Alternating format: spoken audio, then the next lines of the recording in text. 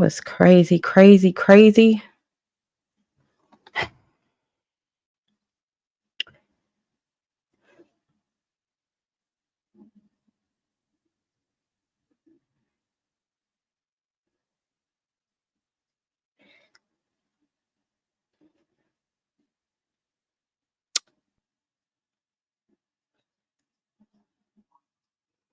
Cause I gotta hang me up. Hey y'all, hey.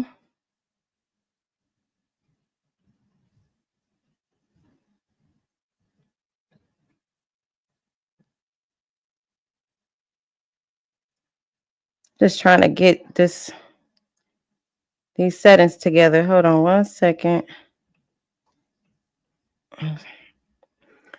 Hey Natasha, hey Q. You still here?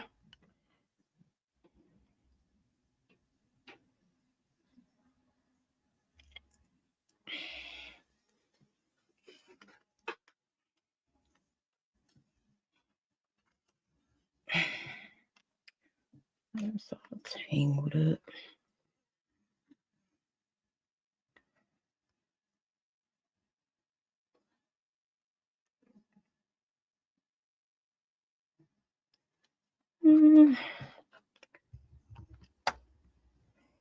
My space is kind of tight right now. Way I got things set up. But anyway.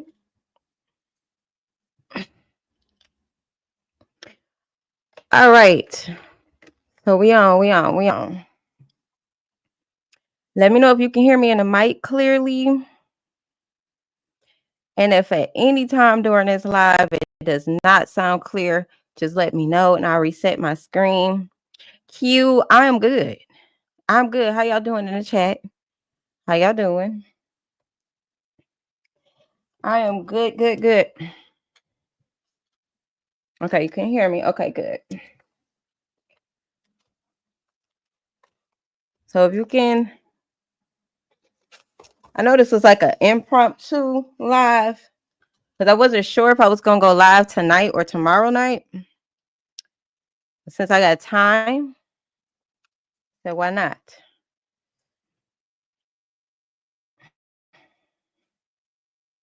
Okay. I got you.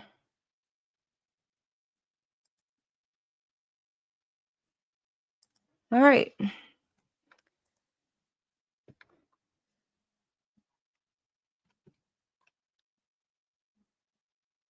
It's been a few days, y'all, but I'm here. I'm back. Can't stop, won't stop. We got a lot to talk about in this live. I got a little time, so we can take our time and just discuss some things. So y'all fall asleep. Shout out to everybody at work. Shout out to all my day ones, my A1. Shout out to all of the members that's going to catch this live that are on this live. Shout out to all the watchers, all the haters, and everybody else. Okay, and especially, you know what? Shout out to the silent supporters. Shout out to y'all. The ones that peep their head over that fence every now and then. Shout out to y'all. Okay.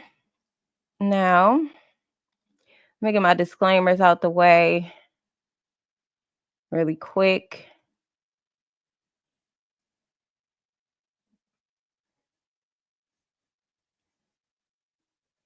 Because I got to hype me up.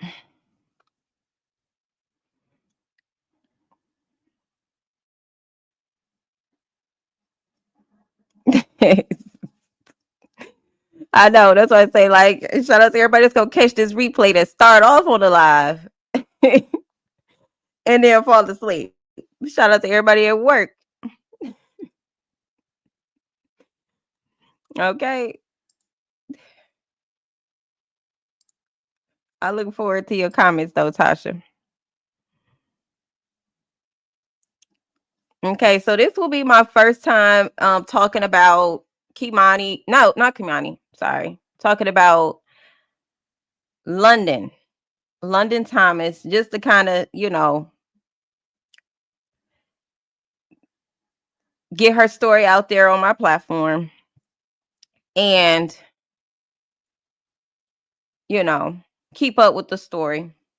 I hadn't had time in the past to cover her, so I said we could talk about London, Kei'Mani, and Naziah probably towards the end. Yeah. Okay. So my quick disclaimer is this video is intended for educational and energetic awareness purposes only. The commentary shared reflects personal insight, opinion, and interpretations of public information. Everything stated in this video is alleged unless confirmed by evidence or legal proceedings. I respect the energy of all individuals mentioned and speak from a place of awareness, not malice. May the truth rise and may all parties be held accountable to divine justice when it comes to these children. Okay, justice for these babies. Kuwana, I must have missed you. Hey, girl. I didn't see you. Hey, Kuwana.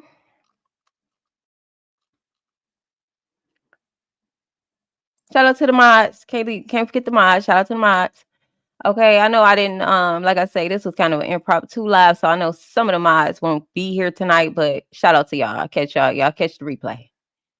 Okay.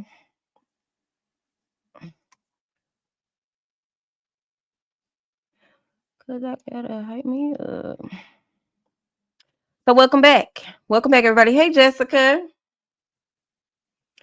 Welcome back. Soul investigators, spiritual detectives. Okay, it's SD. Lady Isis, if you fancy. Lucky number 7. All of that good stuff.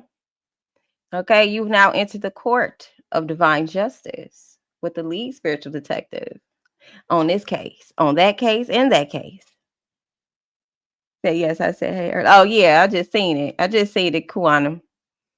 Okay, so here we decode lies, expose shadows, and bring spiritual law and order to this timeline. Okay, if anything is hidden in plain sight, trust we're gonna find it, or we're gonna dig until we do find it.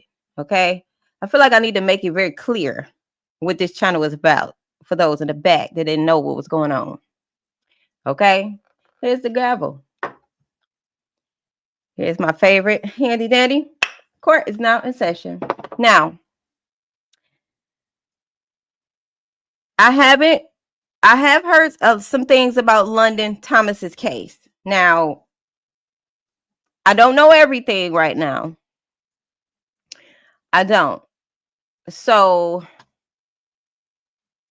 if you guys know anything, don't hesitate to leave a comment. Don't hesitate to correct me if I'm not getting something right. And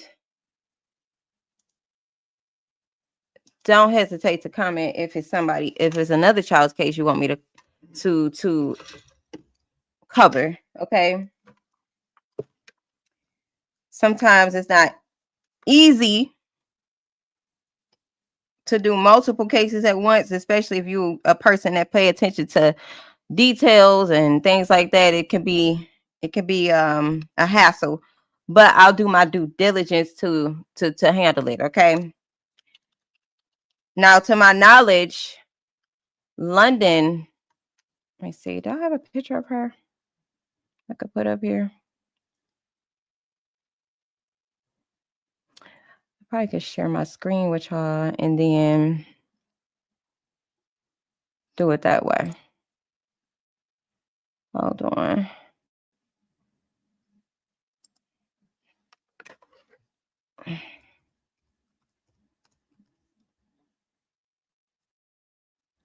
Okay, so to my knowledge, London Thomas was a 17-year-old who was dating a boy or a man that was 23 named Jalen Pendergrass. It was said that she was dropped off to his house by her sister. And the family hadn't seen her since. it took place, I think it was April 5th. April 5th, and she had been missing for quite some time. Trying to find this article. I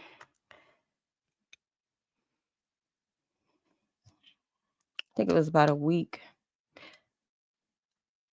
I do know that they had arrested the boyfriend, released him, then arrested him again, and then arrested his mother too for lying to the police twice about London being at her house or leaving, possibly leaving alive, or just knowing information about whether she was there or not.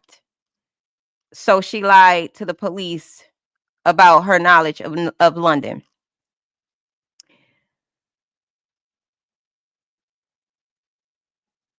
They found London in a SUV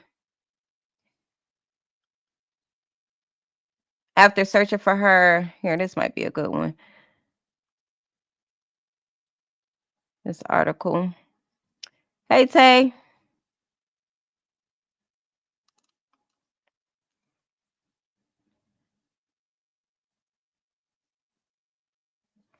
It says closet woman charged for lying to police in London Thomas death investigation.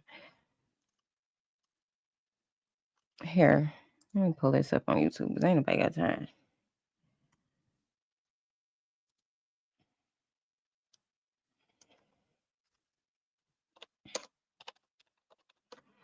How you doing, Tay?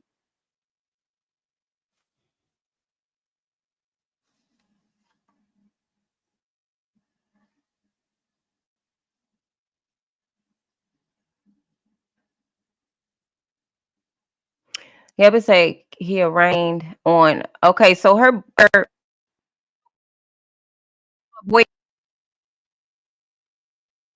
arraigned. They posted this hours ago on unrelated charges. So that's Jalen Pendergrass is his name. His mama look crazy about the face. I ain't even gonna lie. Look like she knows some shit. Um, let me see. She London Thomas here as well. Oh, Candace Stark at a reading on London Thomas as well. Has anybody heard that reading? It was like 6 days ago. I'm just seeing it now.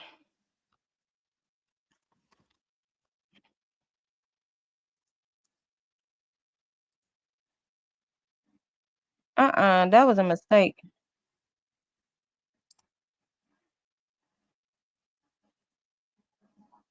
What is this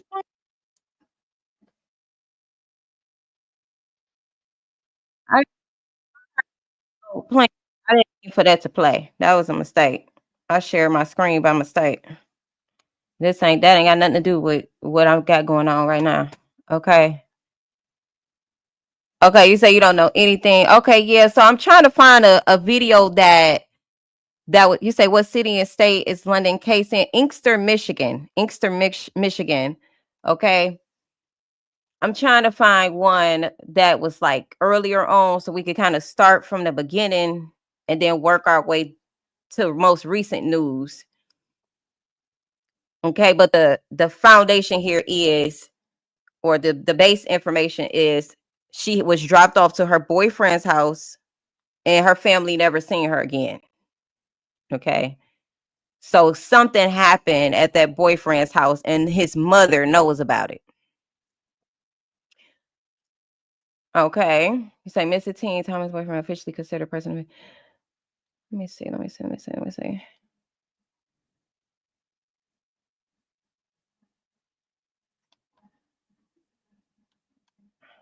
Because her grandmother, I seen a video of her grandmother speaking as well. She seems so tore up as she should. The mother too was crying really bad on the news. And her father, they have been looking for her for a while.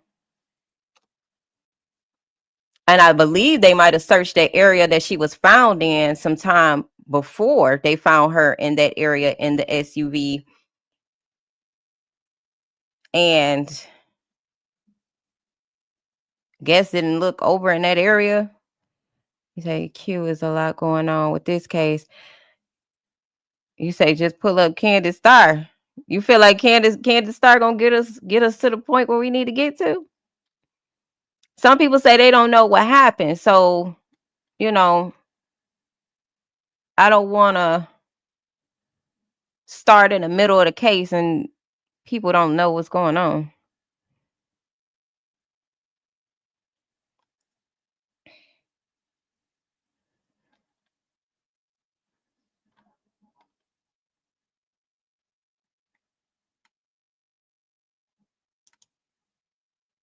It's all right. It's all right.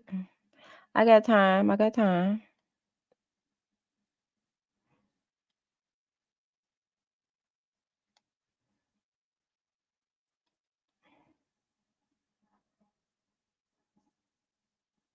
Oh, okay. Good summary.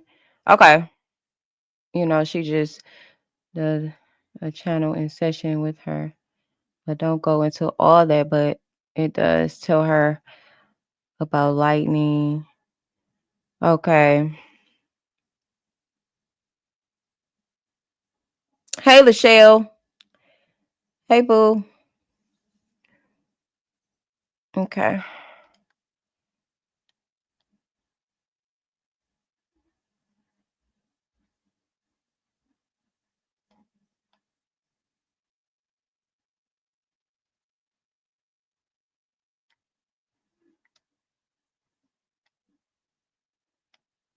I might have even saved some, but I'm gonna play this one for now.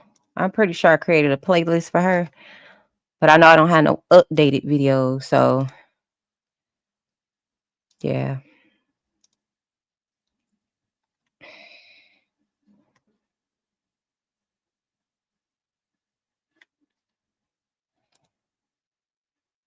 You say that's supposed to say she did solve 2 murders. Oh, okay. Candace, she solved two cases. That's what's up.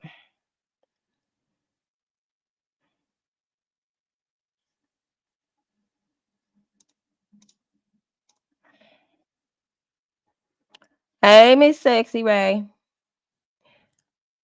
You made it, girl. Oh, I didn't tell me I was so close to the camera. I was so close. Okay.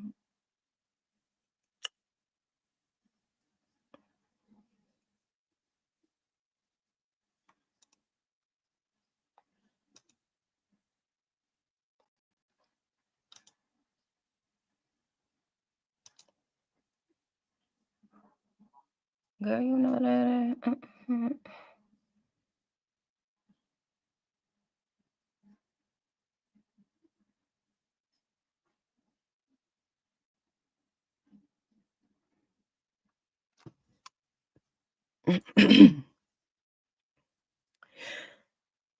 Excuse me, y'all.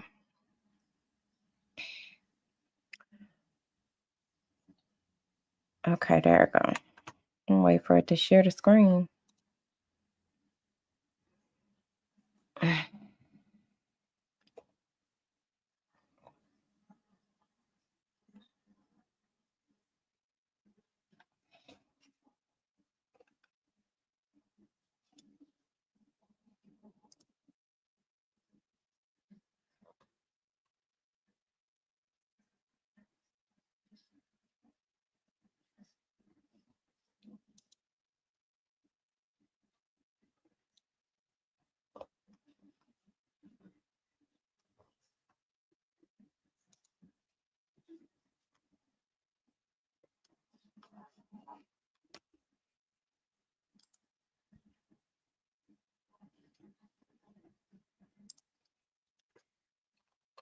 Hold on, y'all. I'm getting it together. I hate when this happens.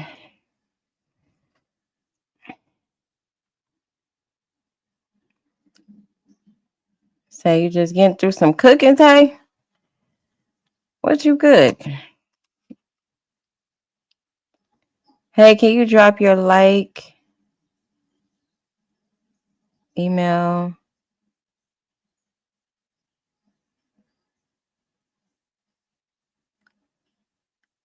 Shauna?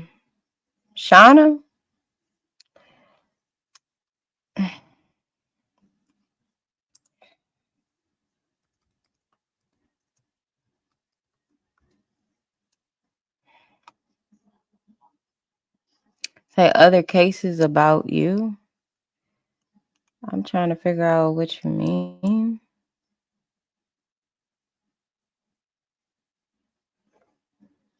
I just want to talk to you about, and then you're talking about nobody else today.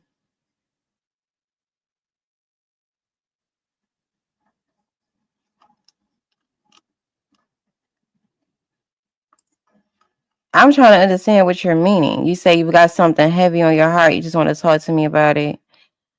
And then you're talking about nobody else today, other cases about me. What do you mean? Who are you, Shauna? I ain't trying to be funny. I'm trying to figure out what do you mean by that.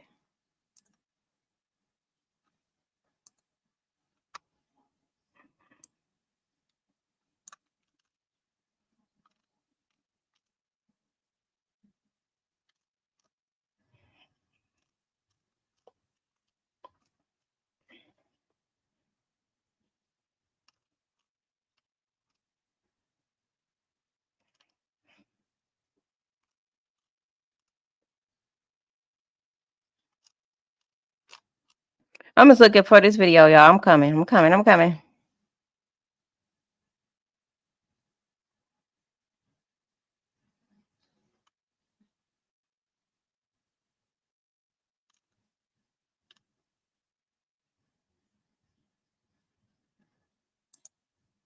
Okay. Let me play this one. Say you've been watching me for about a year. I don't have mine, but I need someone. I can get something on my heart. I want to talk to you. Oh, okay. My email is going across the screen.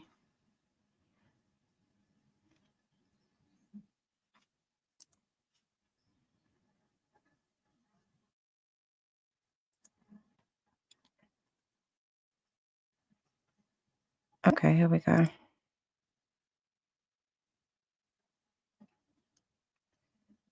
Child.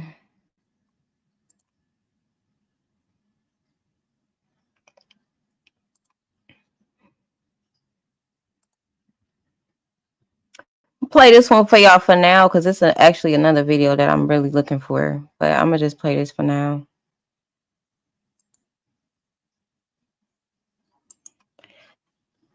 Hey, Robin.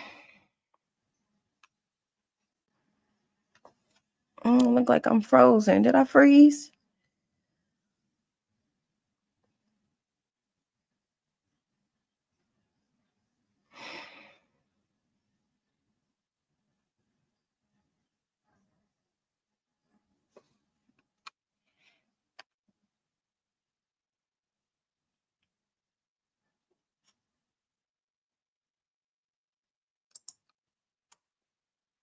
In the disappearance and death of 17-year-old London Thomas. Now, 2 people were taken into custody after the teenager's body was found Saturday in Southfield.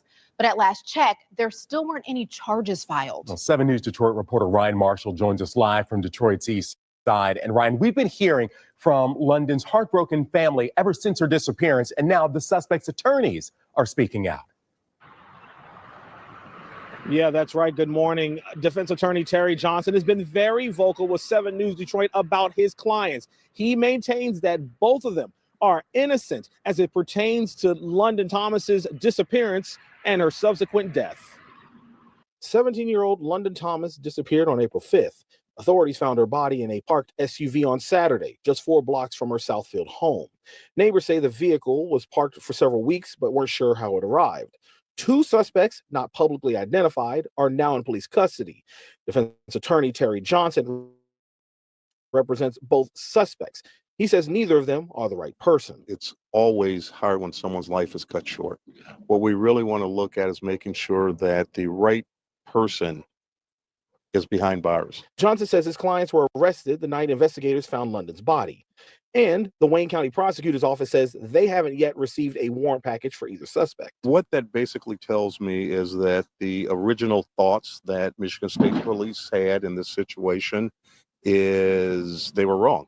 I think they are still looking to find out exactly what happened. Unfortunately, they arrested my two clients, and with little to no evidence. It's believed that London's 23-year-old ex-boyfriend, whose home was searched 2 weeks ago, was the last person to see her case. We haven't heard anything. All we know is people in custody. Nobody's been charged, or they haven't even had a press conference. I wish they would give us details or something, give her something. We've been through a lot these last 3.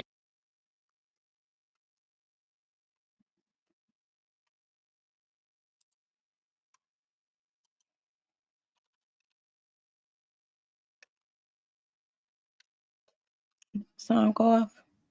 Oh. Let me go back. I hit mute by mistake, y'all. Purchase everything. The news media want to thank the law enforcement, but now they just give us answers. We need answers. We need some type of closure. And 7 News Detroit reached out to Michigan State Police for comment. MSP says they have no additional details in this case. We're live here on Detroit's East Side. I'm Ryan Marshall for 7 News Detroit this morning. Yeah, you can certainly understand the family's, desire for answers and for action. And of course, we'll stick with this case all the way. Ryan Marshall, live on the East Side. Thank you, Ryan.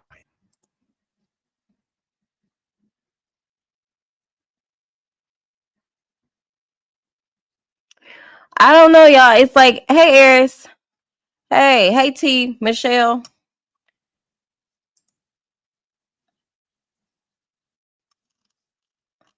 I've seen a lot of mixed feelings around this case, with the comments and things like that, on Facebook. Around London Thomas's case, some people feel like maybe she shouldn't have been around him as a 17-year-old dating a 23-year-old. I've seen a lot of comments like that actually, but evidently her parents knew about it and didn't have a problem with it. So, trying to see what's this one right here. Clawson woman charged. Here's another one. It's one that I'm specifically looking for with her grandmother, but we can play this one right here. T. Michelle, a young lady by the name of London Thomas, was found unalive. With the very latest, Scott. And 2 suspects are in custody right now. The boyfriend and his mother.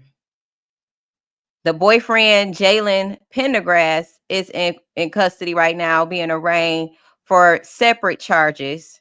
And then the mother is under arrest for lying to the police when she was questioned twice regarding London Thomas. So what exactly those questions was, hopefully we can figure that out now. And like I say, I'm pulling up a few things as we watch some of these videos and articles too, so I can kind of get more details. I like to read articles.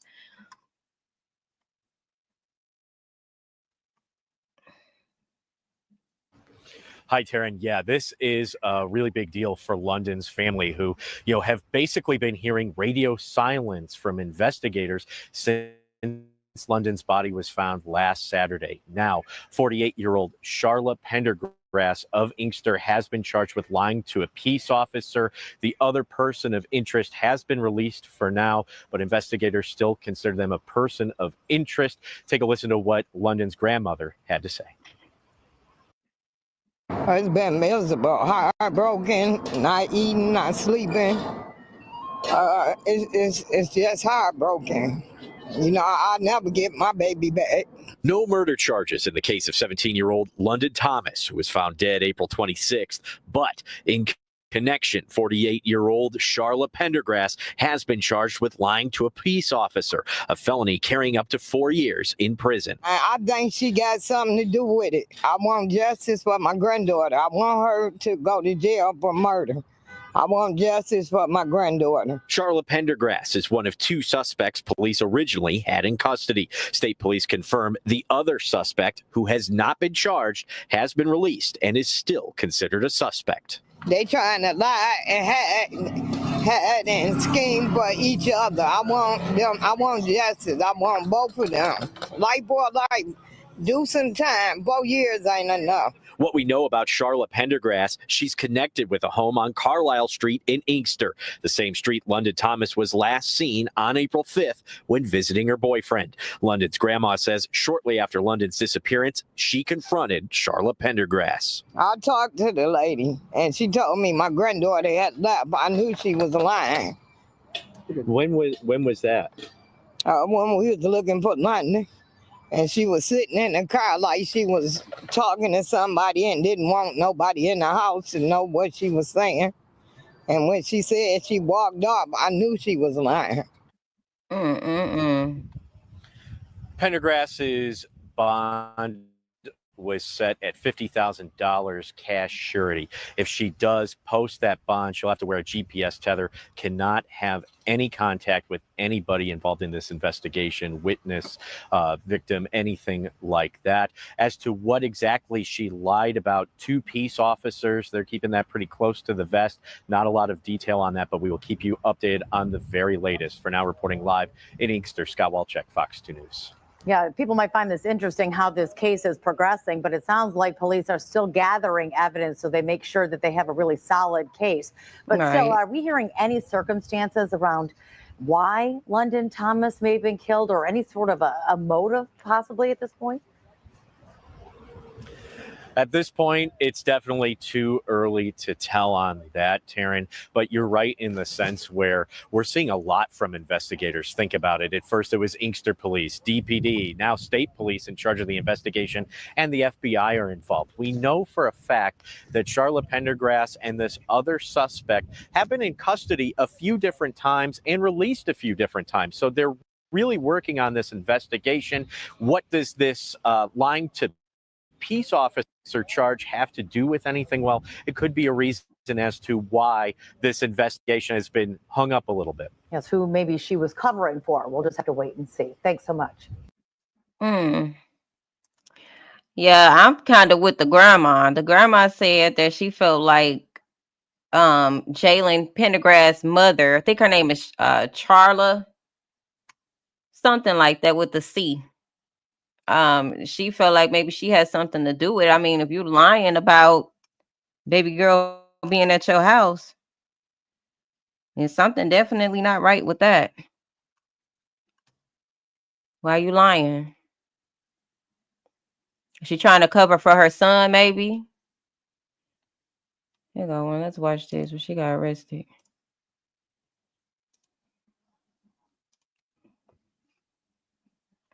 Ooh.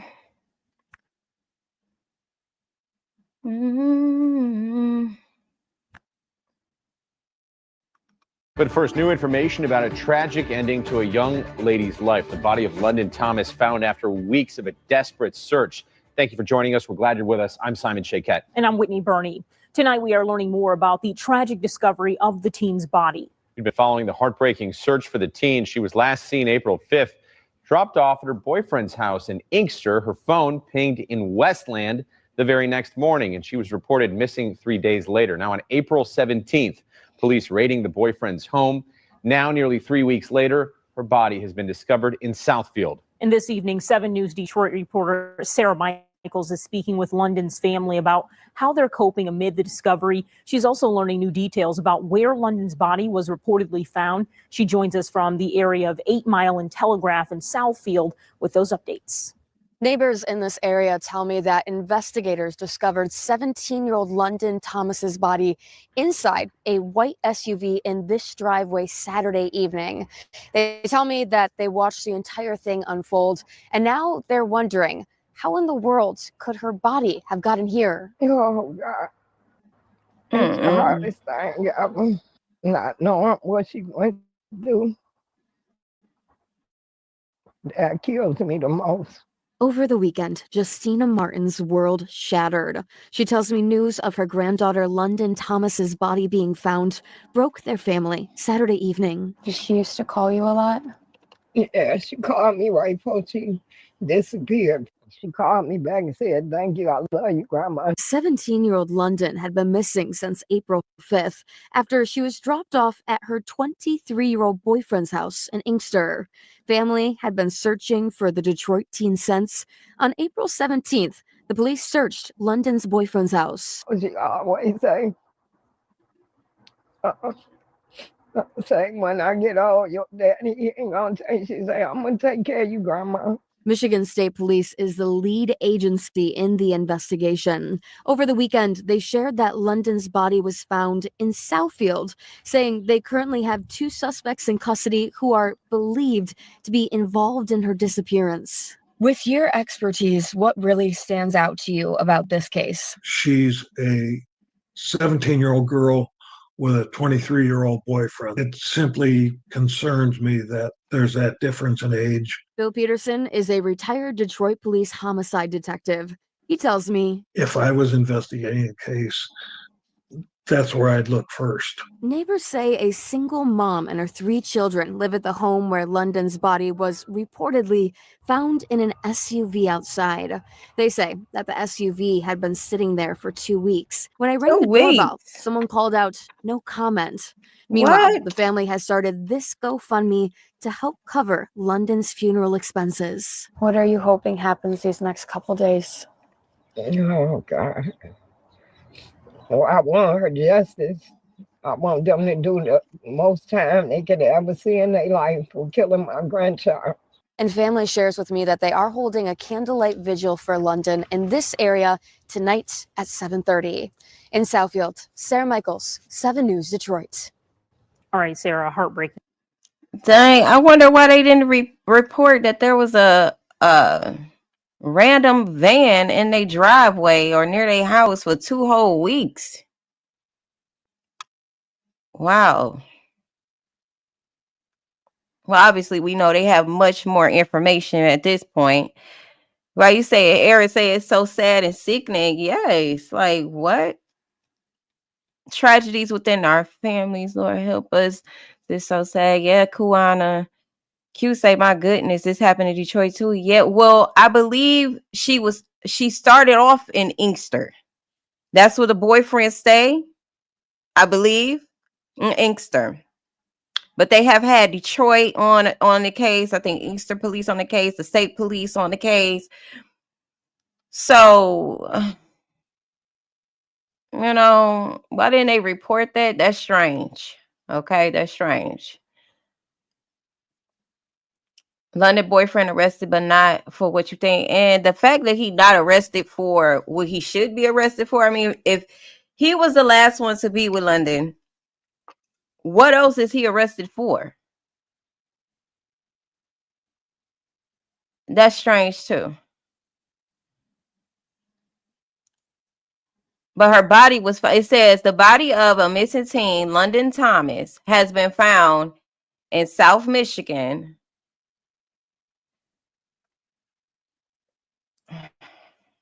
I'm going to pull it up for y'all so y'all can see it.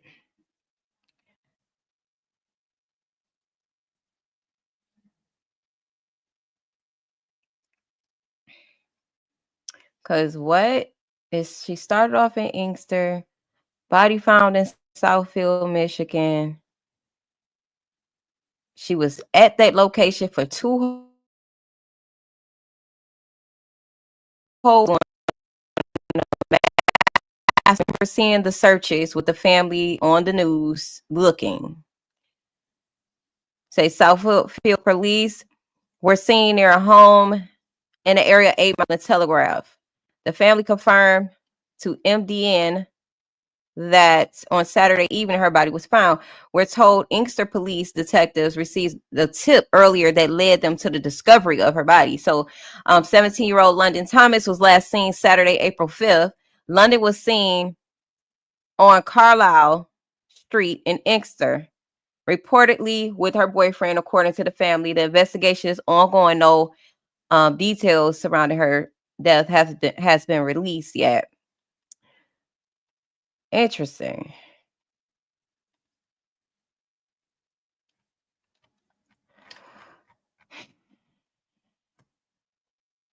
I wonder, did her and her boyfriend have any previously known domestic violence issues, or things of that nature? Like, what led to this is the question. Say, Michigan State Police body of London was found Southfield. Okay, I just read that. Found an SUV. Okay.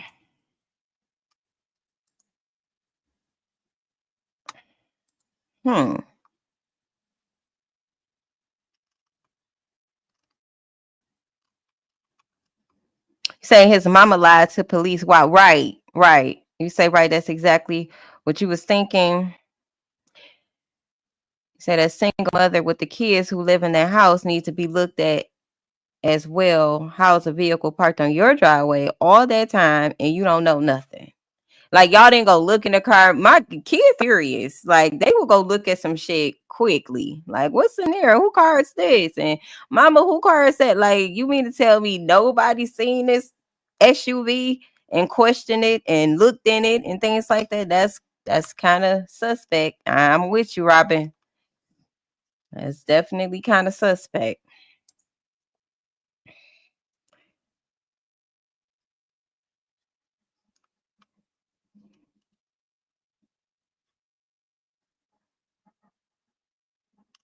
Let's see what this one into about. custody. So I never thought that I would ever be burying my child. I never thought that. I thought my kids would be burying me. Jasmine Bennett and Darnell Johnson got the news on Saturday. Let me go back. It sounded like he was skipping. I never thought that I would ever be burying my child. I never thought that. I thought my kids would be burying me. Jasmine Bennett and Darnell Johnson got the news on Saturday they feared the most. After weeks of searching for 17-year-old London Thomas, police knocked on their door. When they told us they found her body, I couldn't breathe. I'm like, this can't be real. Like no, my baby's, she's coming home. She's alive. Like, this is not real. According to neighbors living here on Millard near Berg Road in Southfield, police discovered the body of London Thomas inside an SUV parked in the driveway to this home. 2 people have been taken into custody. So far, no charges have been filed. Therefore, yeah, y'all. No names have been released. Park deep in the driveway. That's crazy right there. That's crazy. You parked in the driveway, this random unmarked vehicle. Something ain't right with that.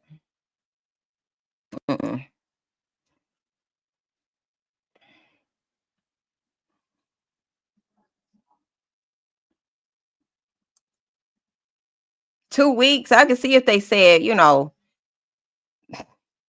2 hours, maybe even 12 hours or something.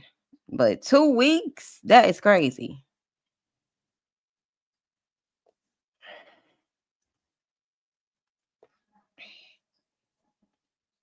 He said, definitely suspicious. I would have looked in the car by the second day, at least. Right. That's what I'm saying. The same day, we would have been figuring out, what is this? Who is this? Who car is this? Like, just saying. Definitely not a good look at all. With the mama lying. I feel like the boyfriend was on a run. I gotta make sure that's true, but I feel like I heard that. Did y'all hear that? Anybody that know about this case? Was he like on a hideout or run from the police or something? Because his mama probably lied to keep them off his ass in a distraction, As a damn distraction. And to cover her son's ass. No, she wasn't here. No, this or whatever she said to them to make them believe that she lied twice about knowing something that could have been critical for the case. I think they're saying London Thomas left the mother's house alive. So what took place in this lady's house? How long they been dating? That's the question that I have. How long they been dating? Evidently, if her sister dropped her off to the mother's house, they was comfortable doing that. So it couldn't have been something out of the ordinary to do. Hmm. You know,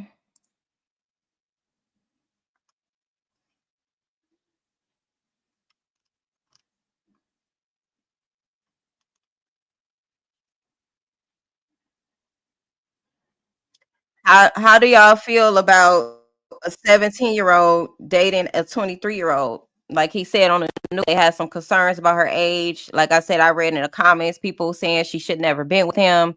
The family should never allowed it. You know, would you let your daughter date a 23-year-old boy? Man, at that point, he's a man.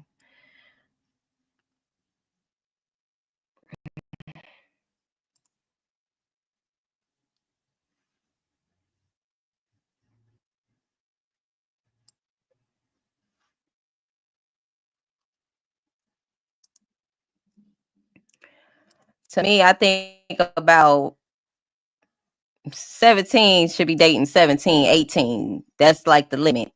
17, 18. You're going to be dating somebody. But 23, that's a bit much for me. I wouldn't want my daughter dating a 23-year-old man.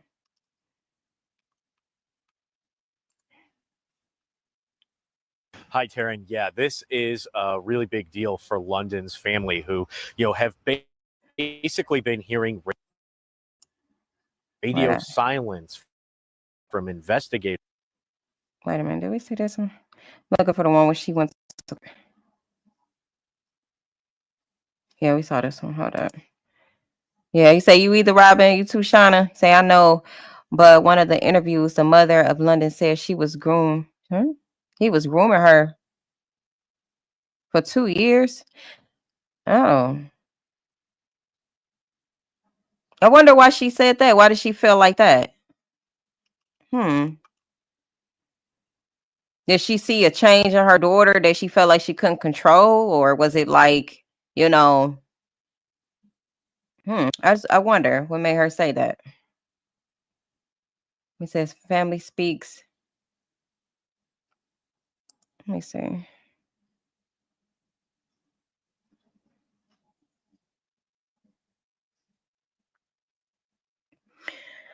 I wouldn't even encourage my daughter to date at that age, to be honest.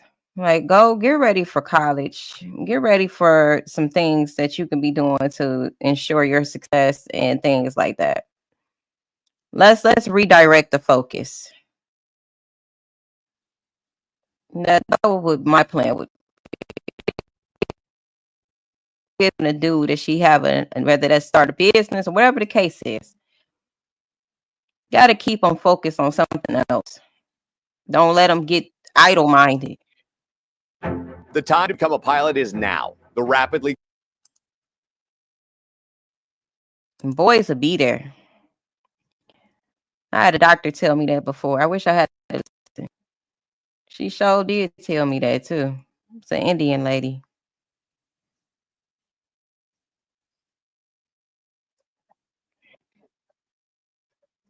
After the teen's body was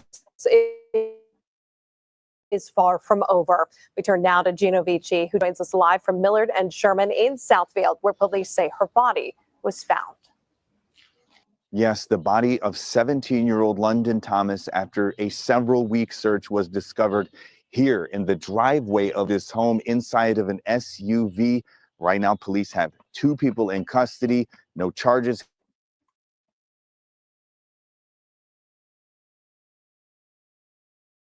have been filed.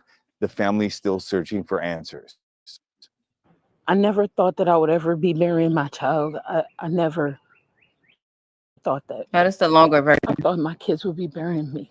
Jasmine Bennett and Darnell Johnson got the news on Saturday they feared the most after weeks of... When they told us they found her body, I couldn't breathe. I'm like, this can't be real. Like this is not real. According to neighbors living here on Millard near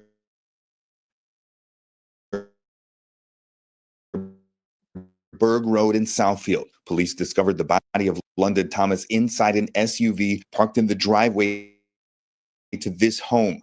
Two people. Now let's get a good look at this home. I just still find it so unbelievable. You say in the comments, Shauna says, hold on, wait, let me go back up. He said, that's how we break them generational curses, y'all. That's what Shauna said. She said she didn't have no business dating him. That's what Kuwana say. I agree. You say 20 tops at 17. That's it. Yeah.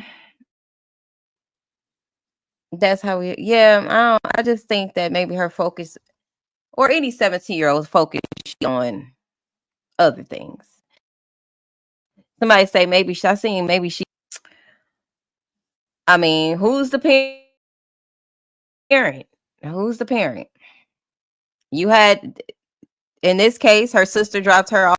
They didn't have to drop her off. You know, they didn't have to give her, you know, any money to go or whatever it is. She could have been no. The answer could have been just no. You know. But I'm looking at this house. They got a car right here. Is that even a full driveway? Like, that don't sound right to me. Say because sometimes we didn't listen at 17 either. People have been taken into custody so far. Or no charges have been filed. Therefore, no name from them. Yeah. That definitely could have been it. Definitely.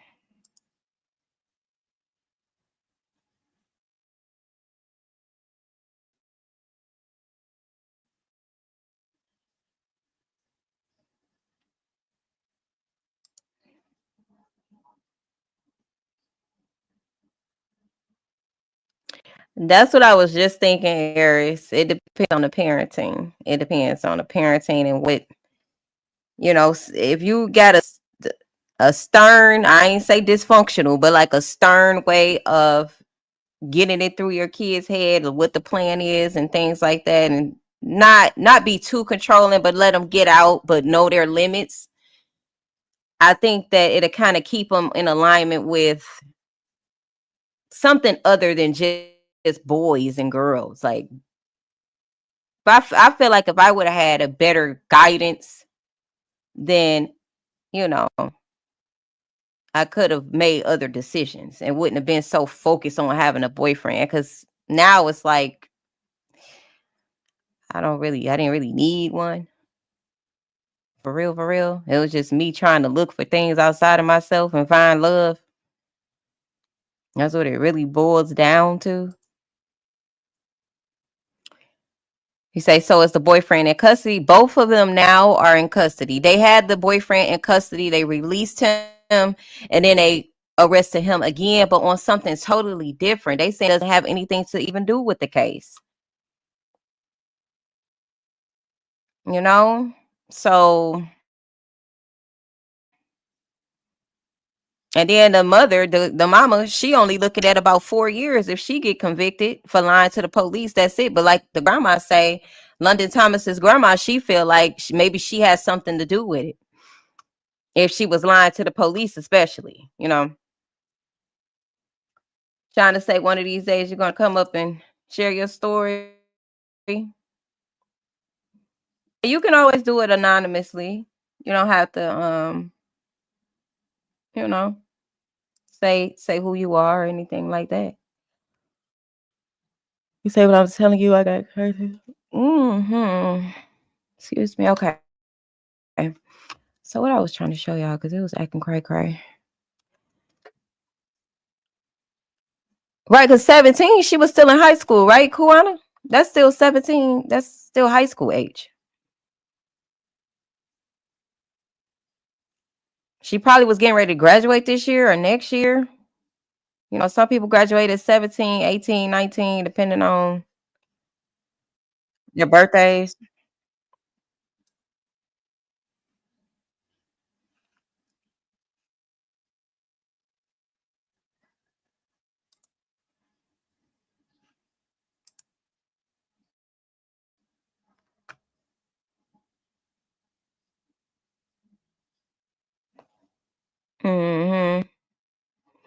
Yeah, I thought so.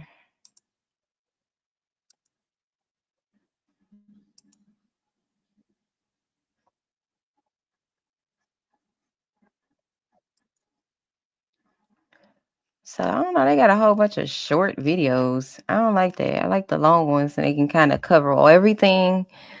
You know, you say if he can't go to your prom, he's too old. Eat that part. You're right. You're absolutely right. Oh,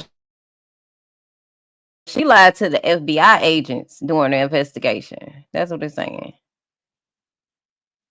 FBI. Hmm.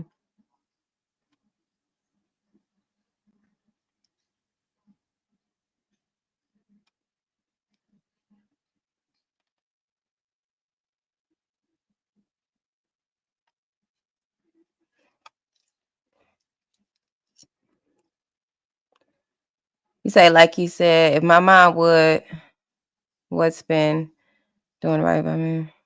I've been doing what I was doing. Right. I feel you, Shauna. I feel you. I feel you. I really think an active parent makes a difference. A parent that really has like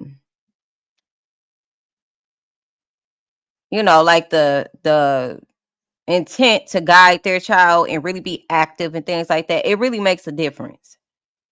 Create a safe space for them to feel comfortable talking to you about things, and keeping them busy, keeping them active in activities and things like that, keeping them focused on things that is more in alignment with like personal development versus looking for everything outside of themselves and trying to fill those voids. That's what I'm thinking. Eric says, oh, Robin says, dang, wait, I missed a few people. T. Michelle said that's a mess. Say if he can't go to prom, he too old. Definitely. Say show them some of these tragic ass stories and hope they too afraid. Oh, yeah, for real.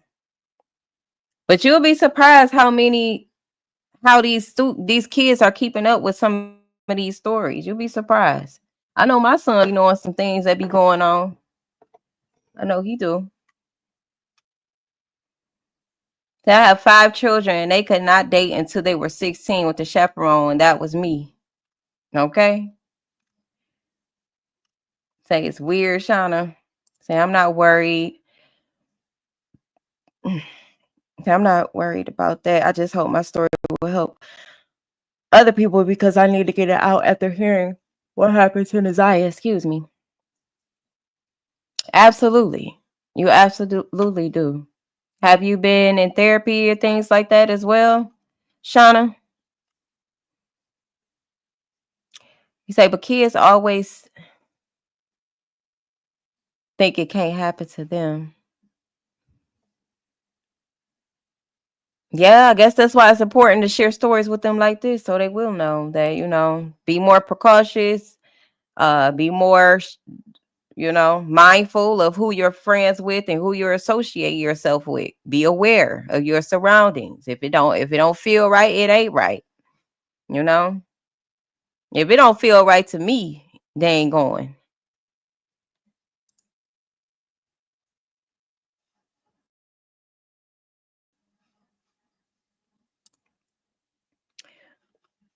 Okay. You say, but kids always think they can. Okay, I saw that already. So, beautiful chat. I'm not sure what else is it that's going on with London's case right now. It's still very fresh, Trying to see what is this. It says London time is last seen. Okay, 4/5/2025. Boyfriend's mother said she was never dropped off. Oh, the boyfriend. Okay, we may need to play this specific video right here. Hold up. Yeah, here, ears. Mm-hmm.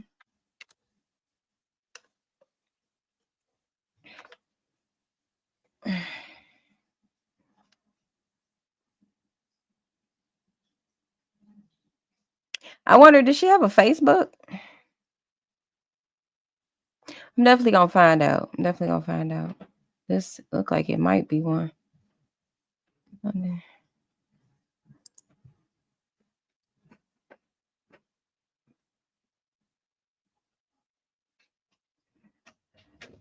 Thank you, Kuwana. She say like, share, comment.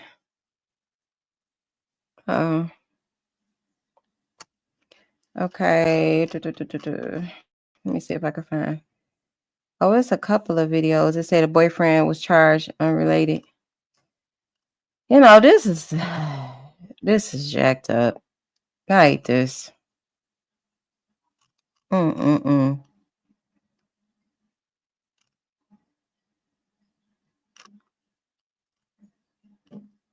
What is her name? Chrissy Clemens.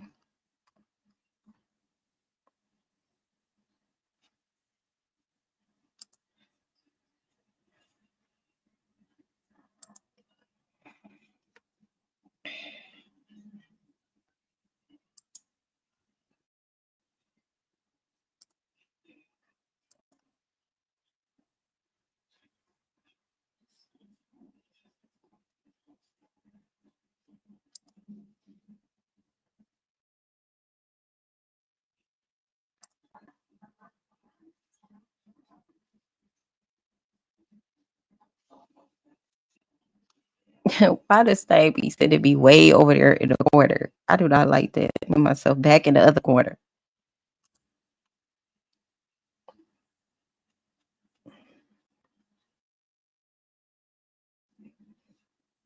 So the boyfriend of London Thomas, who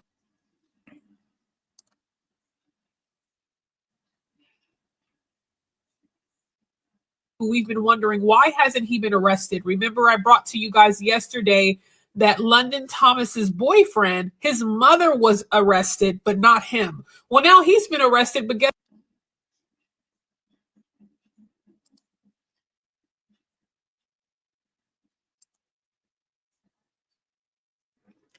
So I'm actually seeing.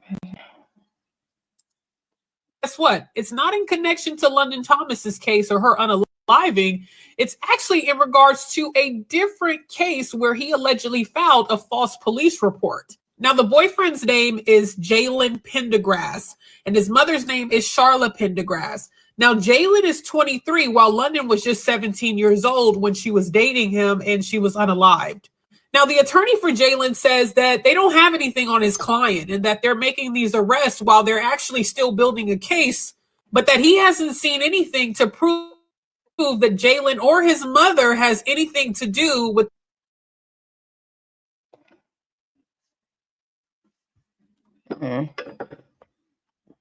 the disappearance and unaliving of London Thomas. Now, remember, the last time London Thomas was seen was on April 5th when she was dropped off.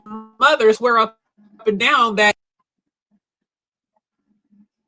London was never there, that he hadn't seen her. Now, her body was discovered on April 26th inside of a white SUV parked in a driveway where we don't even know how those people inside of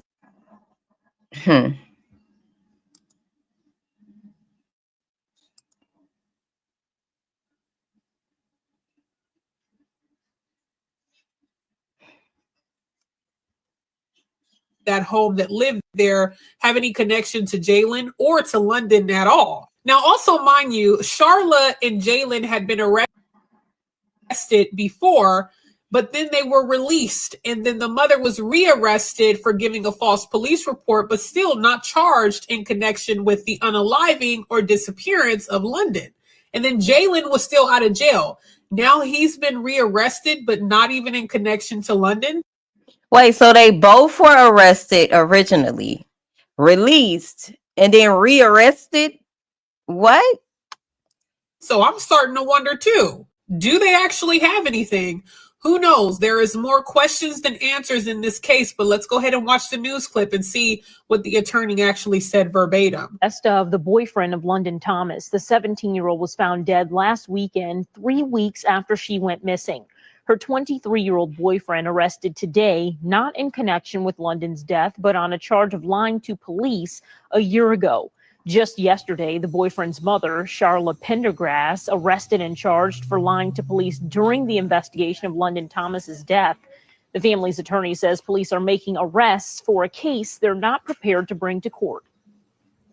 If you go back to even yesterday, think about this. Your cameras here at Channel 7 were the only ones out front when Charla Pendergrass was arrested. And when have you ever seen, again, they did the perp walk. Normal protocol is, you take somebody through the Sally Port. They want to do everything they can to destroy the reputation of my clients to make their case, a case which they do not have. We asked if the family's attorney has been presented any evidence that the mother or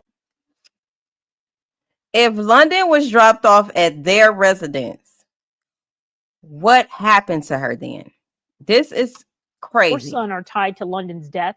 He says he has not seen that. So the boyfriend of London Thomas, who we've been wondering, why hasn't he been arrested? Remember, I brought to you guys yet. I don't think they got enough. I hope that they get everything that they need, but if they release them to begin with, rearrested them on these small ass charges, like the mother with the 4 years for lying to the police, and then him on unrelated charges. I don't think they got enough evidence to charge him right now with, anything related to her disappearance and unaliving. Like,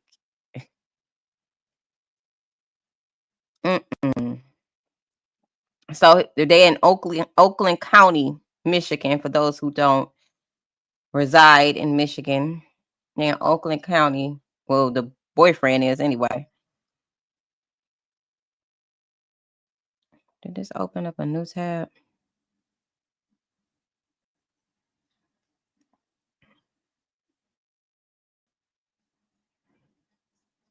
So you didn't see that one? Say I stay at home, but yes, I do see a psychiatrist. I have. Okay, good, Shauna. Good. Mental health is wealth. Mental health is wealth. Okay. What kind of this? Trying to see if this video will play.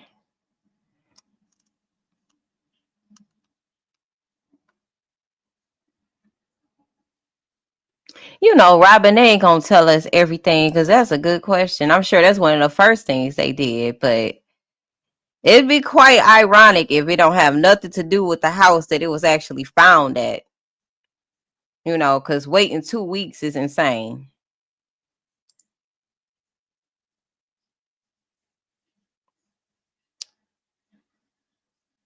So it was probably just questioning them in.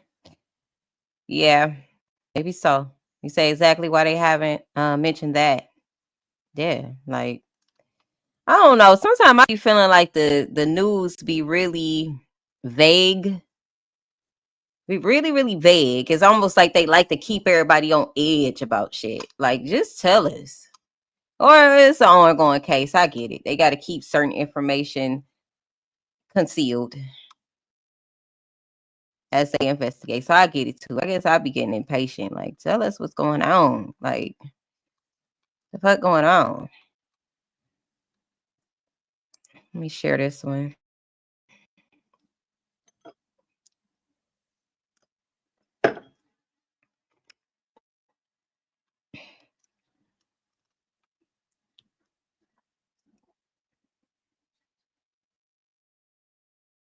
Like, we don't live a monster. Say what? What about you from London Thomas? Let's see, it's the video.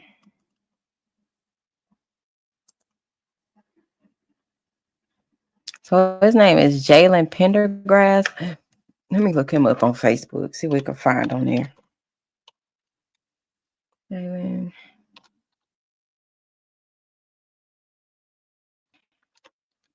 Shit, his mama probably deleted his Facebook.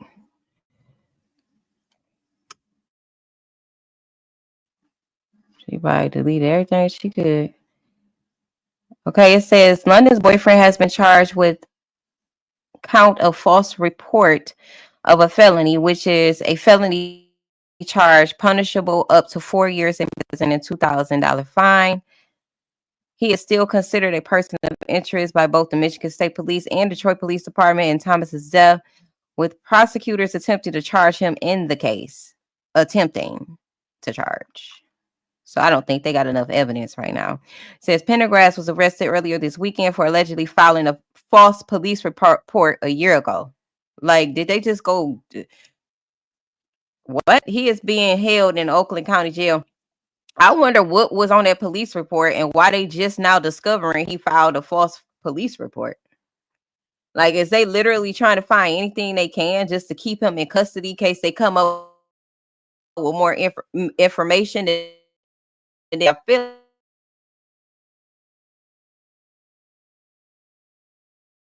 like they don't have enough. Fortunately, he is being held in Oakland County Jail. Okay.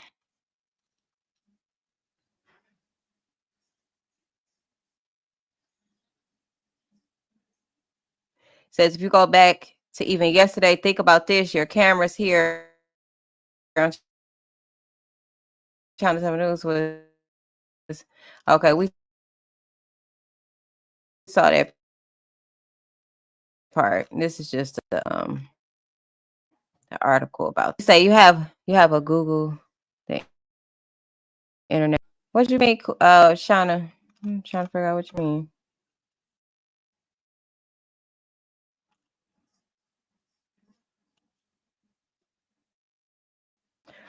Somebody better get to talking. Somebody better get to talking in this London Thomas case, because they ain't got enough information. They ain't got enough evidence pointing towards good at all. They don't look or sound good. Okay, let me see. I couldn't find his see if he got a Facebook or something.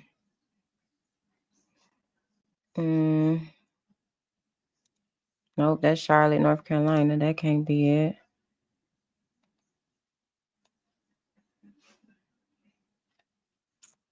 I don't know.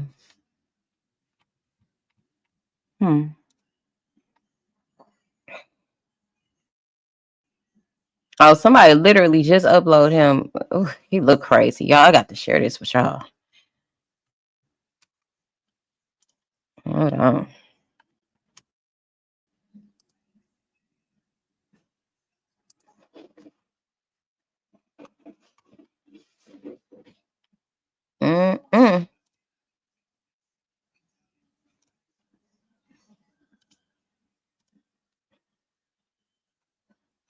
I see this clown. Oh, he look like he do not got it all. No, it should pop up soon. Any day now. Any day. This is his mugshot. It says 23-year-old boyfriend under.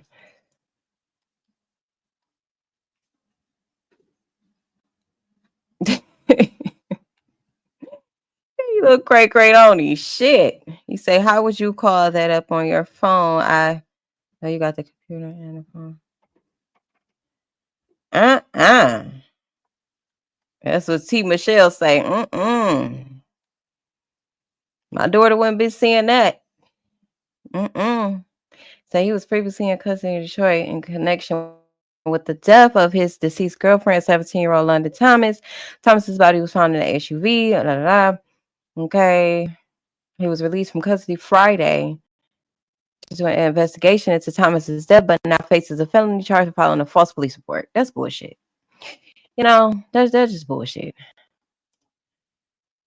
Let's get a good look. Somebody saying in the comments, they bet he got her pregnant, was scared of a child rape case. What? She was 17 at the age of consent and pregnant. Maybe she wanted to keep and he didn't, vice versa.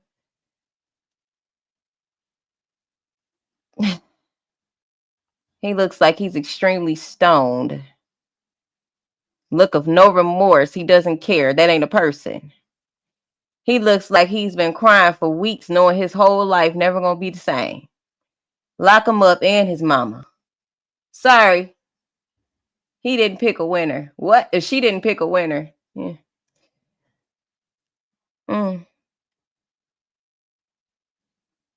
They say dead eyes. Some definitely don't look right here. He's definitely not present. The eyes show no remorse.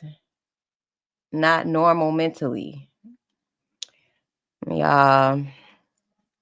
I'm not liking this already. Like, I'm not. They don't have enough. It just seems like they winging it right now, and I don't like the sound of that.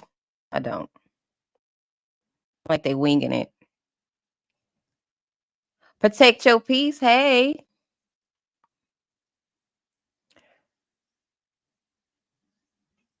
Yeah, you say, oh my, you say that's him. Mm-hmm. That's that clown. He say hideous. He say they probably gonna keep him on. They probably gonna keep on locking them up on humbug shit, right? Because they probably have something small pointing towards them, but can't stick. Yeah, I don't like that, Kawana.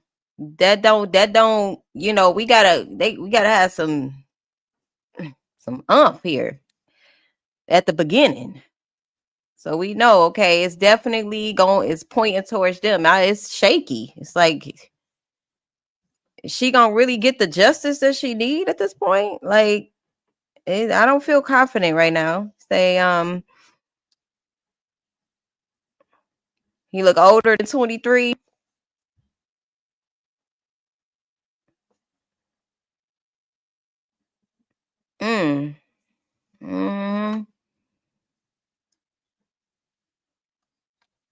Yeah, I was trying to see what else might come up, but I don't know who these people is. So I'm gonna just scroll back up. Say post. I'm looking for posts specifically about him.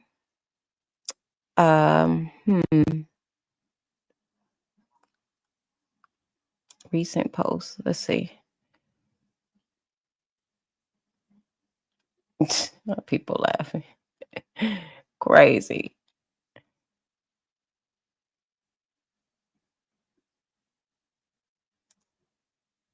Yeah, somebody say this case is all over the place. It definitely is, and I don't feel good about that. This is very, very fresh, and it's like, And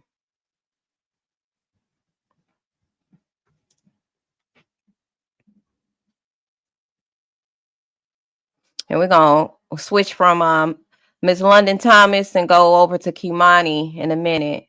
I can't hear anything. That is correct. We can't hear. Shortly after this. Oh, here we go. I can hear it now. He'll be transported to Oakland County Jail, where that's where he can post the bond and receive the GPS tether from their tether unit. Yes, you are correct, sir. Okay, and that since it's Sunday, will he get that today, or if you know? That is a possibility. I have seen it issued before. I do believe they work with a third-party contractor on the tether. Okay. I do believe I could be wrong and mistaken on that. So I do think there's a possibility he could receive it on a Sunday. Okay. Thank you both. Thank you, Sergeant. Nothing else, Your Honor. I appreciated you and your staff. And yes, that is correct.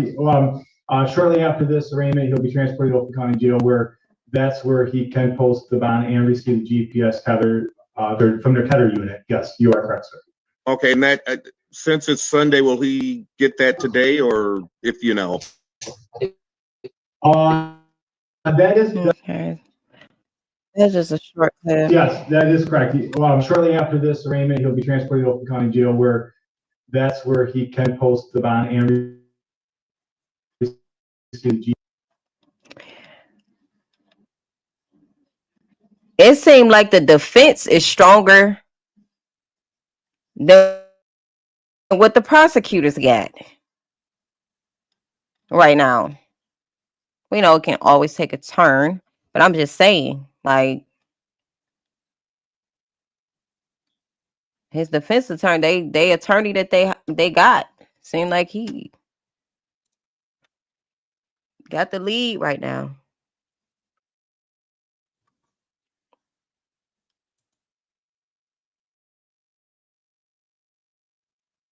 Say, I'm getting irritated with the negative comment. She was groomed for 3 years by this so-called man. Stop pointing fingers and point the finger at Jalen Pendergrass because that's where she was dropped off. The Pendergrass family is locked in with the Inkster Police Department. Interesting to know. You say, and I'm not stopping until she was found. Till she is found. At this point, we know she is found. This was back in April 13th. Okay. It says all that other crap doesn't matter because she is loved and she was missing. Wow. Says London Thomas has been missing for 14 days today at that time. She was last seen at her boyfriend Jalen Pendergrass' house. This is on Carlisle in Inkster. He is not cooperating with law enforcement. Red flag. Anyone will be trying to help instead of being evasive, avoiding her family and police. If he is not guilty of anything, why is he not speaking up and trying to help? He has removed all of his social media pages, which makes sense because I just looked up his name. I didn't see him nowhere in sight. It's a big red flag. Let's pray for good news and help get justice for little London Thomas and her family. It's a picture of her and him. He look a little different right here. Maybe he was stoned on that mugshot photo. A little high. Say it's too early in the case. Yeah, I know it's too early in the case. Y'all know I be wanting to know stuff now. I know. That's why we talking about it now so we could keep up with it from here on out. Okay.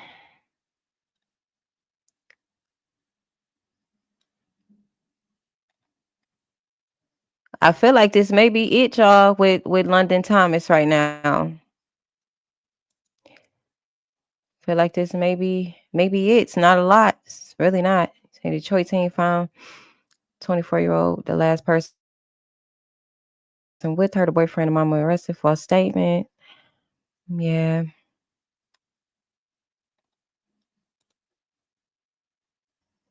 I'm noticing the number patterns too, y'all. I've been seeing a lot of consistencies with these numbers. I can't help but.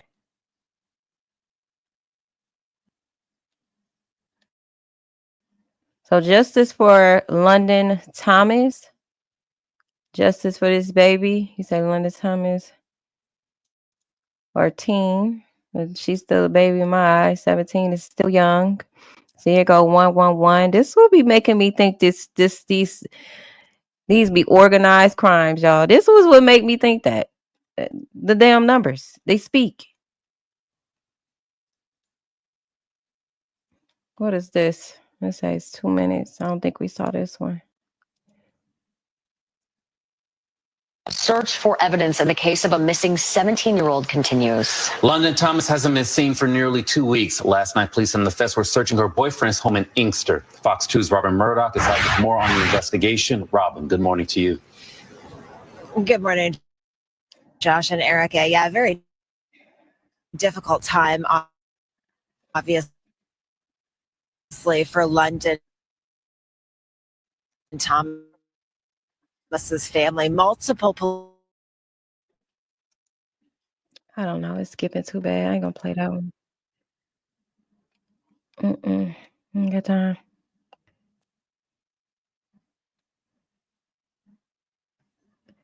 All right. Okay. So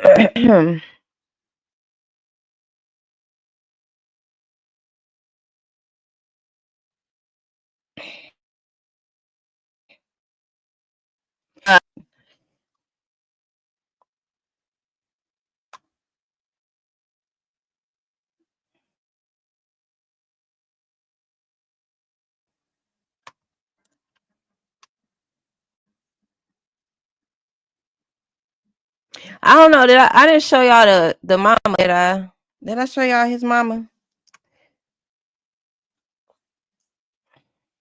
Just so we familiar with how she looked too. What's her name? Oh, something with a C. I didn't even write it down.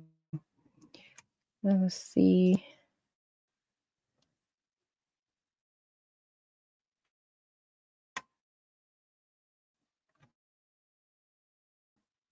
Let's see. London details. It says she was red hair in a ponytail, 115 pounds, eyes brown. She was 5'6", 17 years old. Okay, where is this mama? Let me look up Pendergrass.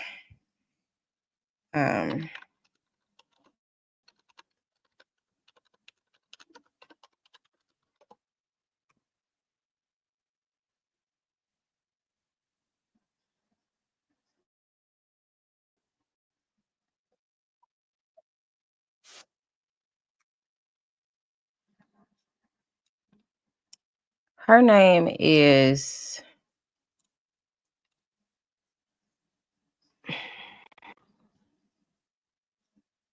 You say you believe him and his mama guilty, Shauna? That's what it's looking like. Okay, her name. I just seen her name earlier. Okay, here we go. RLA. But I'm thinking maybe it's pronounced Carla. Carla, maybe.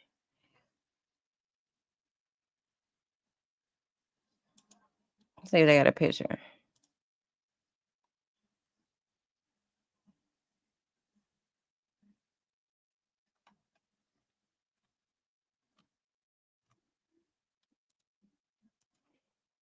Charlie.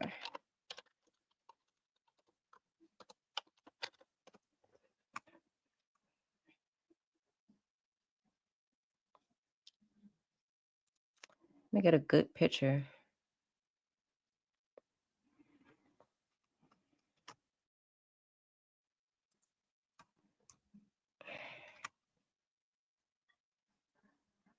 She look crazy too. Look, her son look just like her.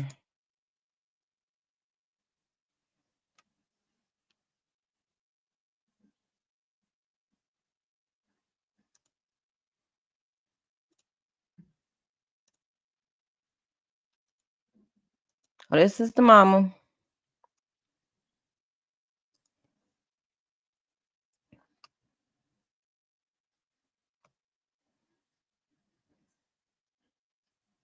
You say hopefully she don't look like him.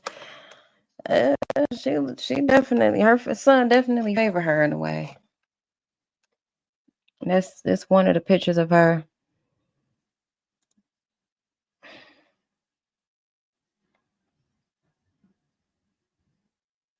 She had on glasses at first, so obviously they must have made her take her glasses off.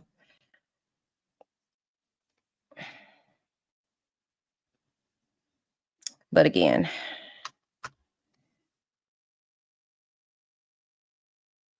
obviously they're still gathering information.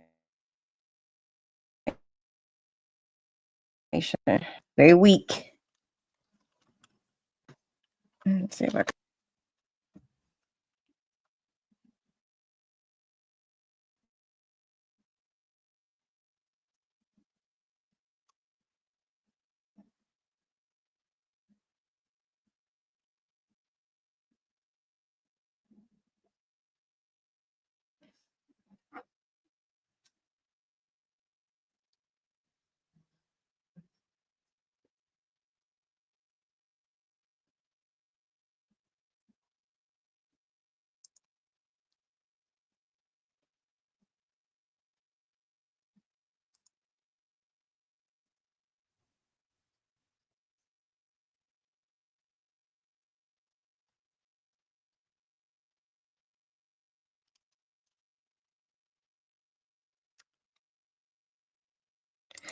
All right, so the update with Kei'Mani so far. Let me put.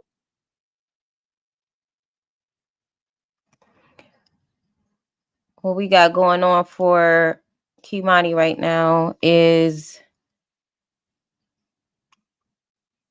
Darnell Ogletree or Jones had another court date. see. I should have it saved here.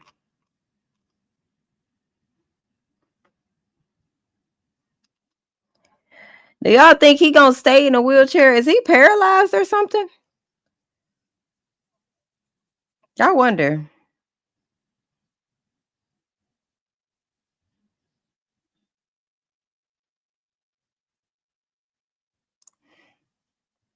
So I was watching a court proceeding.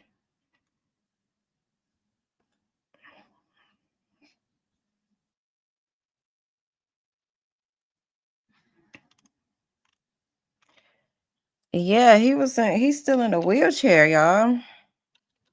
Which I don't have sympathy for. I'm just saying, like, I know he wish they would have just took him on up out of here. He got to be in a wheelchair the rest of his life and be in prison the rest of his life. And I do know that he pled not guilty on all counts. So the nerve of him when he's already admitted to the police that he did it, found that very odd.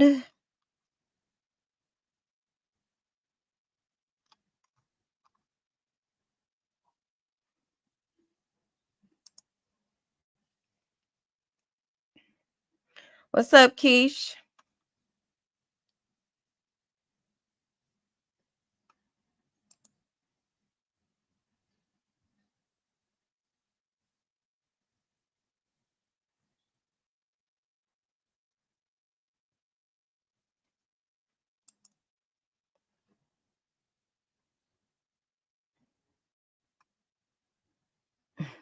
Miss Sexy Ray, you dozing off and coming back in the chat?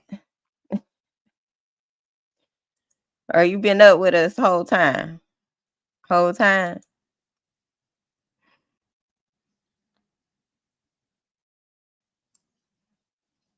Okay, let's go back because I think I watched about 20 minutes of it. It's a quite lengthy video.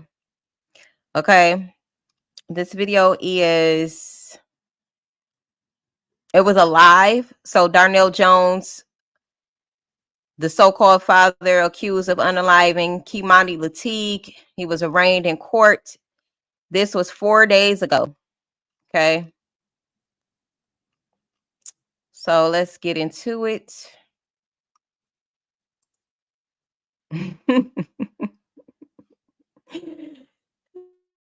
She probably dozed off, popped back up, got the links in the chat. Shout out to Miss Sexy Right, because she be dropping them links. Y'all check them links out, man. Okay. Shout out to you.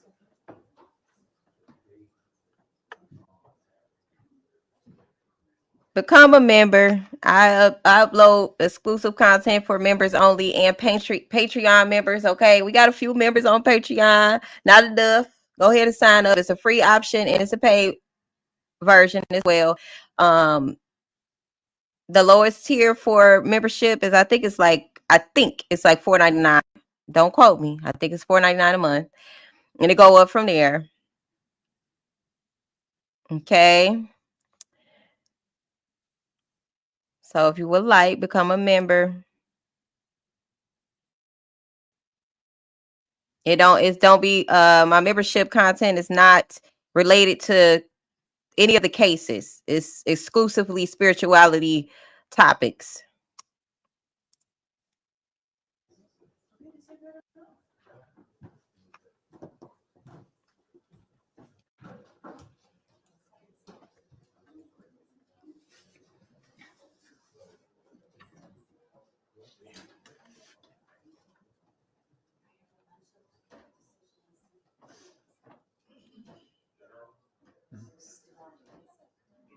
I'll be okay.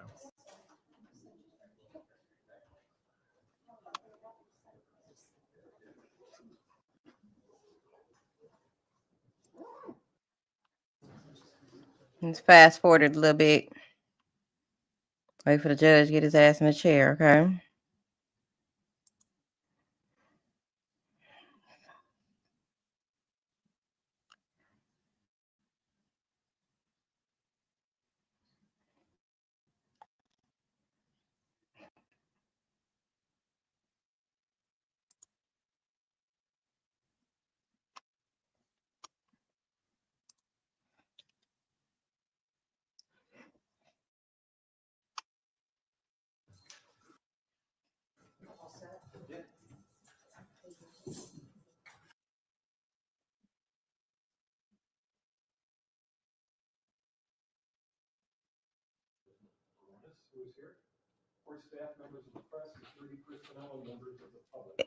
The sound is kind of low.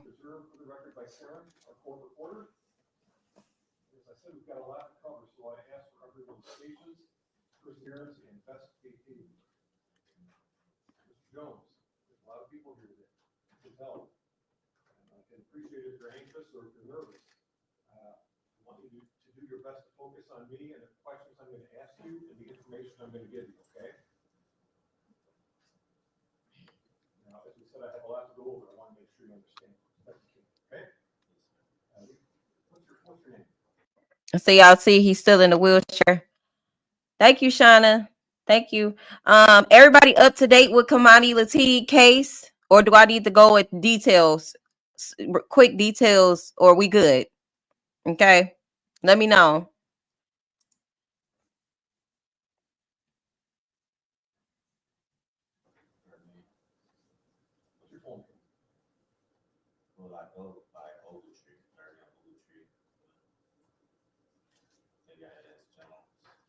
Can you explain why do they have Jones? Why do you call yourself Ogletree? My birth name is Darnell Ogletree, and my adopted name is Darnell Jones. But ever since I was like 19, I've been under Ogletree. But does your birth certificate say Ogletree, or does your birth certificate say Jones? Jones. It says Jones. Yeah, but like my social security card, my ID. All my taxes, everything's been under Ogletree. Okay. Where were you born? Ohio. Where were you raised and where have you lived? I live in... Okay, Keish says she needs the details really quick. Okay, so Kimani Latig was a 13-year-old little girl. Okay. She was left overnight she was in the custody of her grandmother, Dorothy Latigue. She was left at home overnight, per usual, as her grandmother go to work, allegedly. This is what she said. And when she got home, the house was in disarray. It has been known that the father here that we're looking at on the screen, he went to the house about 12:30 a.m. to check on Kei'Mani. He claimed that Kei'Mani called him and was saying she thought somebody had broken into the house. And he went over there with him and his cousin. And when the grandmother got home, Kei'Mani wasn't home. All of her belongings wasn't home. Her underwear was off. Just, things that she should have taken with her was definitely left at home, and she was supposed to be at school. The grandmother claims she called the school that morning about 9:30 whenever she got to the house, and they said that she was not at school. It's also been said that she really didn't file a police report to the next day. Long story short, they went on a search for Kei'Mani. They wound up finding Kei'Mani in a in a burned house that had been previously burned 2 times prior to the third time, where it was burned down after they found her in the house and, did the autopsy and things like that. Somebody burned the house completely down. What else? So the findings, her autopsy findings, it was said that she had like some severe damage to her throat area and that her hands were removed and that she was great. Okay. So that's pretty much it. He went on a run. He shaved his head bald. They got a tip of where he was at in Ohio. I believe, was it Columbus? Was it Columbus, Ohio? It was somewhere in Ohio where he went with his baby mama. And his baby mama called the police and told them where he was at. They found him. They shot him down. And he been in a wheelchair ever since. Because when he had his other court appearance, I believe he was in a wheelchair. So he may be paralyzed. I don't know. I'm just speculating because he's still in a wheelchair, or he could just have a hard time walking. I don't know. But I know when they did shoot him down on a outside, that he mentioned something about his legs not working. So maybe, I don't know, maybe they went out on him. You say you was getting her mixed up with London girl. I got it. Okay, yes. So now we already did London Thomas. That's all the information I have for her right now. But as the case grows and more discoveries come about, we'll be tapping into that. But now, yes, we're on Kimani Latig, and the alleged person that took her life is in court being arraigned.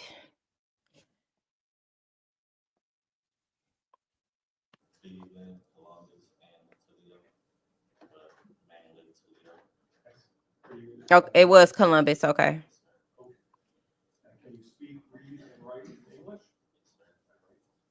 You speak, read, or write any other language? Thank you, Miss Stacey Ray. Have you ever any problems reading, hearing, seeing? Okay, so he's saying that Darnell says that he was adopted and that the Jones name came from his adoptive parent, but he goes by Ogletree. Okay. I know it was like, I was wondering from the beginning, like, where are Jones and Ogletree? What is the confusion there? And why does Kei'Mani got a whole nother last name? But I get it now. Sometimes I wear reading glasses. Okay, well, there's going to be some stuff to read today. And for instance, we have an indictment. You can see on the big screen there, the screen in front. I'm going to be reading part of that. So if at any time you need help with anything, please let either your attorneys or let me know, all right? How about hearing aids, anything like that? Can you hear me okay? I'm going to ask you that you speak up when you can, okay? Are you taking any medications? Just pain meds for the accident, and they got me on some psychotic meds, anxiety. For anxiety? Yeah. Okay. Are you taking those medications pursuant to a doctor's order? Yes. Okay. You're taking them according to those instructions? Yes. All right. Do those medications affect your ability to understand what I'm telling you? Yes. Does it affect your ability to answer my questions? Okay. Once again, if I go too fast or you don't understand something, just let me know. Okay.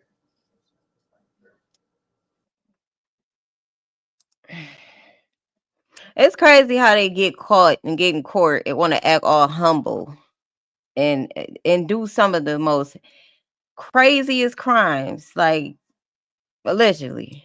Right? I want to buy your house.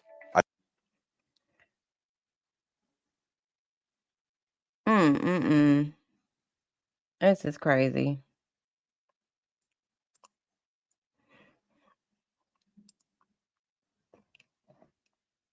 But they say he's facing a death penalty. I do remember hearing that he was facing the death penalty, like the first one since 10 years ago.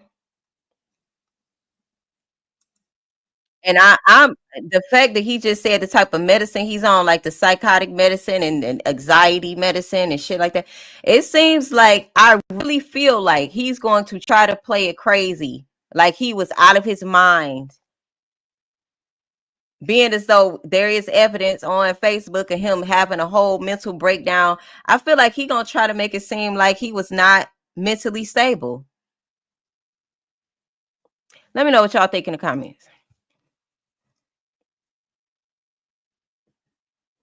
Have you been diagnosed or treated for any mental illness? What kind? Depression, schizophrenia, bipolar, ADHD, ADD. It's been a lot. I don't want to get too much. See, y'all hear that? Y'all hear what he just said? Bipolar, schizophrenic. Look at that little smirk on his face. I paused it at the right time. I wish I could zoom in, but I can't zoom in on this computer right here. Look at that smirk on his face. He gonna try to play it crazy, y'all. Hey, Nay, what's up? She said, hey, SD, happy to catch you live. Happy to have you here, love. Y'all see what I'm seeing? I don't like this either, y'all. I don't get a good feeling about this.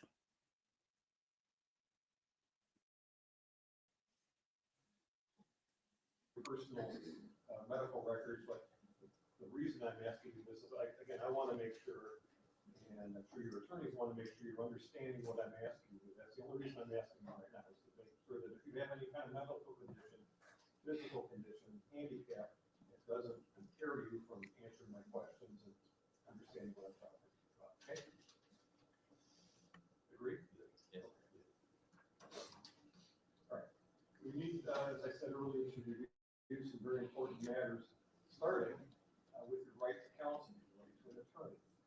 You have the right, Mr. Jones, to hire your own attorney with your own money. You have the right to represent yourself, which I highly discourage in the strongest terms I can tell you, or to ask me to appoint for you an attorney. Now, if you wish to hire an attorney with your own money, I'll give you time to do that, a reasonable amount of time, so you can get some money together and hire an attorney. Now, if you hire your own counsel, there is no requirement that he, she, or they be certified to handle what we call a capital case, a case involving the possibility of the death penalty. The record indicates that you were over in municipal court before Judge Nicole Curry, and at that time, I believe the court had appointed you a public attorney. Is that right? Okay. Now, I anticipated that you might be asking me to appoint you an attorney or attorneys over here. That's why we contacted Mr. Lucas and Mr. Coronas to see if they would be willing and able to represent you in that. Now, the reason we contacted them is because they are both certified by the Supreme Court of Ohio to represent defendants in cases like this. Both of your attorneys, who may be your attorneys, but if you want me to appoint them, are so certified. Now, I would appoint Mr. Lucas as your trial lead counsel, Coronas as trial co-counsel. Now, in anticipation of the appointment of Mr. Lucas, we met with your cubits of client. I have, Your Honor, on 3 occasions, and Ms. Baronis has also met with him as well. Have you prepared an affidavit of indigency? I have filed a approach.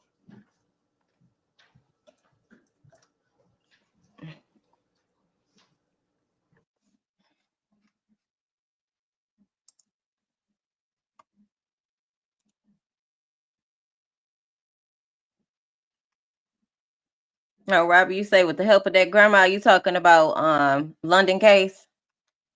London. Oh no, you talking about Kei'Mani grandma. Yeah, they got something weird going on.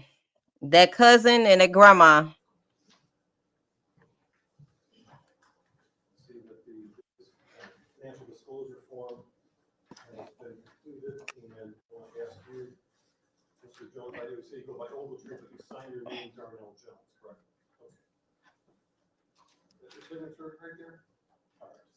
Court finds the fact, given that what you have reflected in your form, that you are in fact indigent.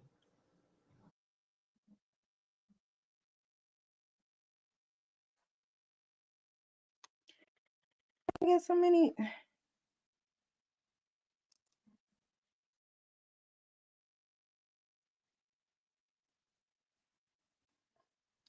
The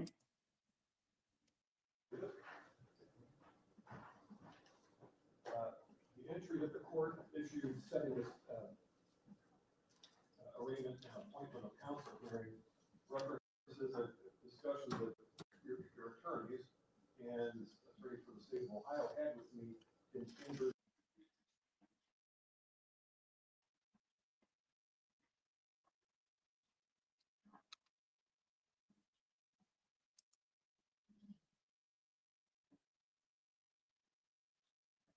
That was on April 24th, I believe, earlier this week. Yes. That entry, I think a copy of that entry is on the table in front of you. It looks like this. Counsel, I'll ask Ms. Hunt, Ms. Wilson, is there anything you'd like to record to reflect?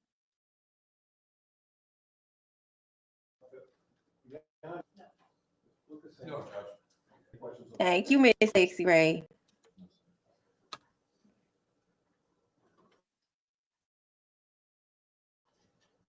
Now, I know Mr. Lucas, Mr. Jones, Mr. Lucas's son, London Lucas, is here the courtroom is an employee of the Lucas County Prosecutor's Office. Did you know that?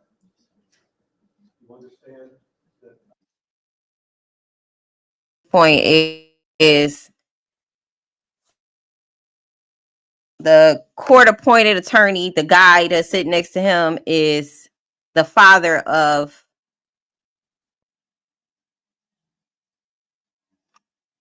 a guy on a prosecutor side. I'm going to be ordering your attorney, father, Mr. Lucas, Dave, not to have any communication with his son, London, about this case. Do you understand? You so agree? Oh, absolutely. Yeah. Okay.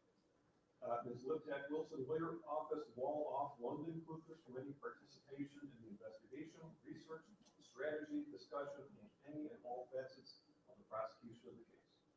Yes, Judge, we will ensure that takes place. We've had discussions with Mr. London Lucas already.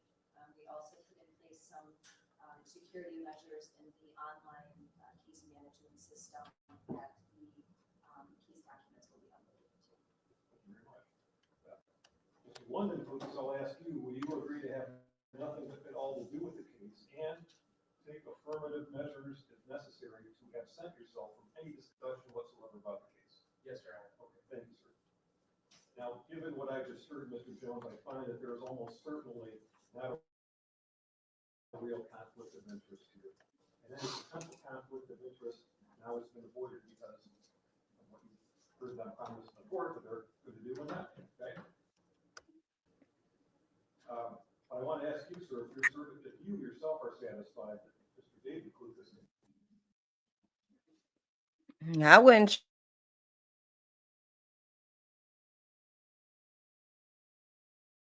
seem like having on two opposing sides in this case will be a conflict of interest, I guess, or in the case. But again, he ain't really got no choice, evidently. I'm pretty sure they're gonna talk about it.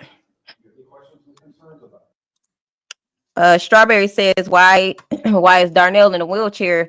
Because he got shot. He got shot, and I don't know if he's paralyzed or he just in a wheelchair because of his, wounds or whatever. But he did say when he got shot that he felt like his legs weren't working. So he could be, I don't know. Just saying. You understand that father and son will see each other. They'll probably be at family events and dinners and maybe go to a Tigers game or something like that together. You understand that? You understand that any father and son will be talking with each other about various things, right? Okay. Now, they promise not to talk about the case in each other's presence, even directly, at any time. In fact, Mr. London Lucas will be walled out from any participation in this case while he works for the prosecutor's office. You understand that? Are you okay with that? All right. If you want some time to think it over, I'll give you that time. If you want me to appoint another attorney for you, I'm happy to do that. But since you're willing to go forward with Mr. David Lucas as your attorney, I see that he has provided to the court a waiver in writing, which I'm showing you here from the bench. Have you seen this document before? Yes. I think a copy of it might be on your counsel table as well. On the second page, I'm showing you here from the bench, Mr. Jones. Is this your signature? Yes, sir. Okay. I'll make sure that waiver. Is it the moon? Oh, no, that's the light. No, that was the moon.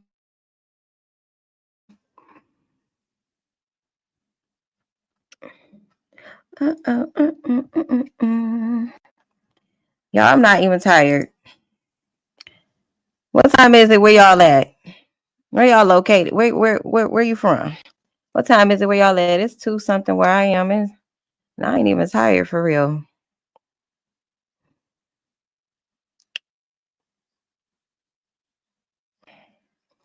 I don't like this loading though. I don't. Let me exit out of here and redo it.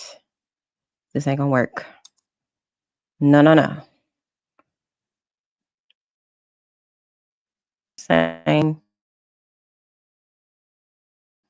Same. Robin say 119.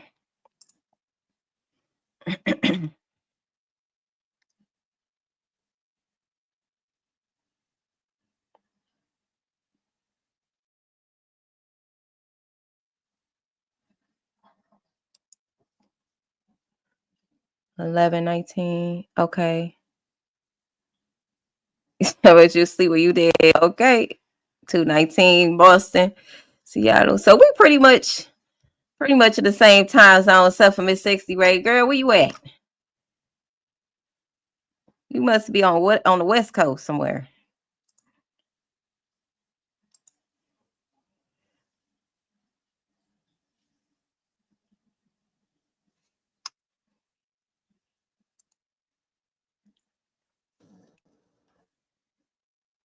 I'll make sure that waiver of potential conflict is resolved.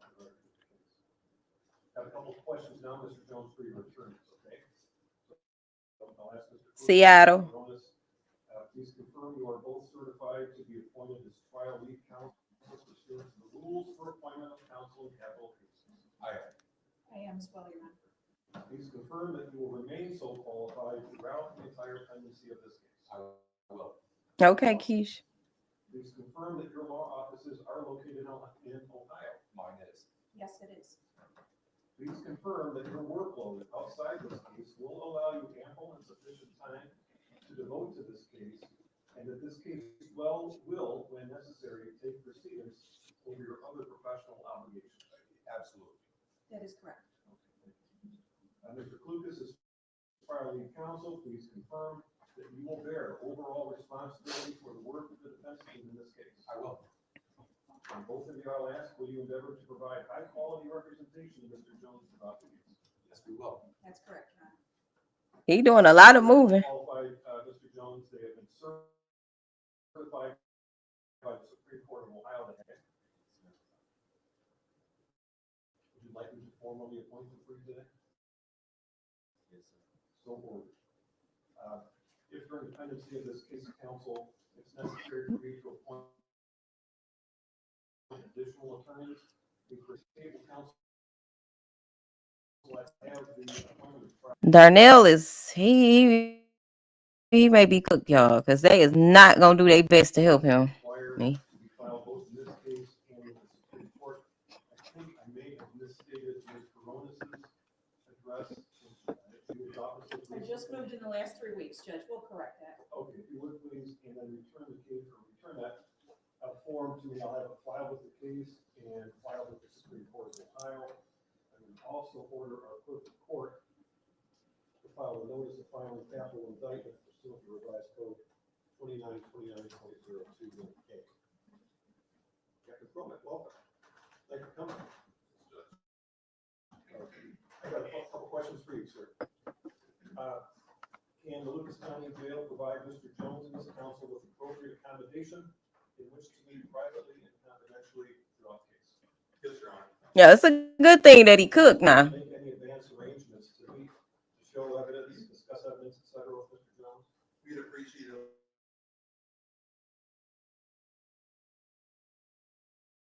A little notice based on security measures. Will do. Yeah. I mean, there may be some instances of spontaneity, but for the most part, yes, we can do that. Mr. Crump, or excuse me, I don't know why this is not clear. Like, Wednesday. Just need to show clear. We say sorry, y'all. I know a little biased, but I was that little girl. No.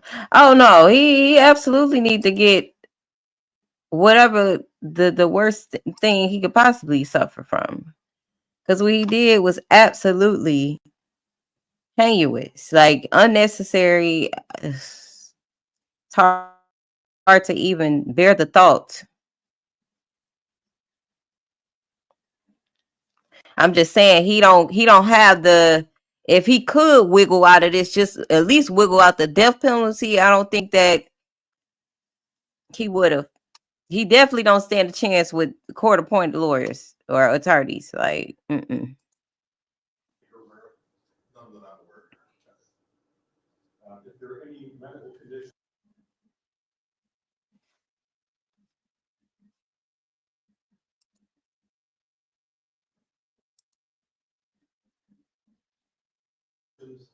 behalf of Lucas County Jail.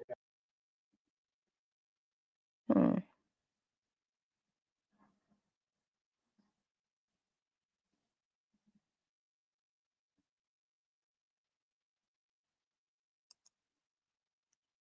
Let me see something.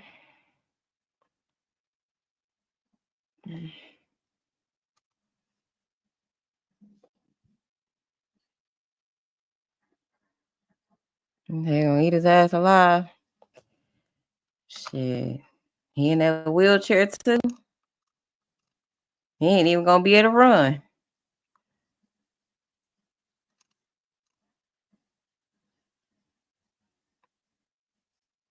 All right, let's look at this one because they do have a 911 call by Dorothy Latigue. Let's see what this one is. I think I heard one, but I don't think I've seen this one in particular.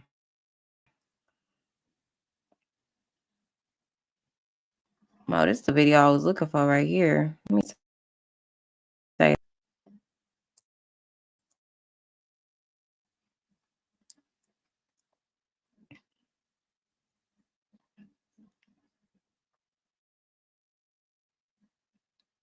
Shit, you the one. Ain't nobody fucking with it. Hype me up. Okay, let me say this to London. Exit out of that. And let me go to this 911 call by Dorothy.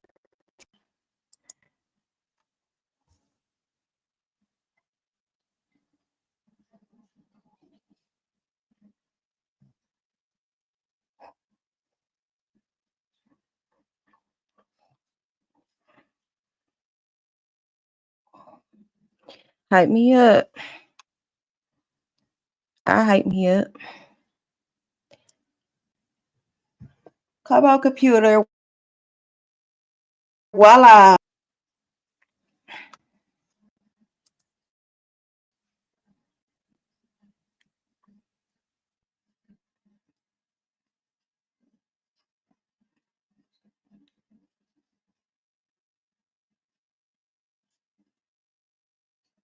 We continue to follow the investigation into Kimani Latigue's death. WTOL 11 receiving the 911 call from the day Kimani was reported missing by her grandmother. Here's part of that call. How long ago she's been missing? To the best of my understanding, she's just been missing this morning. I called her to school and went up to her school, and they said she's not there. Do you remember, did you see what she was wearing before she left?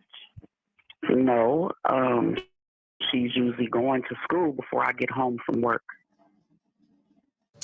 Kimani went missing back on March 18th. Her disappearance sparked a search parties, and garnered attention all over the community. On March 20th. Dorothy, because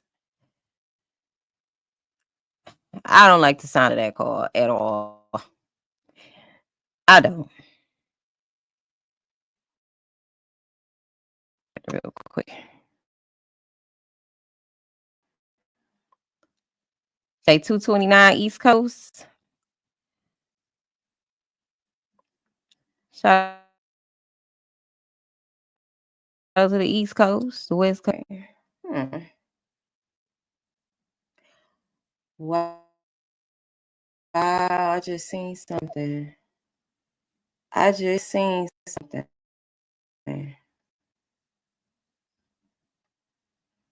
Damn, where was that?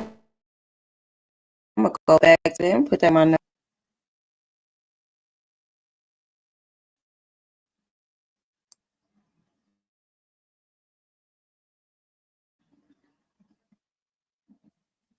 This morning, and I called her school and She left? no. She's usually going to school before I get home from work. Kimani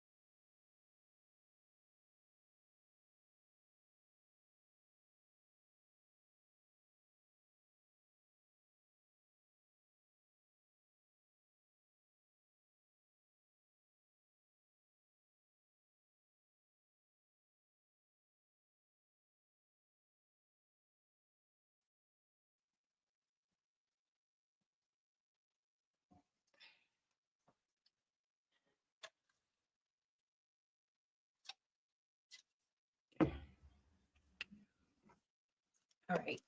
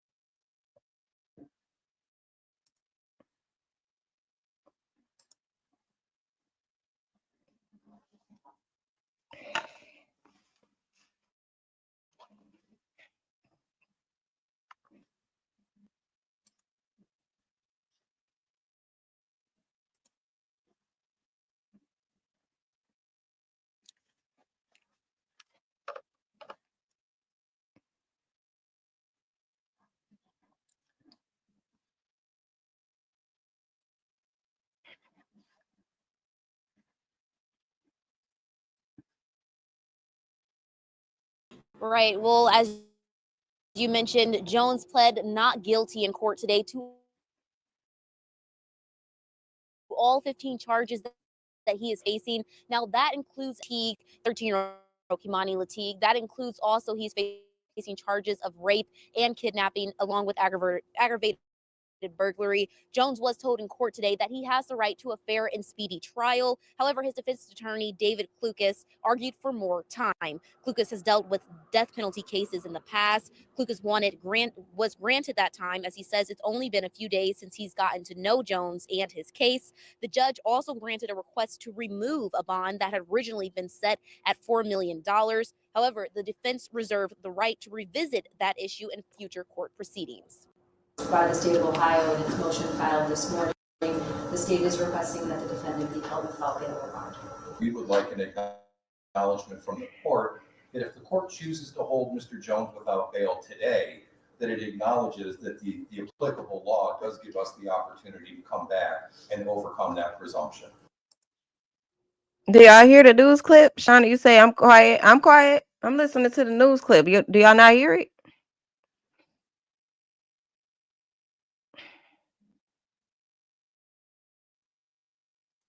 Give me a quick yes in the chat if you woke.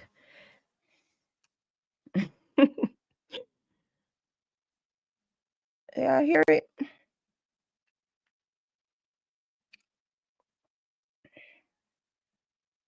He say he can say his legs ain't working, but when they get a hold of him, he will. Okay. I bet you he get up and run dead. Try to break wind dead.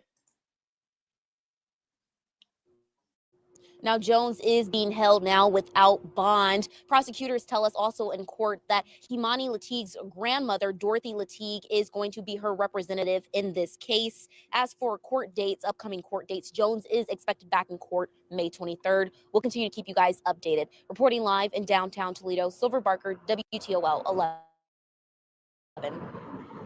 All right, thanks, Silver. We will continue to cover any new So- information about this story as details emerge both on air and online. If you missed For real, Keish. You talking about legs don't work. My legs. Okay, so May 23rd is his next court date. Okay. We saw that. You said multiple warrants and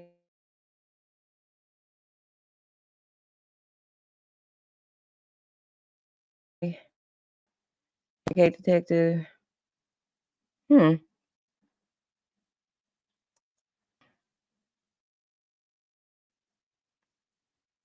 Woman facing charge in connection to the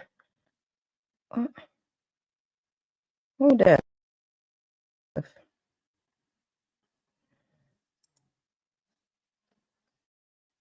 Hey, Brittany. Yep, Callie. I figured Miss 60 Way. SD family say you late to the live. Okay. Make sure you leave a comment. Let me know what you think about what's going on. Right now, we on Kei'Mani's case, and then I'm gonna go from Kei'Mani to Naziyah. Then we're gonna get up off here. We're gonna get up off here. It's been about 2 hours and 12 minutes.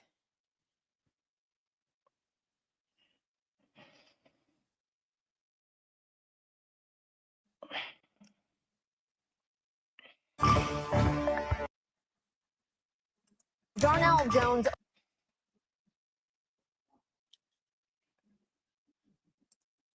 Ogletree pleaded not guilty to killing his 13-year-old daughter, Kimani Latig, this week. But our 11 Investigate team is learning much more about the police investigation into her death. Lead investigator Brian Duggar joins us in the studio. Brian, you have some interesting records. Yeah, we obtained 11 different warrants this morning, and they show that detectives immediately zeroed in on not only Darnell Jones. Let me see if I can get this quality to show a little bit better. Okay.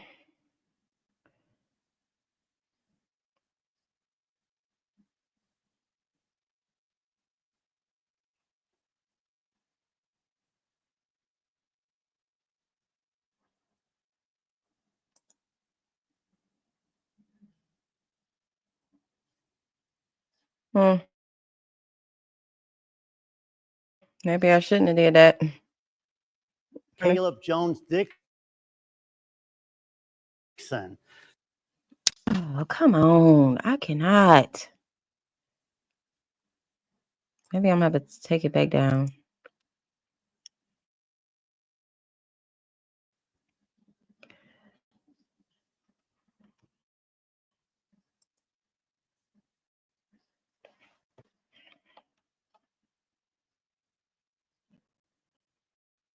So the men told police they went to Kimani's house after she called to say she was scared.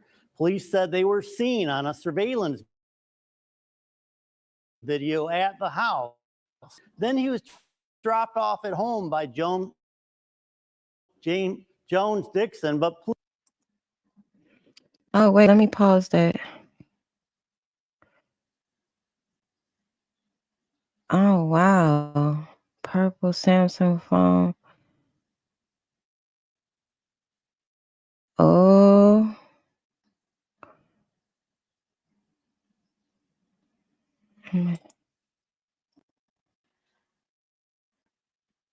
police were suspicious of these stories. And during searches, Trying to see if we can see this. Okay. This was their discoveries. She had a tablet in the living room. There was a black pistol with a holster in the living room. HP laptop with black case in a front closet. Mail from K. Dixon, front closet. Purple said, who is K. Dixon? Caleb. Is that Caleb? Kalop? Let me add this video to my playlist.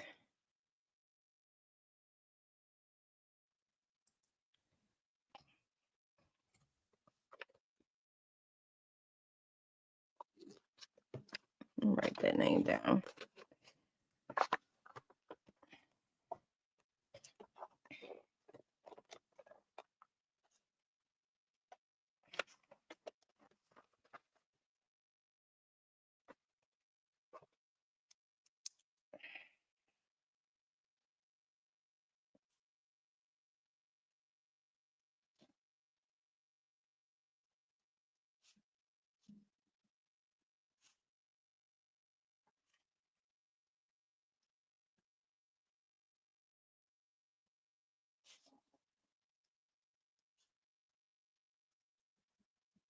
Okay. So what else they found? They found a on tablet, a purple Samsung phone in the kitchen, in the back room, another tablet in the back room, black boots in the back room, a box of ammo.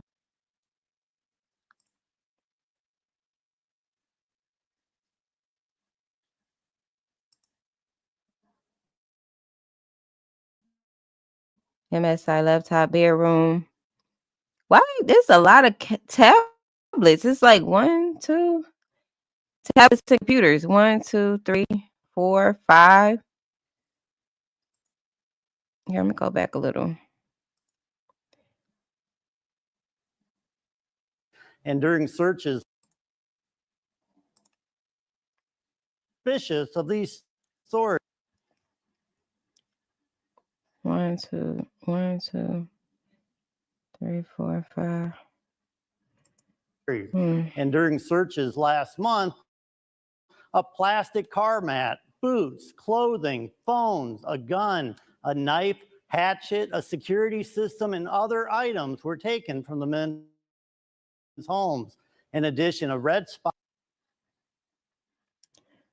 Wait. On the Jones, Dixon. Figure out where they at with this warrant. I thought they was at Dorothy house.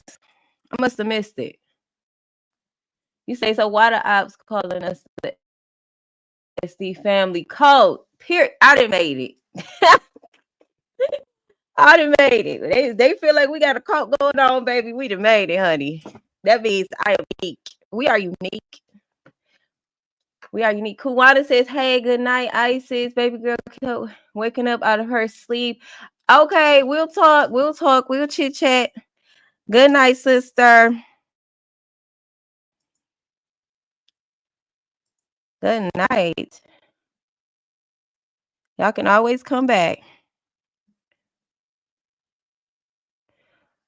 Okay. Brittany, I love that.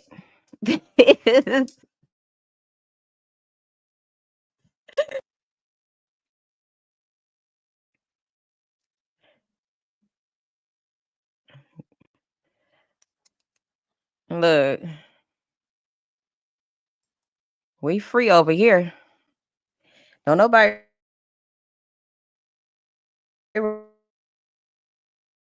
run shit over here but me. How you doing? How you?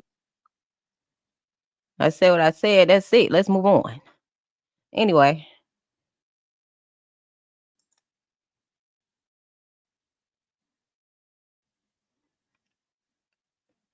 Trying to get to the beginning, y'all.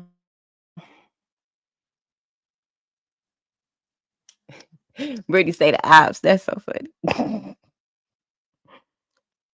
Okay. Sound like jealousy to me.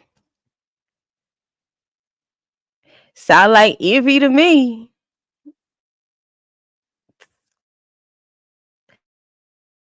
I love to be. And the hate be so real, don't it though?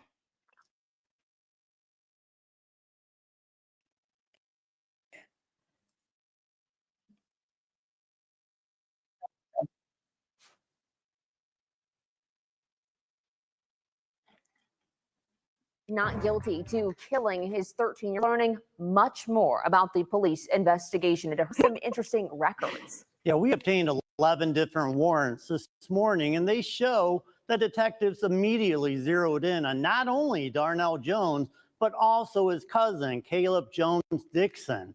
So the men told police they went to Kimani's house after she called to say she was scared. Okay, so they went to Darnell's home and Caleb Jones Dixon. We was just saying, I think somebody just said in the comments that it was Dorothy. But remember, I said obviously it was that cousin. He would know something. Caleb Jones Dixon.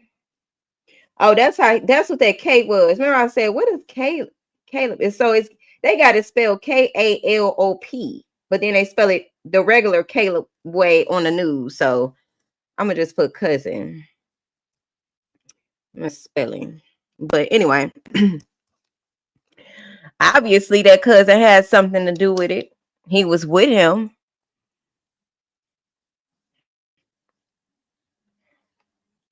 Police said they were seen on a surveillance video at the house. And Darnell Jones said they stayed until 12:30 in the morning.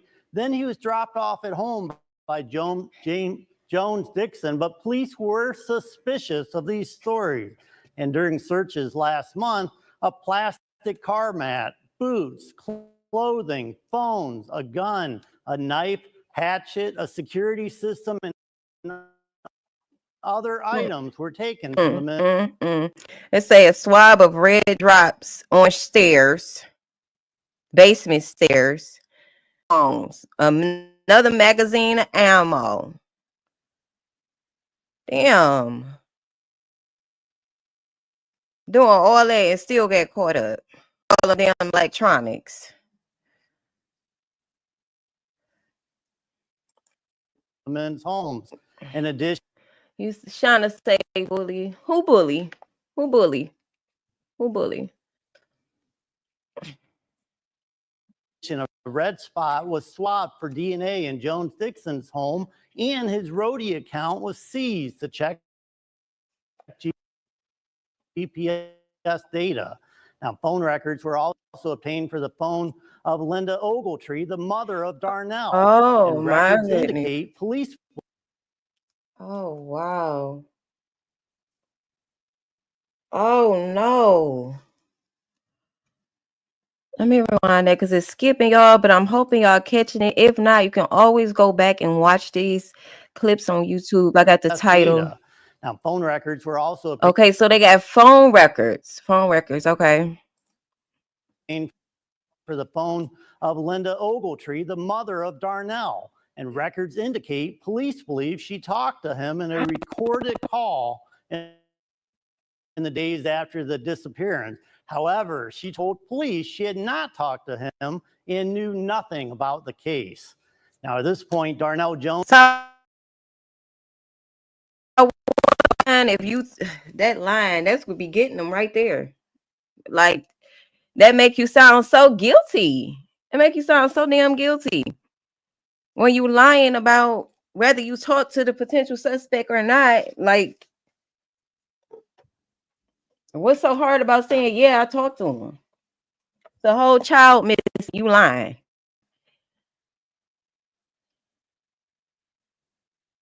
You say everybody played a part. Both of them cases need to be in jail. Right, right. You say why these suspects got an accomplice? They too scared to do their dirt on their own. It's so sick to even think about it, right? It's so sick. It's like, how did it even come to that point, Darnell? Like, he's a fucking demon. Darnell the demon. How did it even come to that? What? It's not. This makes me think it just be sacrificial because nothing will lead me to believe that anything she did, you know, to deserve that. It just don't make no sense. It don't make no sense at all. Jones is the only person.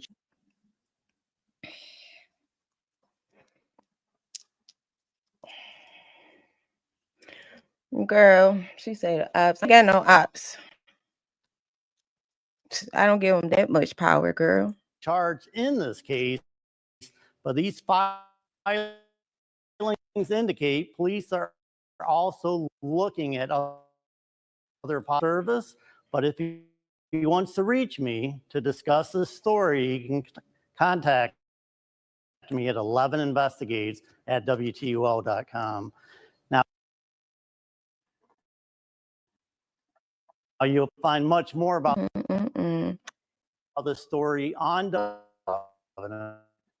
Investigate. And on the articles. But wow. Wow. So they basically found Dixon house. Right? So it could be a possibility because it was blood on the basement stairs or allegedly red drops on the basement stairs. It's a possibility that Kei'Mani was there before they took her to the abandoned house. This is not good. He had the nerve to try to run and shave his head bald.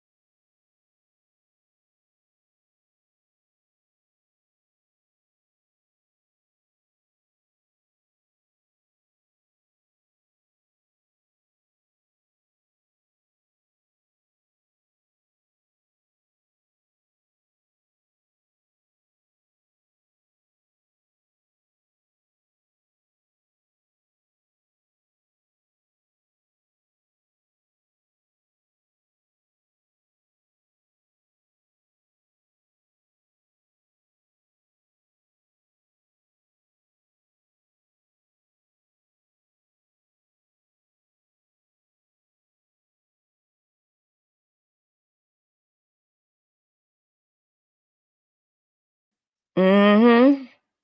Mm-hmm. You're right, Brittany, because it's weird. It's weird the way these situations and these crimes are going about.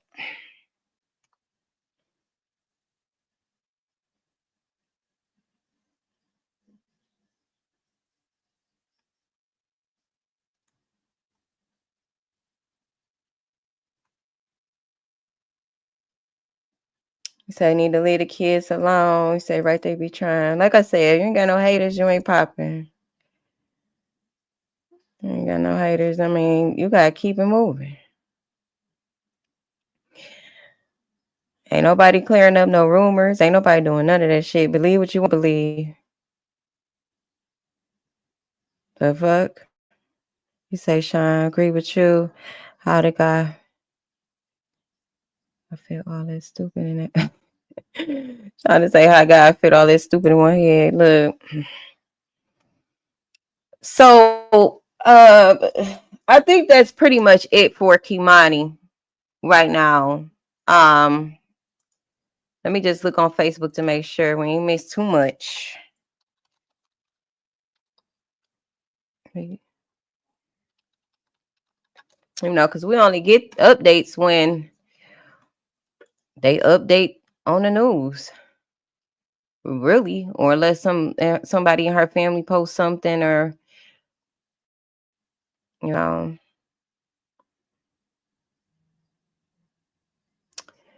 that police audio. Their police audio ain't sit right with me. It kind of sounded like a matter of fact attitude, or like, like I don't know. It's just a nonchalant. That's the word I'm looking for. That police call sounded nonchalant.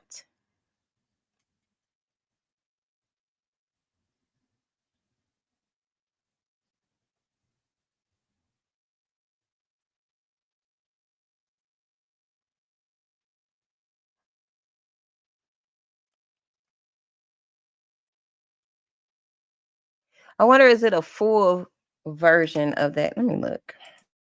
Of that police call.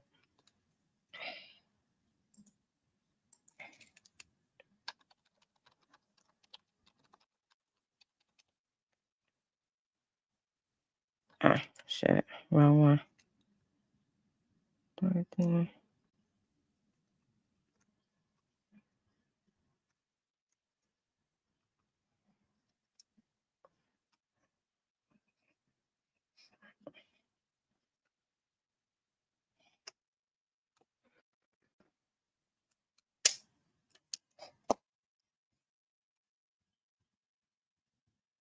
I mean, think about it, y'all, too. I want y'all to think about this. If have the greatest of the greats ever stopped to address what a hater has to say, or what the naysayers got to say, or what the rumors is claiming? Like, have we ever heard of that? Like, they wouldn't be great if they stopped and addressed all the peasantry that goes on about them. No, you gotta keep it moving. Keep your head on a swivel. Say fuck them and keep it going. That's what you gotta do. If you here, you support me, cool.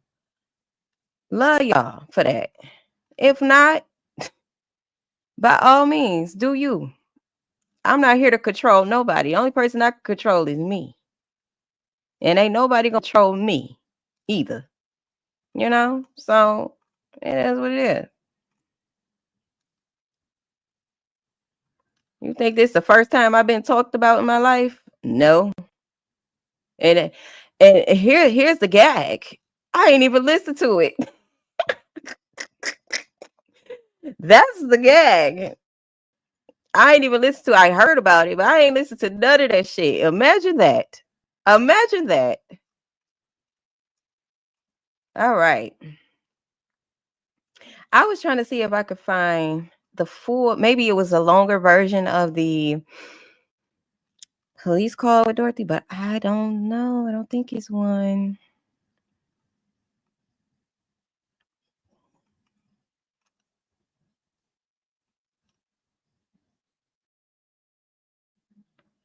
Hmm.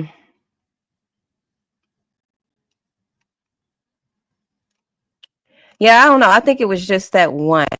I see true crime. It says Donald Jones arraigned Dorothy Latigue 911 call. Yeah, I think it was just that one.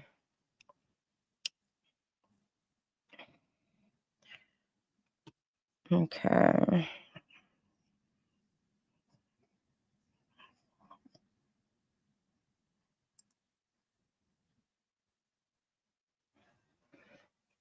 I'm gonna have to take these glasses off. They hurt my ears.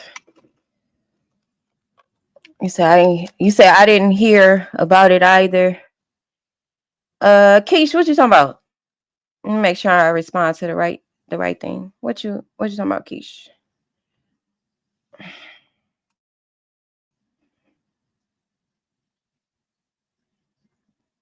You say I'm here for the baby, save the children. That's what it's for. Who this for? For the children. If we don't care, who will, right?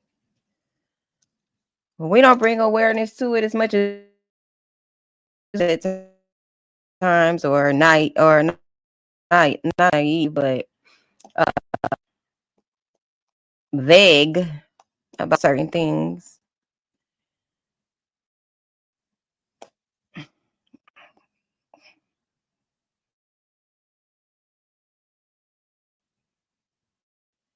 Oh, from the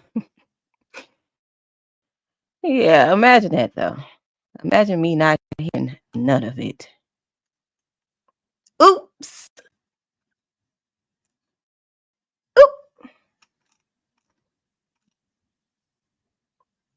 Me and my babies was eating good, baking cakes, watching TV. Got me a crab boil going on. Okay. You don't become a warrior listening to peasantry, do you?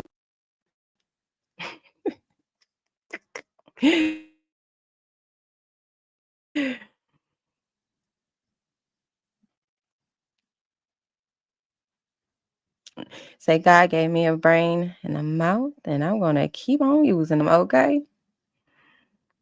As you should, Shauna. As you should. And you should be able to speak however you feel.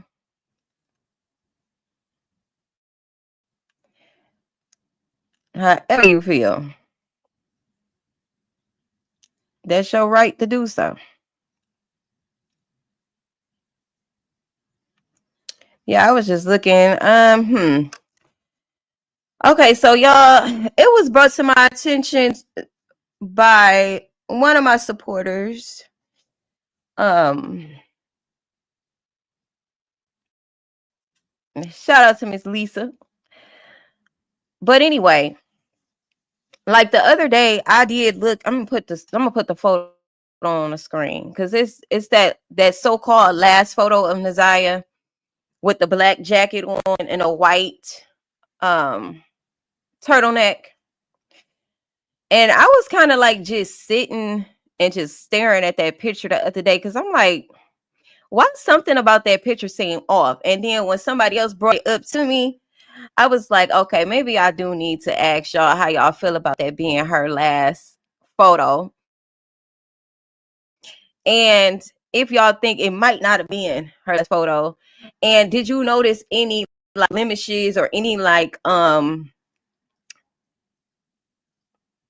maybe bruising in her face on that photo? And if she was pregnant, does that photo give pregnancy or not? So let me see. You say they was roaching, Sean. She said they was roaching. Y'all know how I feel about a roach. Get the fuck up out of here and quick. Quick. All them fucking roaches moving in sequence. Get the hell on somewhere.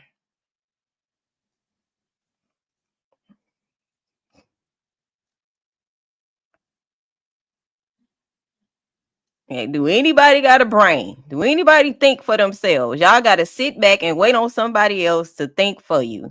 Shame. I'll be embarrassed. Don't have an authentic thought to save your life.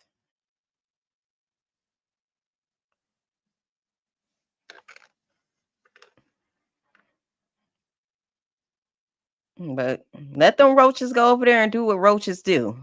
You won't be doing that over here, though. Okay.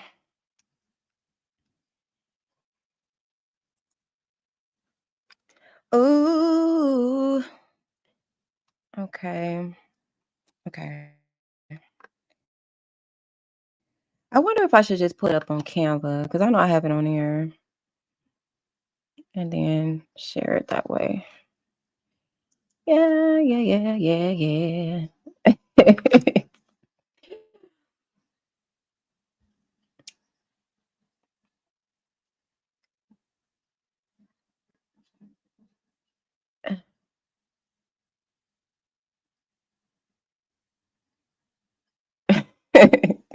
I see y'all comments. He say SD all they team SD. Shout out to Michelle, Miss Shauna. I appreciate y'all. Y'all know I appreciate y'all support. The ones that be here during the apocalypse is what I'll call it. When I had to hold the door out for a bitch to leave, go ahead on. I ain't holding you hostage. Go ahead.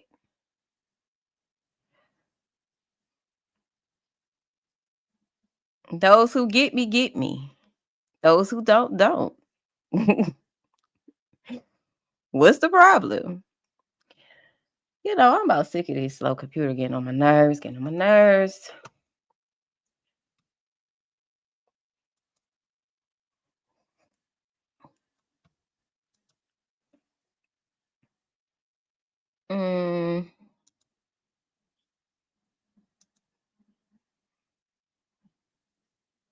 And I don't know why people feel the need to, if I'm at a restaurant full of people that I don't know, right? And do you think that I'm finna tell the waiter or the people around me, so why the fuck do they feel the need to tell me you finna unsubscribe? I don't care. Just go. Just do it. Like, what? Who does that? Nobody's obligated to be subscribed to my channel. I appreciate the ones that is, but I'm not forcing nobody to do nothing.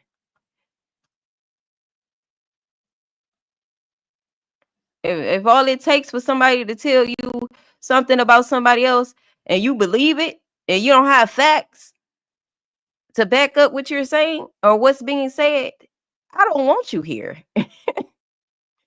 Go figure. I don't want no simple-minded people here, if that's the case, because you can't even decipher what's real from fake, what's clout from not. Go on somewhere else.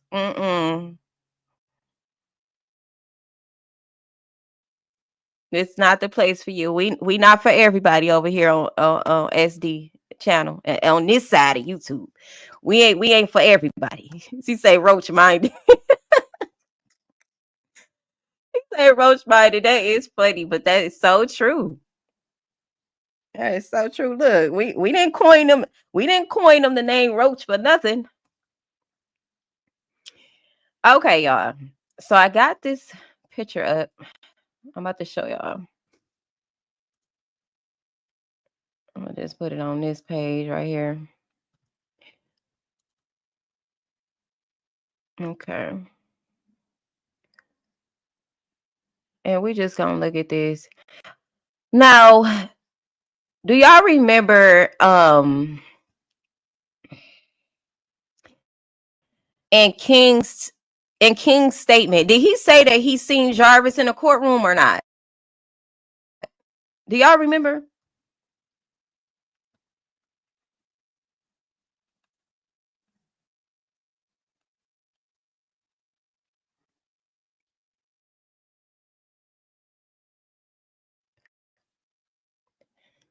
You say bye. Ain't nobody asked you to come in anyway. I love it here. I go off facts, not some and facts over feelings. And facts over feelings. I say that that's in the when you click on my live and you click on getting ready to comment, it's gonna give you the rules. Comment facts over feelings. This ain't got nothing to do with how I feel. I mean, eventually, yes, I do give my opinion about it, but when we deal with the facts, that's just what it is. It ain't personal. It ain't biased. When we're looking at these cases, we want to be able to look at the evidence that's given to the public or that we discover outside of what's given to the public. And we want to be able to look at every angle of these cases, because it's not just the fact that, oh, rest in peace to our children that's being unalive, justice for our children. No, we need to know, why is this happening? Why are our children coming up missing? Who is behind this? Because if there's no coincidences and everything happens spiritually first, could this be organized crimes? Could this be organized situations with the kids? That's what I'm looking at. Fuck a feeling. Fuck an assumption. Fuck a personal feel. How you feel about me personally, I don't care about none of that. Go cry to your mama. That's how I feel about all of that.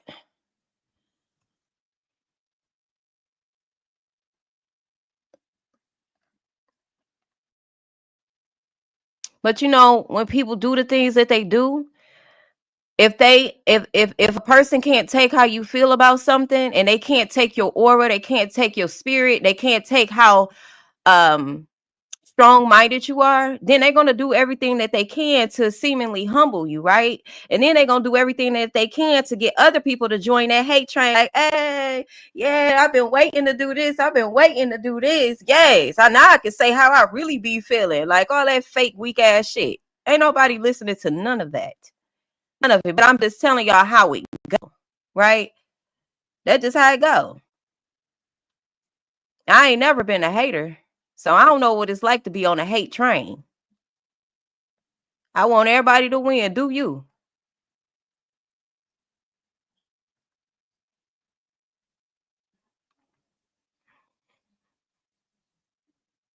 I'm looking for this damn picture, y'all. Damn, I got so many photos of about Naziah. Okay, here we go. Here we go. All right.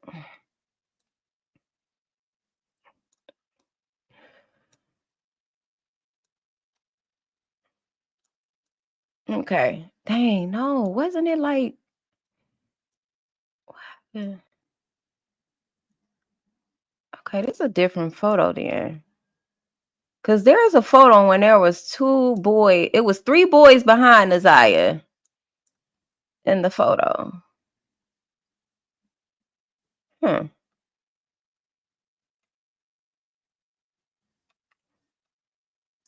me just search this real quick.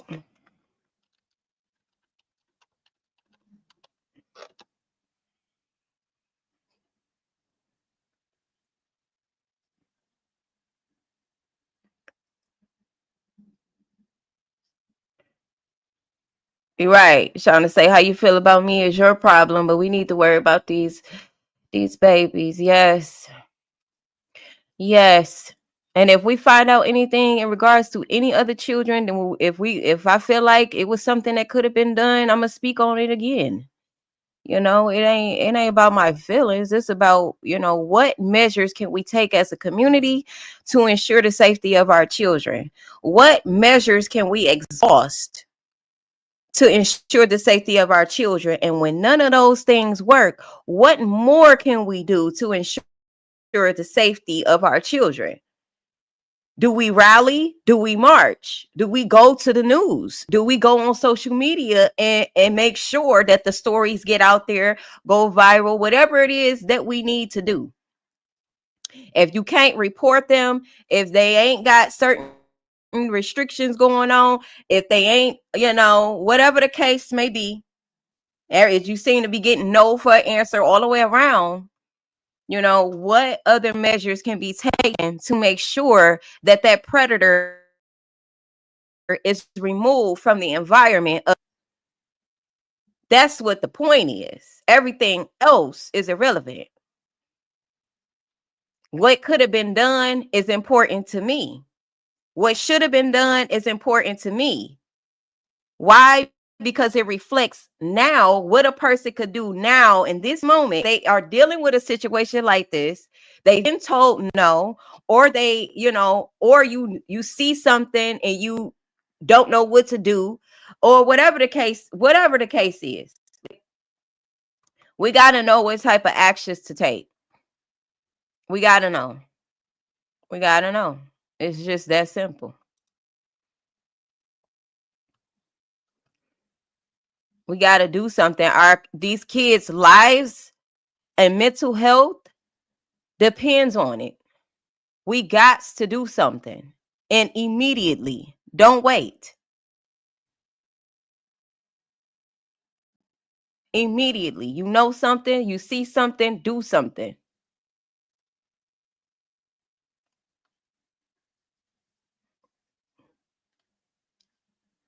Okay, so I got one picture. It is 1, 2, 3. Yeah, this is the one I was talking about. What's these little pinpoints right here?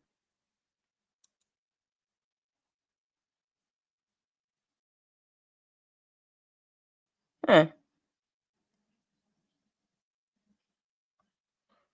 Okay, that's interesting. What? Yeah.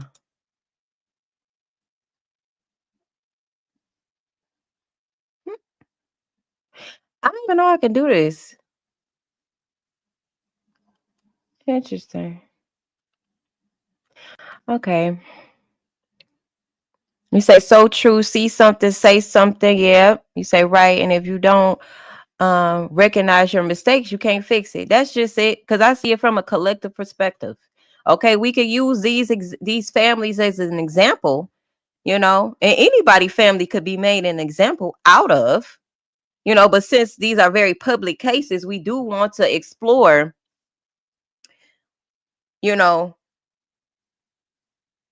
what to look for, what to do, who to talk to get results.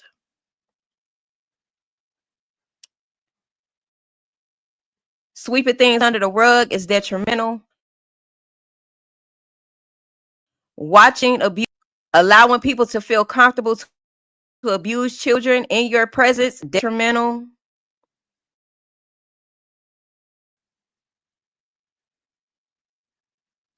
I could keep going, but y'all get the point. If we really advocating for the children, do that. To me, if I want to speak on in regards to that case, I'm going to do just that. And it's going to be grounded in facts. It's going to be grounded in statements. It's going to be grounded in either paperwork or some news clip or some interview, something that was said, whatever the case is. That's the facts right there. So it is what it is.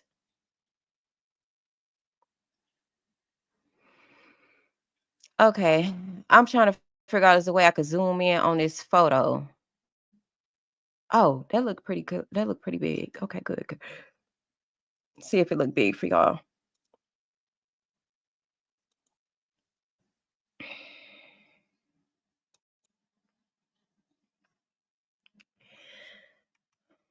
My bitch is shaking ass with the hand out.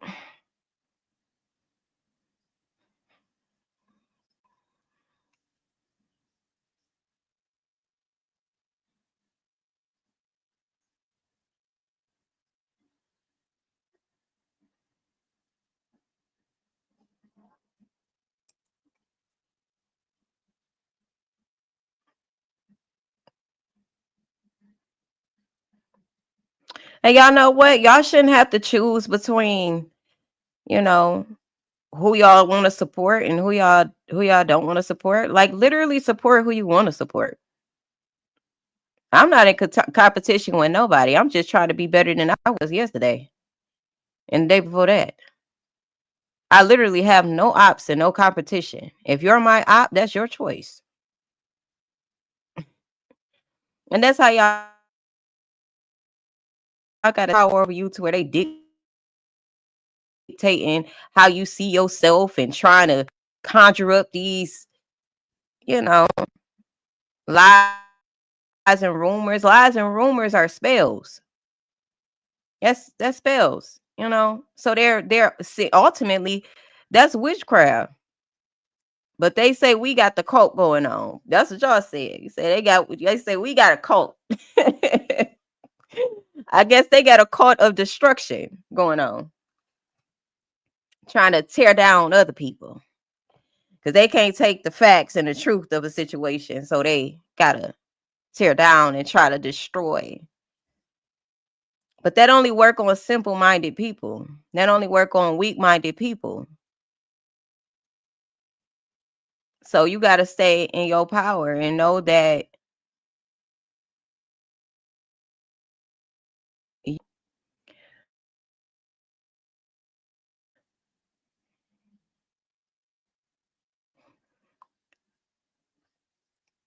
yeah, that's how I feel. She say she ain't on no side but the side with the facts. You know, because we can agree to disagree. You know, we can have our thoughts. That's why I asked y'all how y'all feel about this, how y'all feel about that. Did y'all hear this? You know, y'all ain't gonna think everything like I think and see everything how I see it. You know, I don't expect that. That's why we detect things and investigate, because we have thoughts. And I'm definitely on the fact side. I'm definitely on the true justice side, and in anything that's in alignment with that. I've said that time and time again until I'm given a reason to think otherwise. It's simple. So just be honest. It's simple. Say SD, whenever you get a chance, I can ask you just a few questions before I come on live. Shauna, just email me. We can talk. Just email me and then we go from there. You said, I mean, we grown up as people, right? Do what you want with your shit, right? Brittany say, I like your content and I choose to subscribe. My prerogative. You know, I appreciate you, Brittany. You always in the chat. I always see your comments too. I appreciate you. Okay, so we got Miss Naziah Harris up on the screen. Somebody, and I know it don't look that clear. I don't think there is a super clear picture like this, but there's some things, right? There's some things that was brought to my awareness, and somebody else had some questions and, you know, was asking me what I thought. Now, this photo, just me personally, I just always felt like, no, something about it a little suspicious, but I'm thinking if she was pregnant, see that one picture where she had the multicolored jacket on, the rugrat jacket, and we could see in her face that she looked pregnant. This picture is not giving that. So I'm wondering if this maybe was not the last photo. I don't know. You know, it's just a speculation. It's just a thought. But besides that,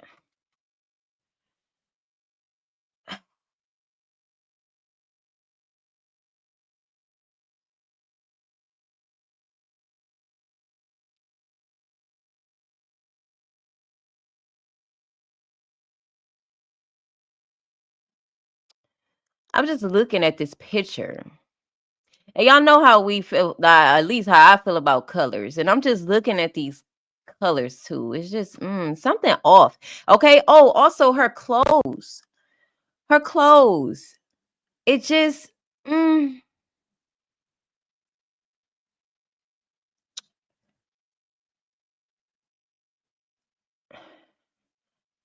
this wasn't what she was described to be wearing. Now, maybe the black jacket, because Annette did say she had on a black jacket.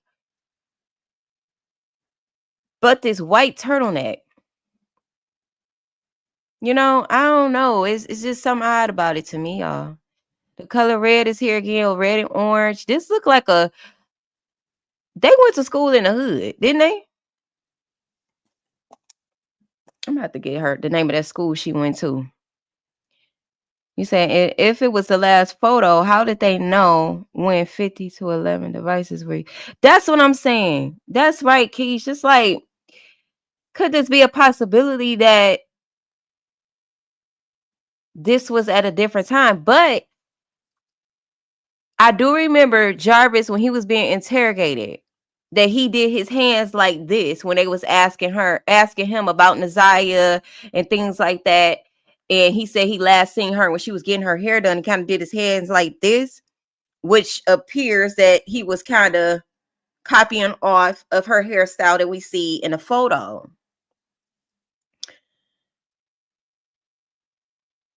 So,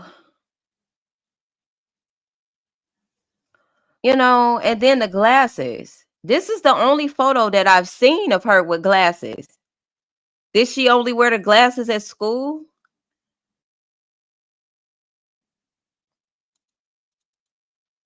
Now, as far as the bruising, did you guys, and if you get a chance, if this is not close enough, do you guys see any bruising here in any space on her face?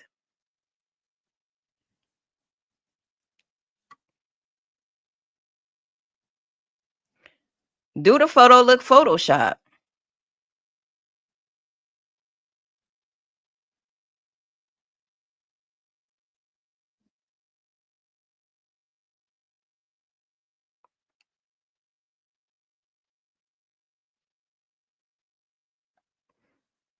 Right. You say, okay, back up the comments. She said, that's my baby. You say, oh my God, you are there as a rat in my. Oh my goodness. He said he did, and then he changed it and said she had long hair. Interesting.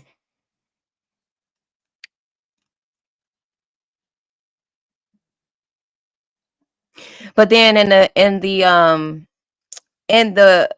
bus, when she was on the bus, you could see the two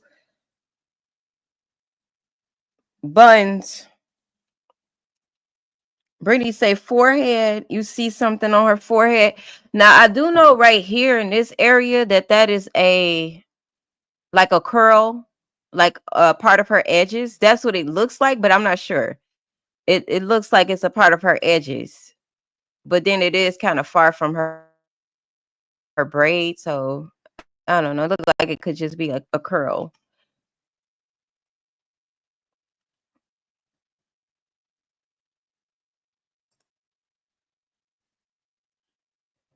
You said, but if you remember, Jarvis said that's how he's seen her well. He said her hair was down in braids. But that's not what he did with his hands. Right, his hands did something different from what his mouth was saying. Right. Keish says forehead has bruises, but looks like she could have popped a pimple.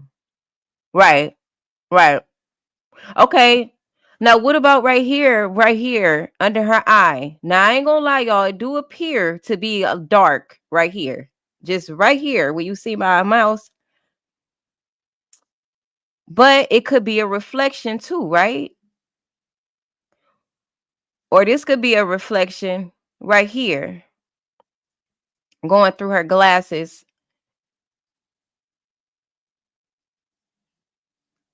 And it's a known fact that the children have suffered physical abuse to Annette. And I feel like if Annette is that way, then Shannon and Marquita probably could be that way too. It's a possibility. It's a possibility. She say SD. To me, it's just mean like it's a part of some type of deeper meaning, like some type of some symbolism to me, you know. It could just be a symbol for organized crime or a secret society or, you know, something to that extent. Because I know a lot of times with these organized crimes, they do it right in plain sight. It's not really hidden. It's just people don't know what to look for.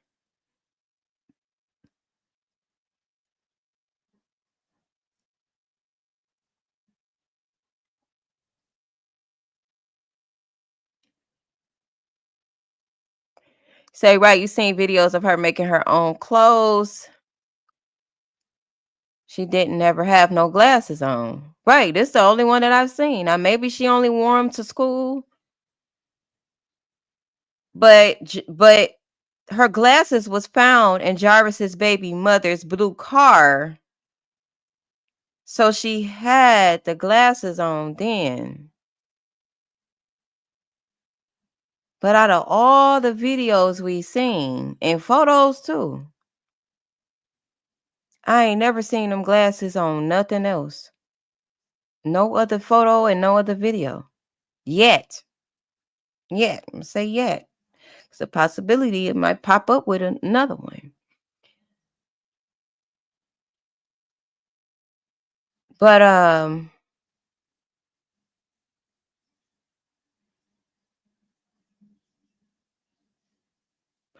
this photo just don't seem right to me. I'm gonna just say that. It just don't. This photo don't seem right. The photo on the bus don't seem right.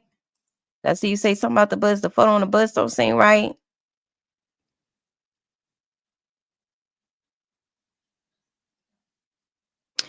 She said might be reading glasses, and I definitely thought about that too. And it's like, okay.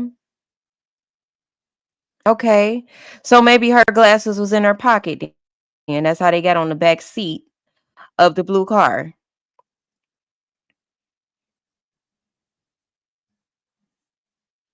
Shauna says she don't think that was her on the bus. Too sure. I don't know. That was not. And then, to my knowledge, it was said that she was not short. She has some height to her. Around this time, she has some height. She was kind of linky. So, if somebody say, well, they said on the flyer she was 5'2". I don't think that was the truth. I don't think that was the truth about her height. You say under that left eye, right? Yeah, that blue. But that's what I say. I don't know if this is like just a reflection to whatever she's looking at.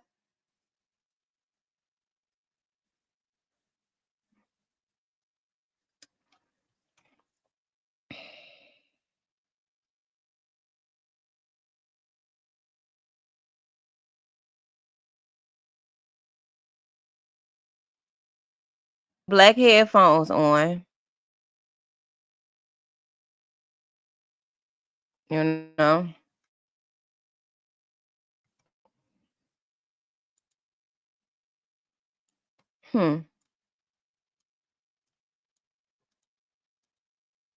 Yeah, that was just pretty much it with Naziah. I was just wondering.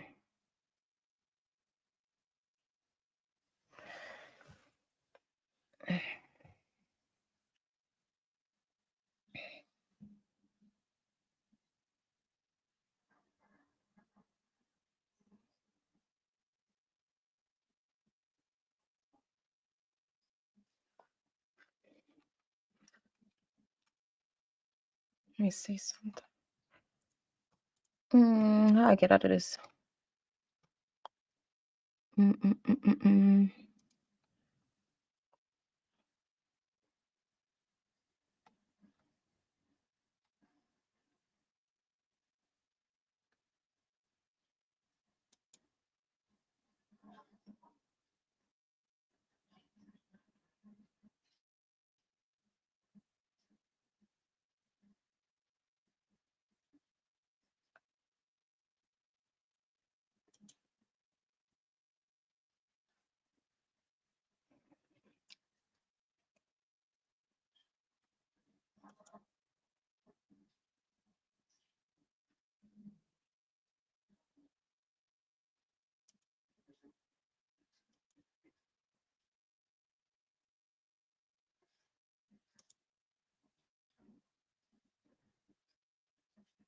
Hmm.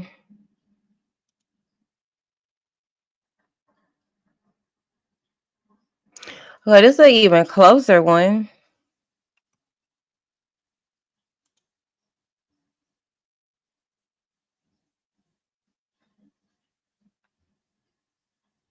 Yeah, I can see the darkness around her. That would be her right eye. I can see it better with this picture.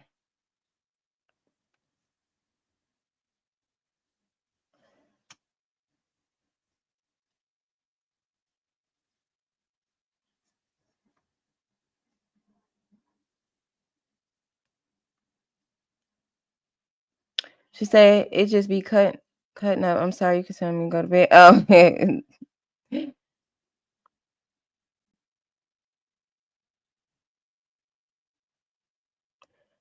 she said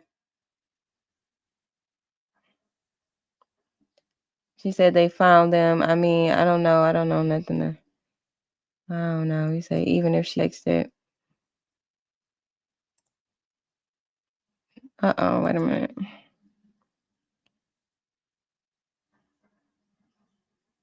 Even if she texts in and looking at the phone stuff, she'll never have glasses on.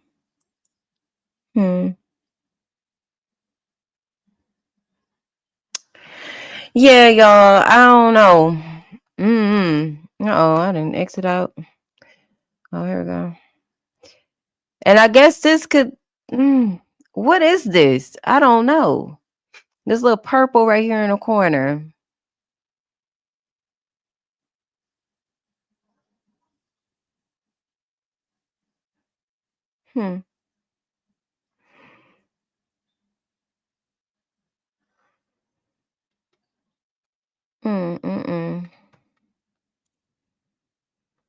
Yeah, and as I zoom in closer too, that look like a curl to me, all right there at the top.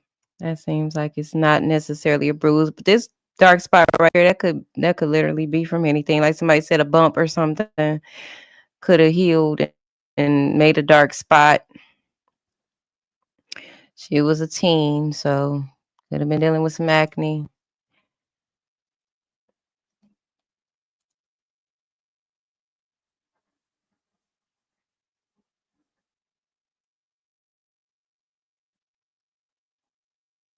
You say, no way will you see her in those videos with denying them. She towers the mother's kids. Right, like you saying, like she do appear to have been taller than what was on that missing persons flyer. I mean, y'all just go look. Just take the time out, just go look. Naziyah, she do appear to be a lot taller than what was on that flyer. So to me, even saying that she was 5'2" was kind of deceptive, knowing that she had went to the doctor. They was aware of her height.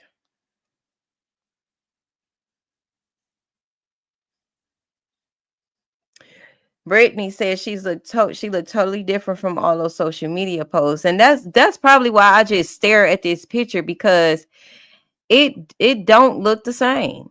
It don't. It really don't. And let me see. I could pull up another photo of her and just compare those two, because it's like, And to me, that would throw things off too. If you're saying that this is the last photo and it wasn't the last photo, why are you lying? Why could you be potentially lying about, it being the last photo? And Kim Worthy was the one that said it was the last photo. So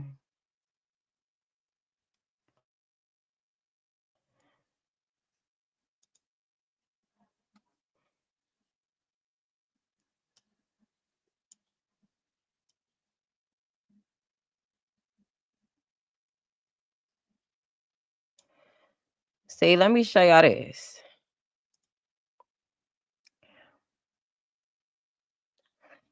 Say, oh, now my phone just typing whatever it wants. Sorry. I'm trying to put it together, girl. Trying to put it together. Okay, so this is what Roxy posted on July 9th, 2024. She said this was my cousin, or this is my cousin Naziah. She was last seen wearing this coat. And let me see if I can brighten this up.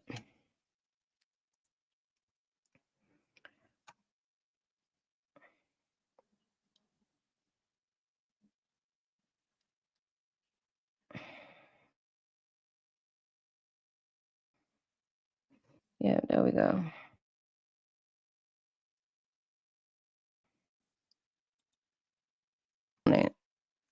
But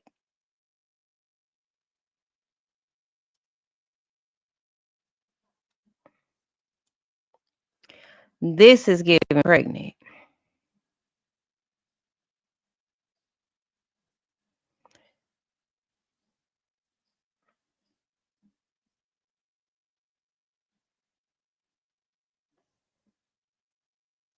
You know? Now let's look at this one.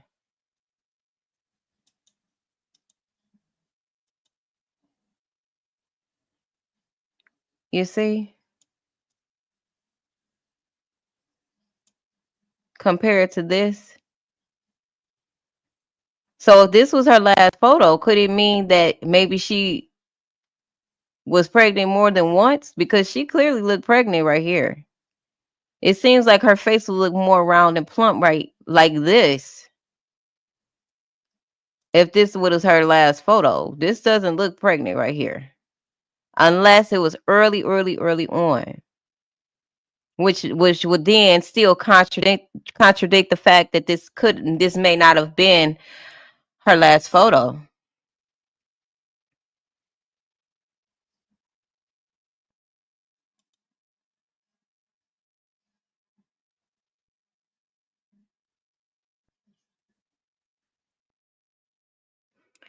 Her hair was different. I think this was when she had the braids going down. Because that part, she had a photo with the part like that.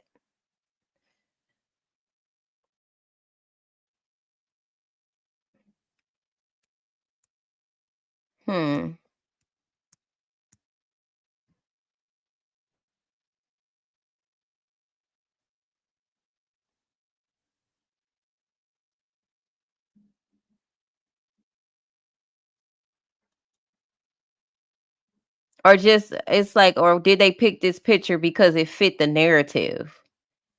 Because I remember Kim Worthy saying she was waving hi, but little did she know she was waving goodbye or something to the effect. So did they just choose this because they thought that this would be fitting for the narrative?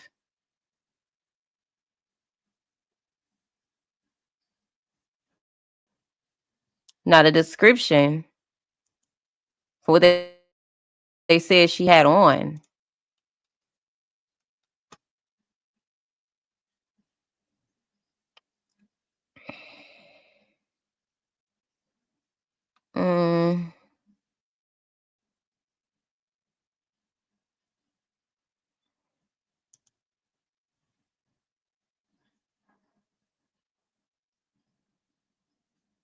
How do I get out this damn screen?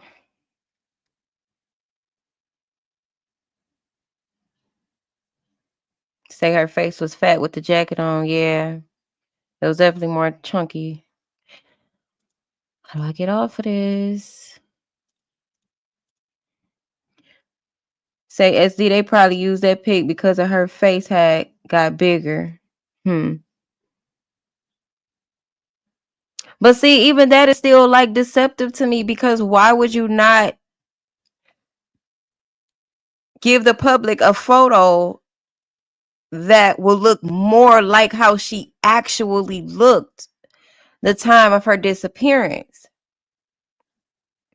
Not one where she does not look pregnant in the face. Because Kim Worthy said they said she was indeed pregnant. So, and we know she was because it's in text.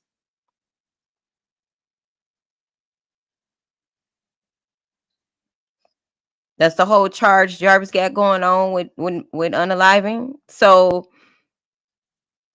with the whole antifreeze and all of that, So why would they not share a photo that will look closer to how she really did look? But again, the hair, the hair. So maybe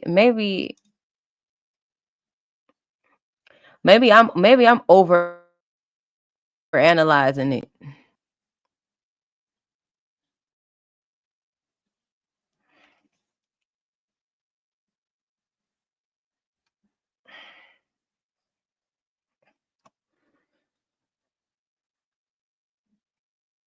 You say she looked like she could have been 8 years old in that picture. Hmm.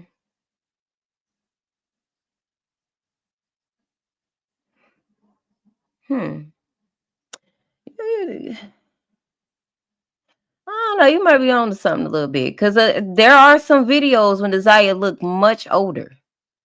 There are. Like she was really looking like a teen. She really was looking like, a young lady a little bit.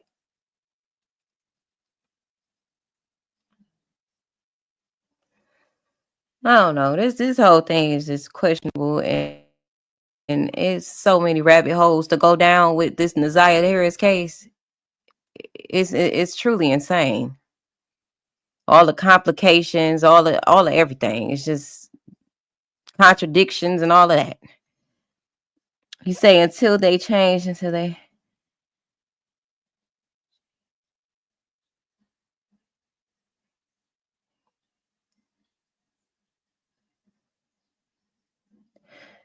They don't even look like the same child. Okay,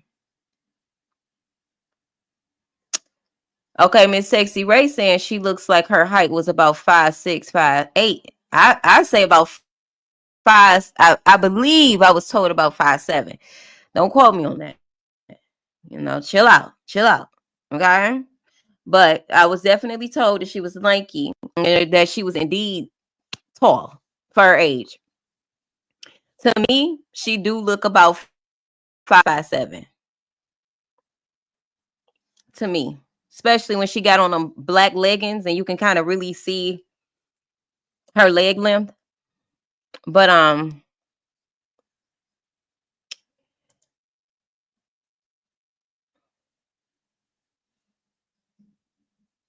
let me see what they got on Facebook. Like as far as I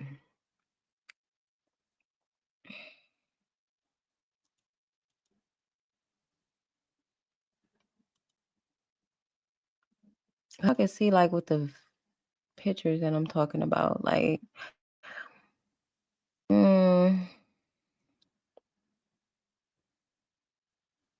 ain't no good song, bang.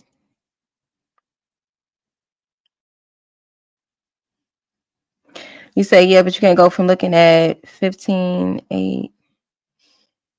Now, Shauna, I don't know what you're trying to say right there. I mean, I don't think it's too far fetched to question what they trying to tell us. I don't think it's too far fetched, to question it because they could tell us anything, really.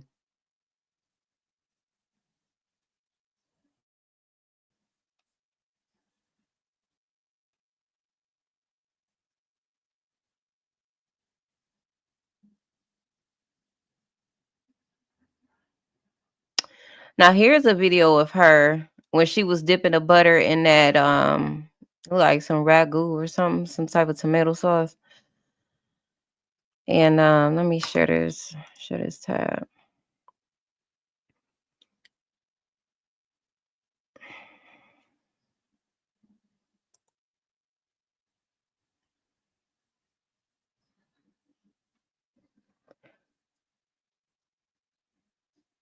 Do that look like it could have been? Does she look younger here to y'all?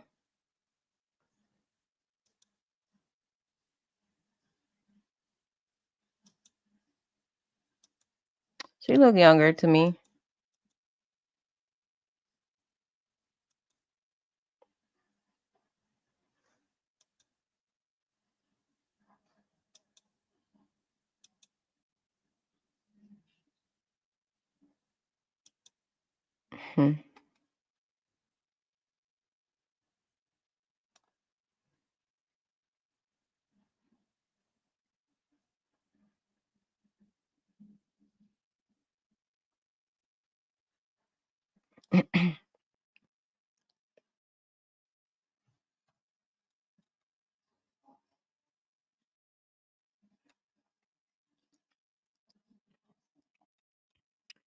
But she mine.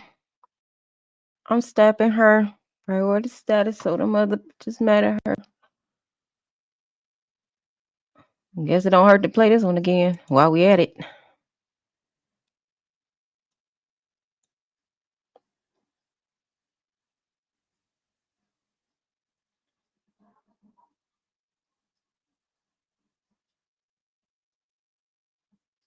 Come on, sweetheart. Say thank you. Thanks, man. Now come on down this way. Hey, Z. Hello.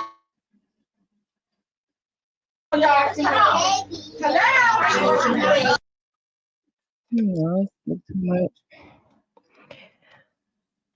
I was trying to find some more videos of Naziah.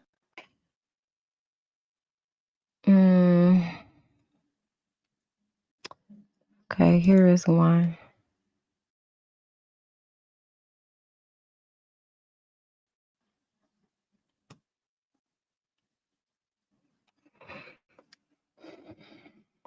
And that's exactly why they did it.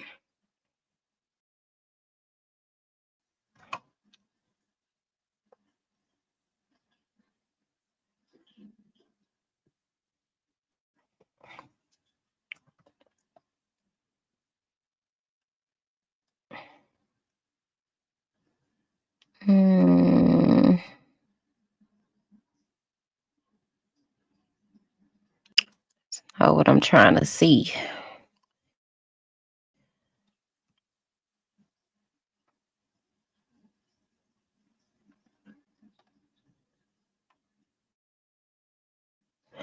Yeah, this is just insane. Like, at least they it's a shame. Everybody else got found.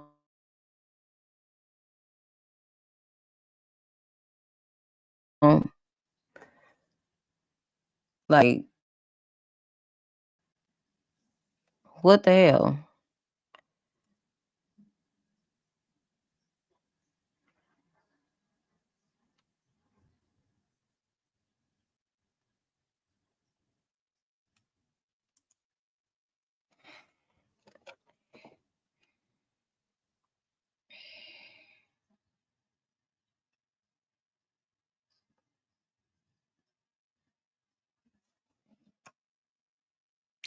I don't really want to play this on here because it be skipping on Facebook for some reason.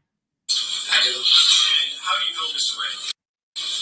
He is the father of my nephew, my 17-year-old nephew. So,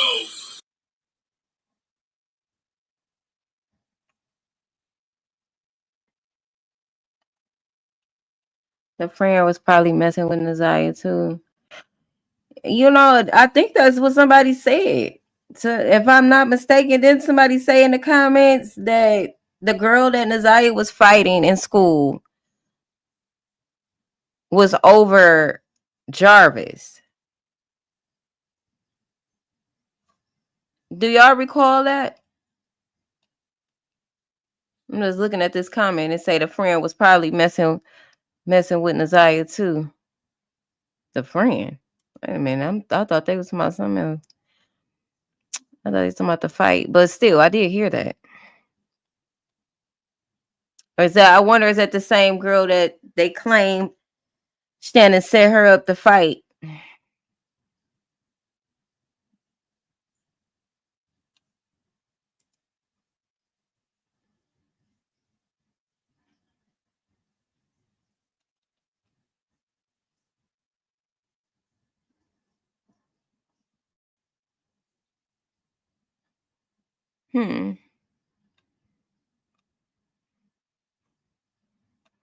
So they need to look what about his ass. Some people say they still feel like Naziah was in Ipsy, or she could still be in Ipsy.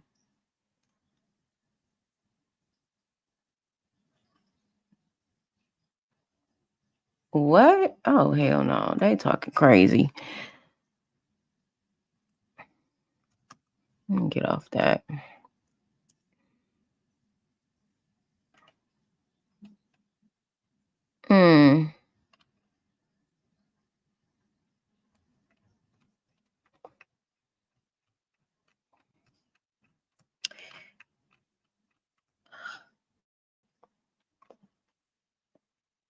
So that's pretty much it, y'all. Y'all let me know how y'all feel about this in the comments. What y'all think about that photo that we just seen and things like that, because some about it don't sit right with me. But let me know your thoughts. And I'm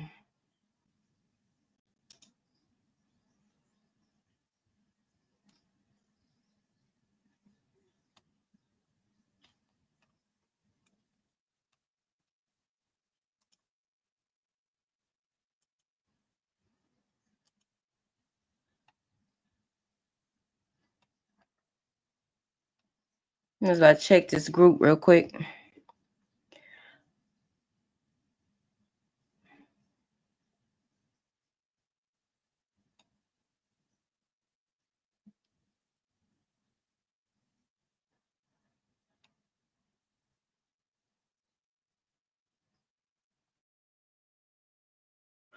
This is the part that I was talking about, though, y'all. This looked like the same part in that video. I mean, in the picture with the colorful jacket on. This looked like that same part.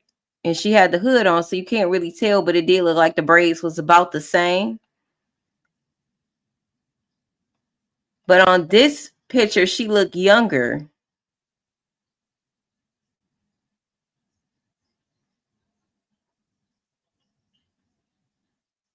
So is it a possibility that she could have been pregnant more than once is the question.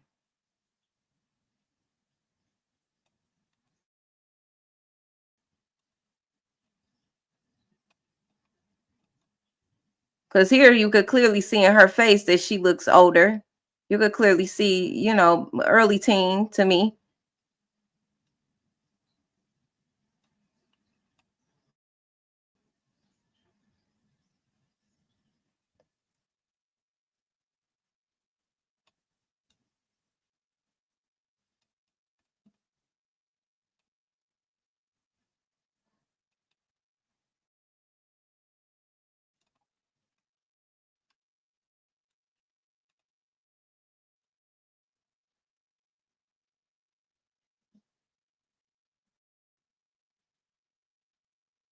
You said them pictures was like 5 years old. She changed her face. Her face was... Yeah, okay. Okay. Because I'm like, she definitely look young. Wow.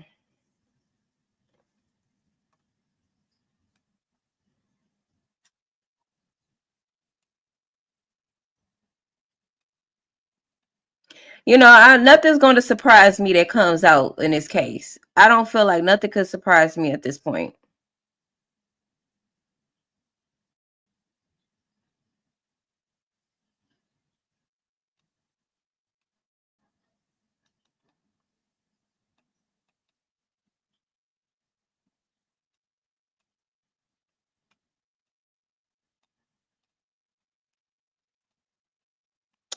Yeah, I don't think it's too much more to see on this page either.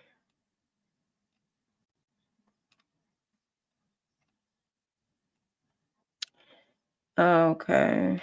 Yeah.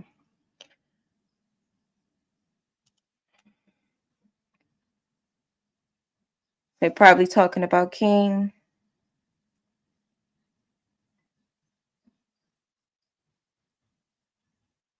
So they don't want nobody to know she was pregnant because everybody. Wait, I read that wrong. They don't want nobody to know she wasn't pregnant because everybody needs to be in jail.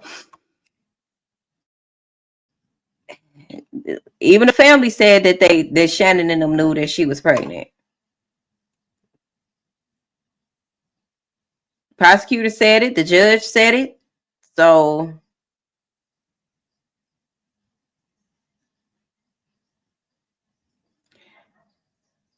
Oh, you say, oh, y'all saying King. Oh no. See, I don't know that to be true.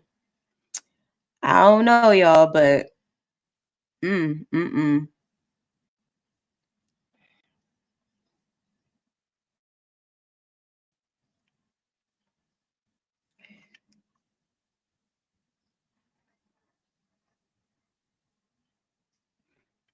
mm. That's interesting, Miss Sexy Ray, because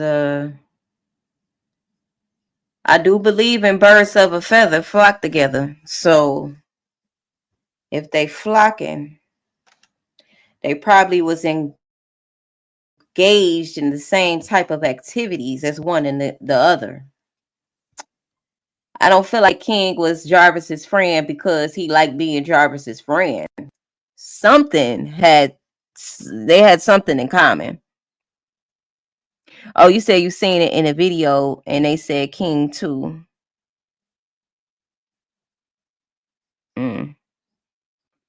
It's been said that King get around anyway, even with the grown-ups.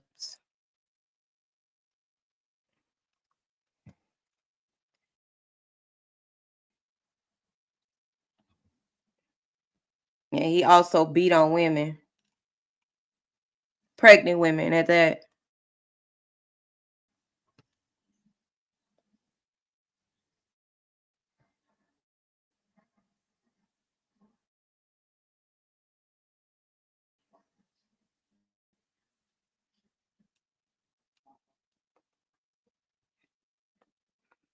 If you can, Miss Sexy Ray, send me the video you talking about.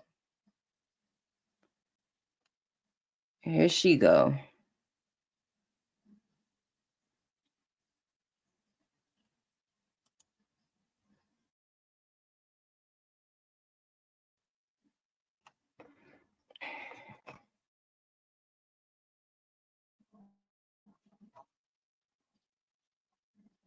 Yeah, but you're taking it as a handout.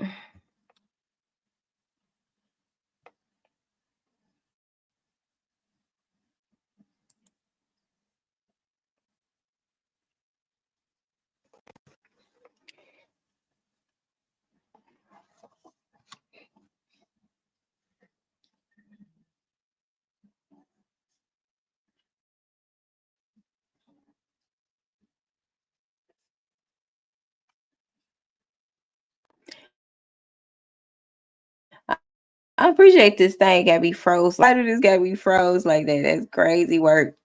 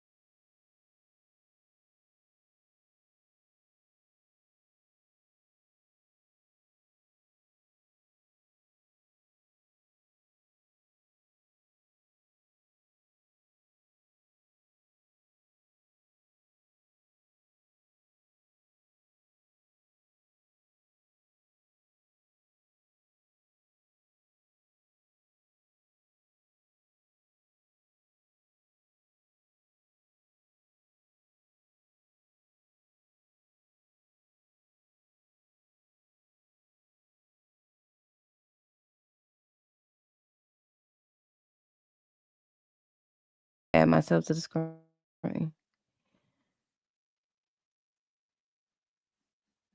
There we go.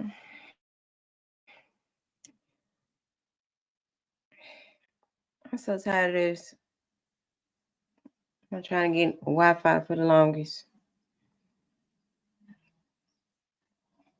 You say, hell, they all get around. Yeah, that's what it seemed like.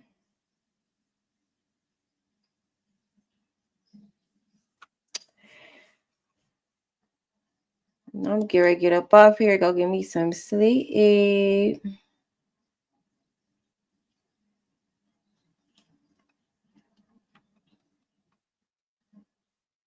Oh, Keish say you still here? Oh, right, because you get off in some hours. Keish say she in the traps at 8 a.m.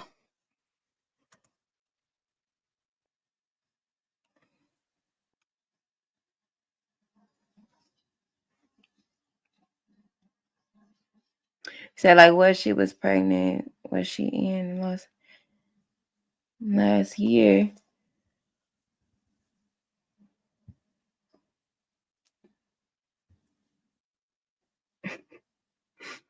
My ass is yawning.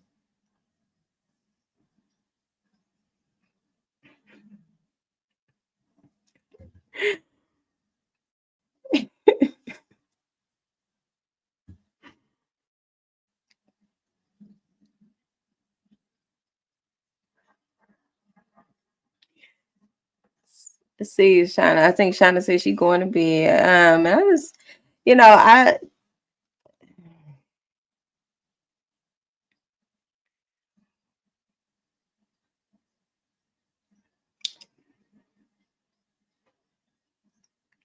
I just want to make something clear, y'all, because I was also told, I was specifically told this part, and it's the only thing that I'm going to address, that my new aesthetics was purchased by other people, and they was not. Like, you goofy as hell if you think I took some money from somebody else to have them pay for my stuff. I just want that to be said on the record. Nobody pays for shit that I have in my life. I am a grown ass woman. Who the fuck? Now, donation is one thing. Oh, nobody pay my bills or nothing that I got going on. That was actually comical.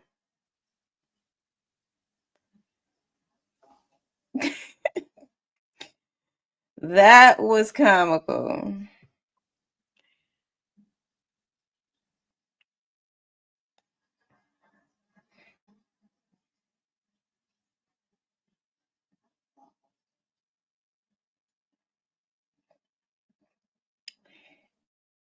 This picture right here, I painted myself. I'm also a painter.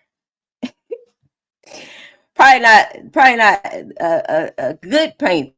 Also paint. Okay, this other picture that y'all see right here. Okay, I'm a very creative person.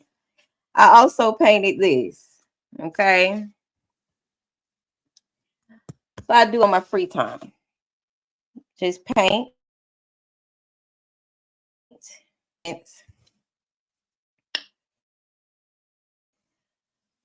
The Kundalini awakening. Okay, that's what this represents to me. Something that a lot of roaches don't know shit about because they stuck in their low vibrational animalistic nature. Being haters and shit. So they wouldn't know nothing about that fire and desire and that Kundalini awakening. That's why they call it a cult. That's why they call it a cult.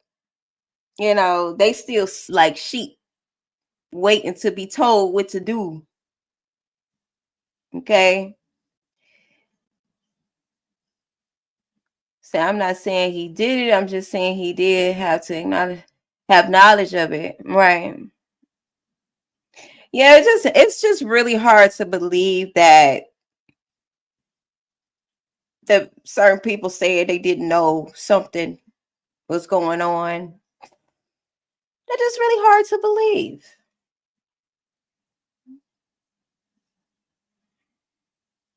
Don't shoot the observer. It's just really hard to believe.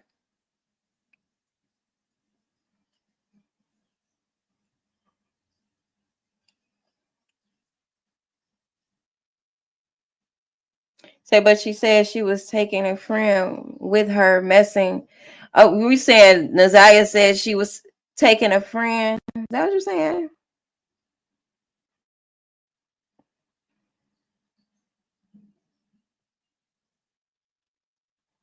She was talking about King. I see now I'm gonna have to go back to them text messages, Shauna, because I thought that she was talking about like one of her little friends that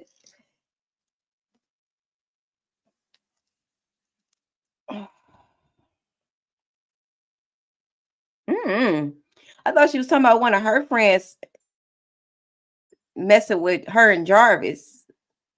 I'm gonna have to go back to them text messages though. It's been a minute. I'm gonna have to go refresh my memory with that. Saying they came out and say like it's fucking normal. You say they came out and say like it's fucking normal. What the hell? What the helly?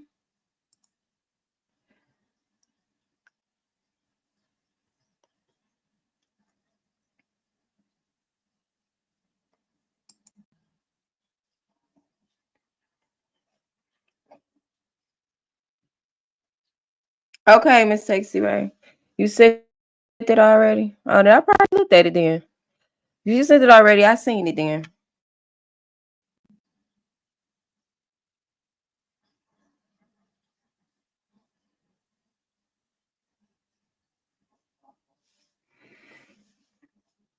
Mm-hmm.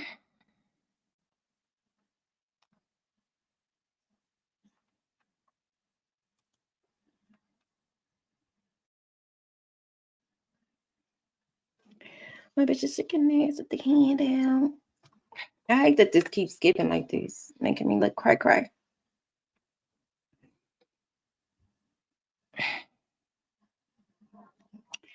Yeah, I've been trying to upgrade my Wi-Fi for the longest. They playing. They've been playing.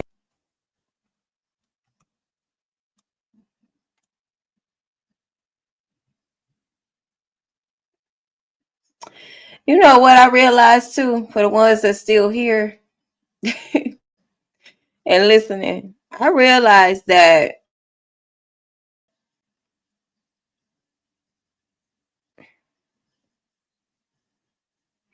how can I put this? A lot of people are okay with being manipulated. A lot of people are okay with that. A lot of people are okay and not thinking for themselves and idolizing other people. A lot of people are okay with that.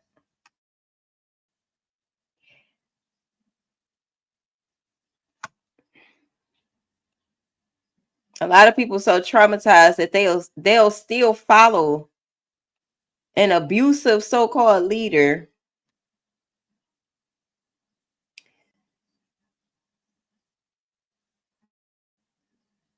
and still get disrespected, mistreated, idiot kind of way.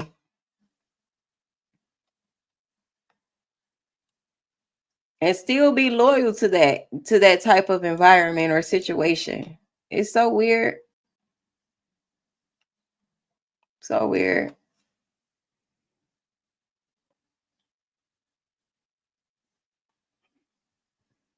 You said it type 3.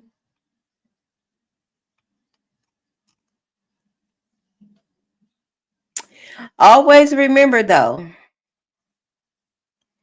when they can fuck with you, like on a confident level, they're gonna always go for your looks. They're gonna always try to find tea on you and then try to weaponize that. They're gonna always try to get other people to join. Just know. You say that, yeah. Just know you the GOAT. When people gotta go out of their way to tear down, to try or attempt to tear down somebody with ill intent and malice, just know that you are on the right path. That you're doing something right. You're doing something out of the ordinary. You're extraordinary. When people got to tear you or try to tear you down, that already means that you are above them anyway. And because they lack the confidence within themselves, they have to try to tear you down and bring you down to their level. Stay in your power. Know that you that girl, no matter what, or that guy. I know I have a few guys watch me here and there.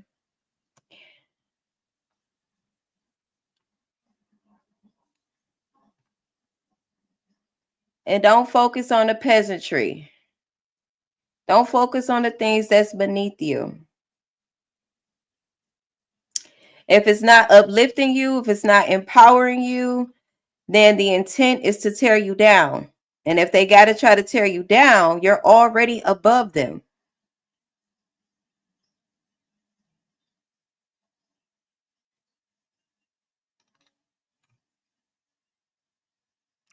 I'm realizing YouTube operates like high school, grade school. You know, you got people over here, people over there, and people every fucking where, clicking, right?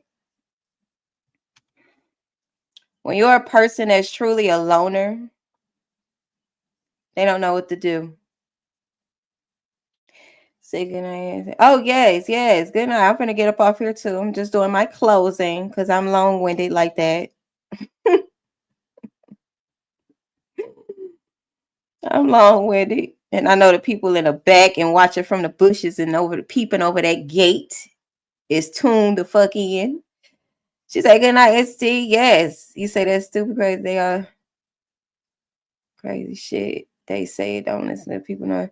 Oh, yeah, definitely. Say that especially them, so you think you can pay your bills for anybody's bills for that matter. This is not an exchange situation. I'm not accepting no equipment and selling my soul to no one. I'd rather go online and purchase that shit myself for anybody ever be able to have the one up on me when it comes to that. And you can't have the one up on a motherfucker who live in their truth. Oh. Just saying. If you live in your truth, holla. Ow. Sorry, y'all, if I'm too loud in this mic. I know it's late. You say, remember we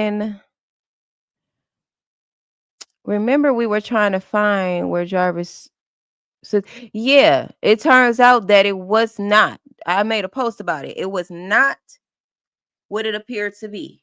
I had to correct that because I was listening to a whole nother content creator talking some.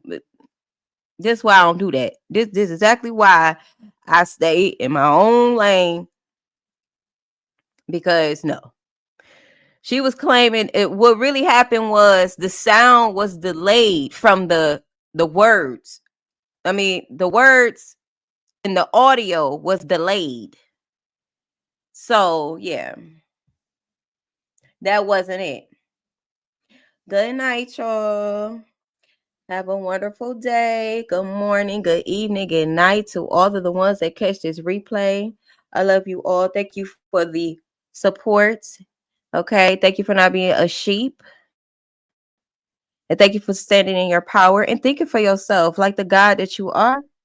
And I will catch all of you later. You say, what's it? What you say? No, the one behind you. What you mean, the one behind me? She said a cockroach cult. I believe that right there because I know exactly what you mean and what you. That cockroach cult. Look, that's some funny shit to me. You say, what is that? What is that behind you? Can you get closer to it? What you trying to see behind me? This one right here? That painting?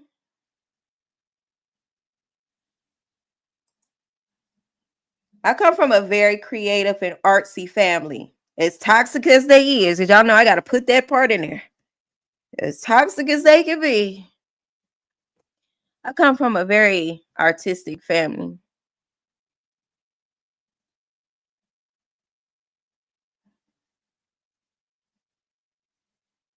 You say mouth something. She did say, I'm sorry. I saw it on the Detroit news. It was time 7:29:40. Okay, I'm going to write that down. I'm going to go look at it. But I know that particular video that I was showing, the audio was off with the sound.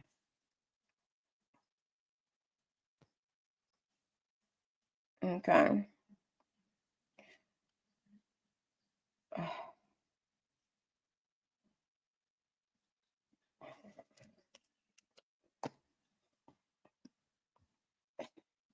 That's what it is for now on, the cockroach cult. You said, yeah, earlier in the chat, somebody has said, there's a friend messing with him, witnesses, Naziah, and I think they were talking about King. Okay. Yeah. Yeah.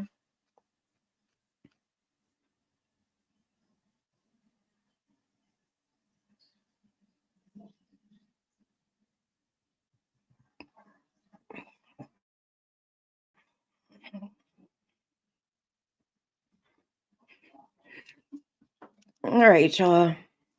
It's been real. It's been real.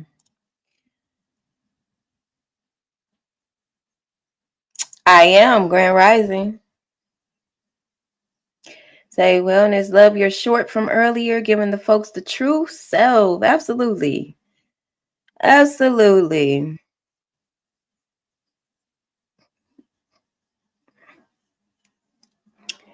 Absolutely. I am. I am that I am. Said that I had said that earlier in the comment. I am that I am, and I ain't what I'm not. You feel me? All right, y'all. Go ahead, catch that replay. It's been almost 4 hours. Your girl tired. I'm about to go to sleep, drink me some water. You know, gotta stay rejuvenated, hydrated, and all of the good things. And y'all enjoy the rest of y'all day. Okay, I will talk to y'all soon. Shout out to Miss still at work. You only got a few more hours to go. I think you'll be good from here. Is it Miss Keish?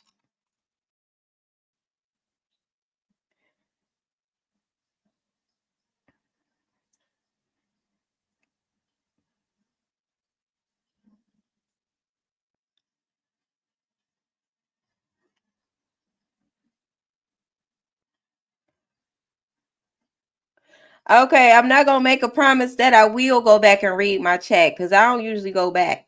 And I ain't even gonna hold you up. That's why I try to read all the comments that I see on a live because I don't usually go back to my lives like that.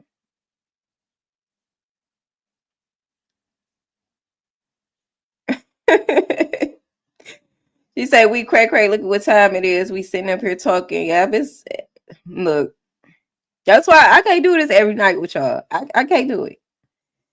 Y'all got the every other day me. Every 2 day me. You know? Say you got a new tattoo. It says WG. What's WG? Keith say yes. Man, I used to work nights. I used to work nights. I used to work from 7 p.m. to 7 a.m. And child, when I say that was the hardest 12 hours of my life. Eventually I got used to it though, eventually, but it was hard at first. It was hard.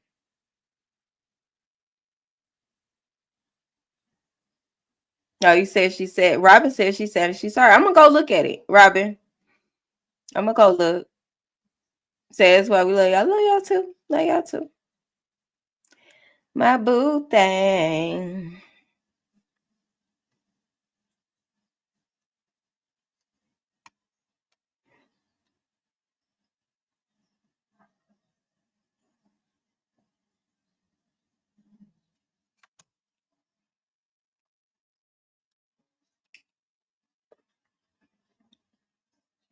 And let me tell y'all, you know what? I'm going to say this. You said, man, I'm trying to tell you, but it's smooth. Right. It is. And you might be able to get a nappy in or two. And once you get the hang up, it depends on where you were working at night. But yeah, that ain't no joke. That's not no joke. Okay. So let me say, I got to say this, y'all. Because y'all know, we like to learn stuff. And since we up, why not? And the people that's going to catch this replay, they could catch this teaching too. So I don't know if any of y'all know about the dark triad. Okay, dark triad traits target. Okay, and this in certain cases, the target. Okay, is a person that they may be envious of. They feel the need to dominate the spotlight of, or they have a fragile ego. So they seek to destroy or sabotage another person or attack. Okay, it is definitely a tactic that is usually covert, is manipulative, and it's deeply psychological. So when I say that we are in a spiritual war, this is exactly what I mean. Y'all got to look into the dark triad, because then y'all will see things, and y'all, certain things you go through, you will be like, okay, I see exactly what this is. It's like, it's narcissism, Machiavellianism, psychopathy.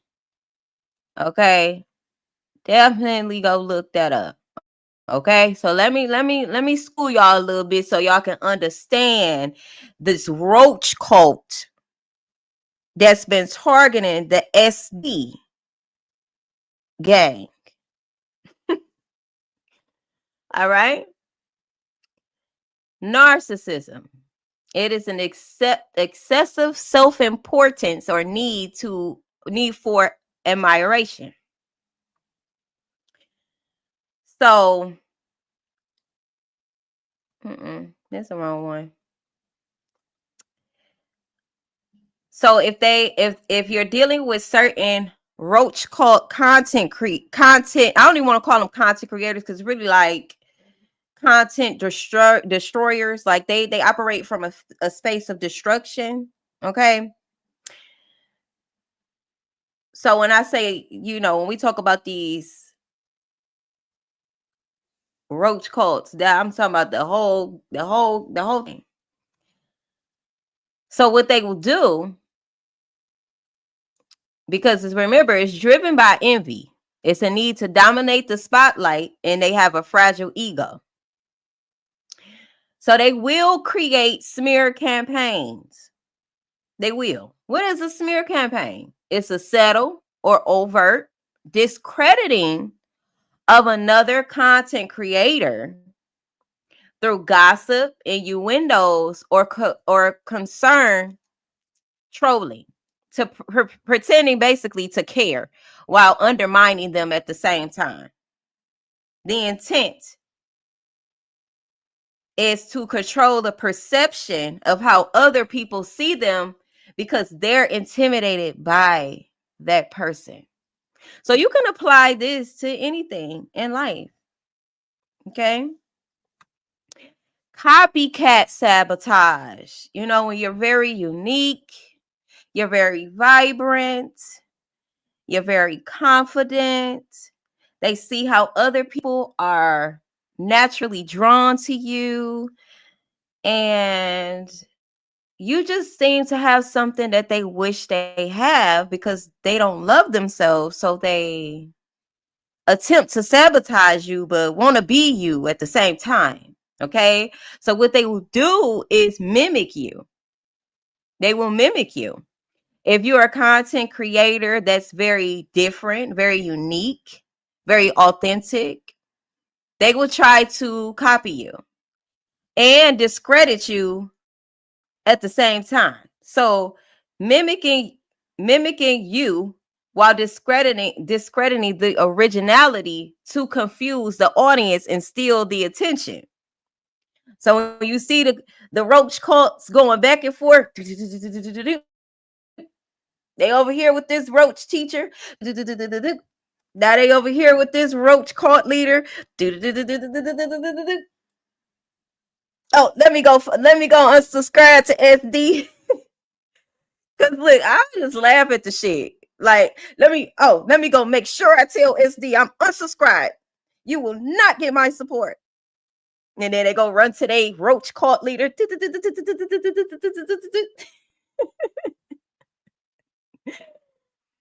I know it's lagging, y'all, but catch what I'm saying. I know it's lagging.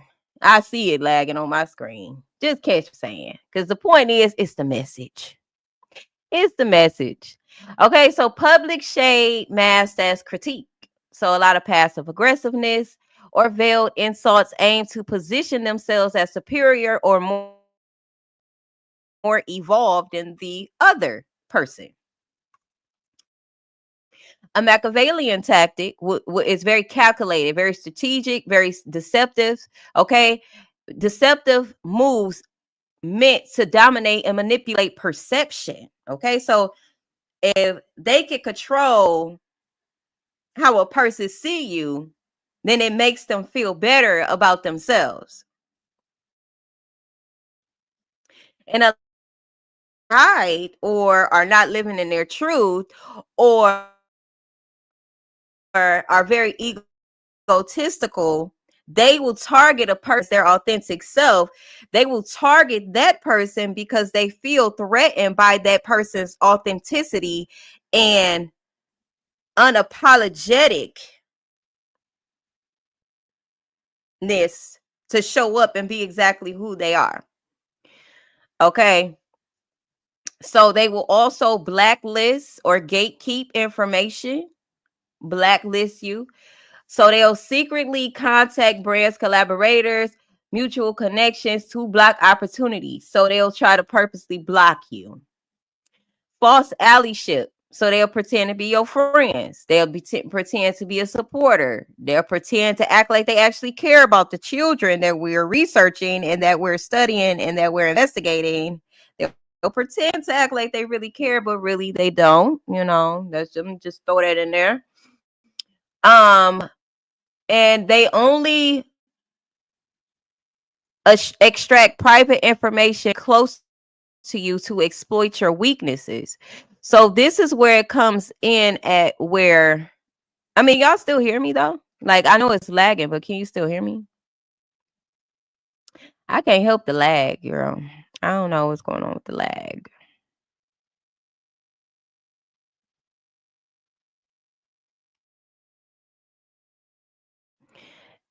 It's lagging pretty bad though.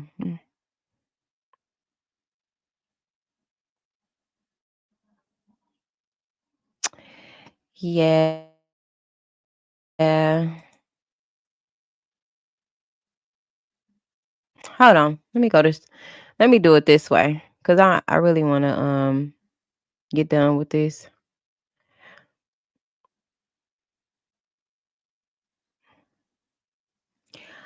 Life still lifing, hoes still mad.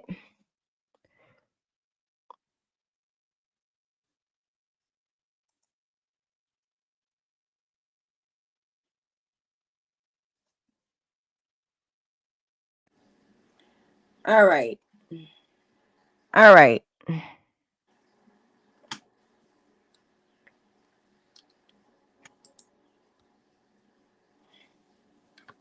How come it's not showing me? Oh, here we go. Let me add myself to the.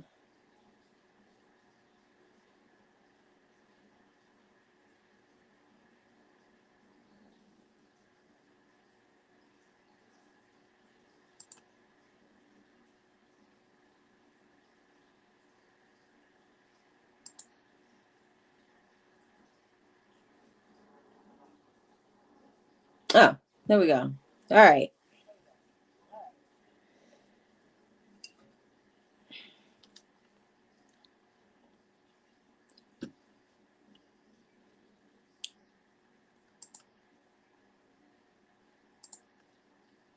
It ain't lagging now, is it?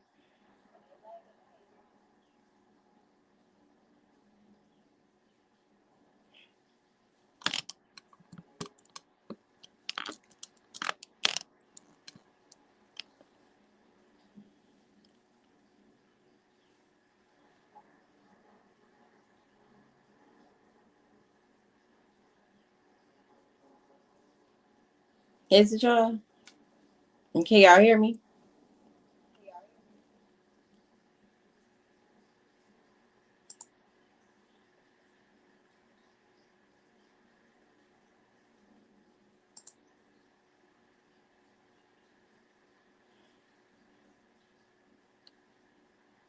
You say yes, 12-hour shift, not good.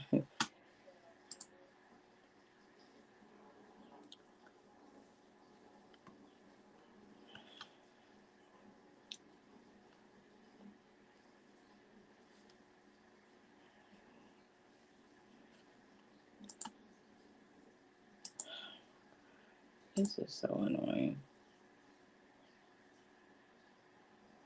I'm trying to get out the other screen and just talk on this.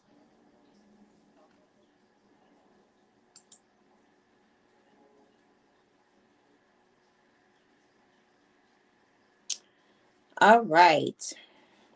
Oh, Key said she can hear me. Okay, I'm gonna take these off then because I don't even need them. Long as y'all can hear me without them. I just want to finish saying what I was saying without no interruptions. So, where I leave off at? Machiavellian tactics. Okay, because we can see this on a higher scale, like with this roach behavior that's going on against SD. You know, you got to understand that we in the matrix. Okay, a lot of people are not even awakened. They just sheep, and they go wherever they feel like subconsciously they could be controlled, you know. So false allyship, that's pretending to be your friend or support you only to extract private information or get close to you to exploit your weakness. So ultimately what they'll do is try to get close to you so that they can gather information and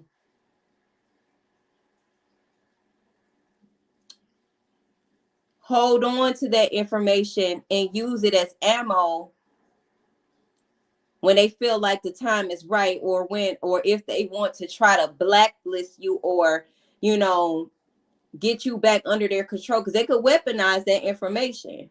So if you're a person that doesn't, you know, you're not big on telling your business or really living in your truth and things like that, they can weaponize certain informations against you to make you submit and stay humble to them or stay under their control or do what they want. So this is why I don't mind sharing things that I've been through, because I've been through it first, or I'm getting through it, or, you know, nobody will be able to weaponize anything that I went through that was my experience against me, because I speak my truth and I live in my truth. And the ultimate destroyer of deception and Machiavellianism and narcissism and all of these blacklist tactics, the smear campaigns, all of that shit, the truth destroys all of that. I live my life. Can't nobody tell my story. You live your life. Can't nobody tell your story either. Okay? So living your truth so you can avoid being exposed by anyone who think they got private information on you and use it to exploit you and do the very thing that they're accusing you of doing, right? Because they're going to say, oh, you did this to me. You did this to me. You said this about me. You said that, blah, blah, blah, blah, blah, blah. I can't take it. Oh, my ego. Oh, I'm so hurt. You know, but I know this about you. So you better submit. You better bow down. You better recognize that I am better than you. You know, this is because we're talking about envy here, right? We're talking about envy, and we're talking about the need to dominate a spotlight, and we're talking about the fragile ego. Okay.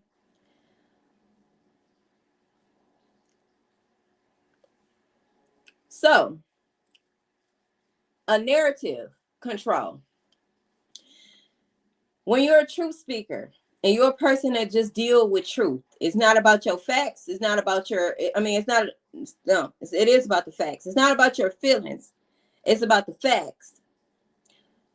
And when you speak truth, that frequency of truth disrupts all deception, all lies, all false narratives, all illusions, all the things like that, right?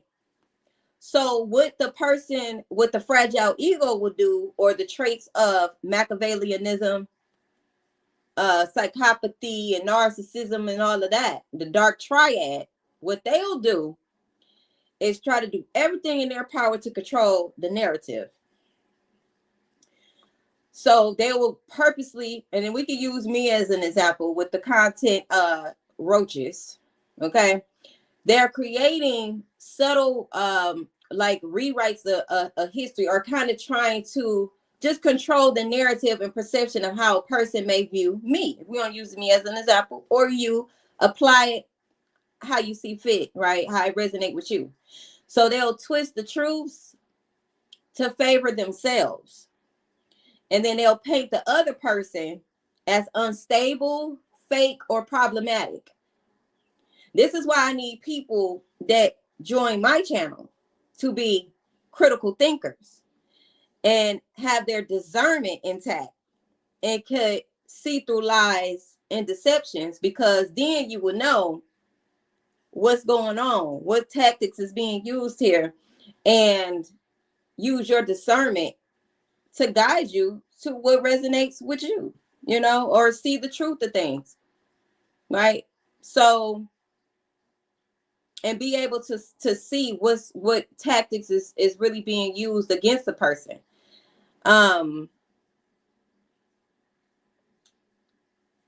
Let's move on to the other tactics, like very cold, ruthless behavior, lacking empathy or remorse. So this was what they will call doxing and cyber stalking.